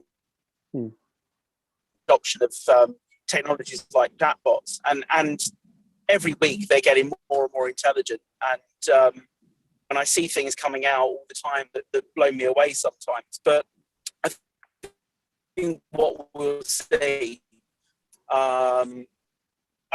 in the future is certainly, whether it be chat or whether it be any sort of other automation, we're certainly going to see a lot of automation for the low-hanging fruit, for the kind of initial stages of the process, where it makes more sense to automate because it's very binary a lot of the time. It's very black and white, and it's very, it's very easy to automate because it's all very process related. And certainly that means that you can start transforming recruiters from human robots into true business partners, the people that they really want to be, consultants to their organization and true kind of business partners to their hiring managers. And I think that's the advantage of automation, is not only the opportunity to create more roles out there and more jobs, and we're starting to see it now with roles coming out like AI trainers and conversation designers, people like that, but also with the ability to transform the work you do away from a very mundane, robotic, process-led role, something that's more artistic, more creative, and more professional. Can I say, Martin? I think I'm going to add here. 12 months ago, if we had said to you, "Come on and do a Zoom call in the car and drive," considering where we're at, I don't think you would have come on a Zoom call and had a chat while you're in the car. I mean, that's a big change. We talk about flipping the narrative a bit. We talked about there. You talk about, instead of AI, you talked about IA, intelligent automation. I think we've flipped the narrative a little bit all through today. We've talked about removing the interview into an opportunity. We've talked about KPIs, as we were saying early on, into key people indicators. And potentially, we talked about human hiring first. And when we talk about AI in general, you know, I think there's a point there we should be talking about accessibility and inclusion as the key AI in all of that as well. But I'm really loving the fact that you're in the car and how we've changed from 12 months, and the fact that, you know, we wouldn't be doing this if you got into a call and said, yeah, would you jump on a Zoom call with us? I'm driving, I can't do it, or I'm somebody else is driving. Now we're at that stage. Where are we going the next 12 months? Martin, what a day. We're gonna. Are we doing that thing where we wrap up, where we try and close people off and start to get rid of them one by one, because it's 26 past by whichever clock I look for. Yes, that was 26 past. I want to. We always try and close off, don't we, with some sort of killer question, but I don't want to sort of cut people off short. Not while Martin's driving. I don't think that kind of question would be a really good thing. With he's in the family with everybody. Don't. No more jazz hands. I'm dead. Questions about the highway code, absolutely. Killer questions. I don't really want to go for that. No. But the stopping distance of a car on the M25. Do we think? Okay, last question. Then probably you, Martin. Then we'll wrap up. Do you think? I mean, we've touched on it a little bit all the way through the day about that human element, you know, and it's a big old topic with talent acquisition. Where does the human actually touch? You talked about the sort of low hanging fruit and interaction. Some people are still really uncomfortable with chatbots, with any form of sort of automation where they feel like they're going through it's a machine. They don't trust the machine. They trust the human more than they trust the machine. Where do you see that? Do you think is 2021 going to be the turning point, or is it still far away that we're actually going to come out of this and go, actually it's not for us, we still want that body up front? It's a good question. I'll give you an example that I give quite a lot on this stuff. So you know, several years ago when you entered into a supermarket, you went in, you bought your shopping. It could be, you know, a basket full of stuff, or it could be a trolley full of stuff, and the only option you had was to go to a till. Fast forward kind of 12, 18 months later, all of a sudden all these self-service tools were coming in. And people saying, oh, no, I'm not going to, it's all going to go wrong. I'm not going to do it myself. I'm still happy to go and go to the till. Yeah, my friend works there. I'll have a natter with them, all that kind of stuff. And actually, you know, going into a supermarket earlier today, COVID safe, of course, you know, most people want to go to self-service because it's easier, it's quicker, it's more convenient. And that's how we see human behavior, is actually people will always choose convenience. And that's the whole point of automation. That's the whole point of intelligent automation and AI, is to create a convenience in the candidate experience, the candidate journey. So yes, there is still a lot of room for a human in the recruitment process, but you need to provide convenience to your candidates, to your applicants. You need to provide agency. You need to let them choose the way that they engage with you, and that for me is ultimately the most important factor. I think you said it, Martin, there when you mentioned that about convenience, and you talk about automation, and you talk about the tills. I think that comes back. They're still talking. We've got a time lag there. Is actually early on we were talking about, you know, rather than the candidate experience and the user experience, we talk about the people experience. I think there's people choice as well. You know, as we evolve and different people come into play in different generations and different backgrounds, there needs to be a choice on that all the way through, because different people will want to interact, engage differently all the way through that journey. Can I just jump in with it's Wednesday wine night, so I'm just going to do a mic drop. Working from home means I can get wine at 5:30. So it's been amazing. I've been listening on and off. Thank you so much for having me. I'm going to drop out now. See you all soon. Perfect timing. Thank you, Claire. That's marvellous. Bye. Thank you, Claire. Take care. It's that time. So it's 5:29 in the UK. It's 5:20. It's 6:29 with Liz. We're going to close now. If anybody on YouTube has made it this far, I mean, fair play to you. I mean, it's I'm very much in admiration for you. We are live every Monday on Clubhouse currently at 7 p.m. To be confirmed, to be honest. Me and Jim have been talking about whether 7 o'clock UK time is a good time or a bad time. We won't be on next Monday because it's bank holiday, but we'll have a guest lined up on the 12th. And so on. Jim's also doing Clubhouse twice a week, 1 to 2 on a Tuesday UK time, 5 to 6 on a Thursday UK time. We've not got anything in the diary yet for our next live stream. We're doing some stuff with IHR, in-house recruiter, on the 29th around their tech event with 8 of their vendors coming along to do some stuff. And me and Jim are going to rock up and do something apparently. I'm not actually sure what. I don't think they know. I don't think we know. It might just be our wit and charm because we're not cockwombles. And there we go. So everybody, thank you so much for being on the screen. We have loved you very much. And with that, you can stay there if you want, because I'm going to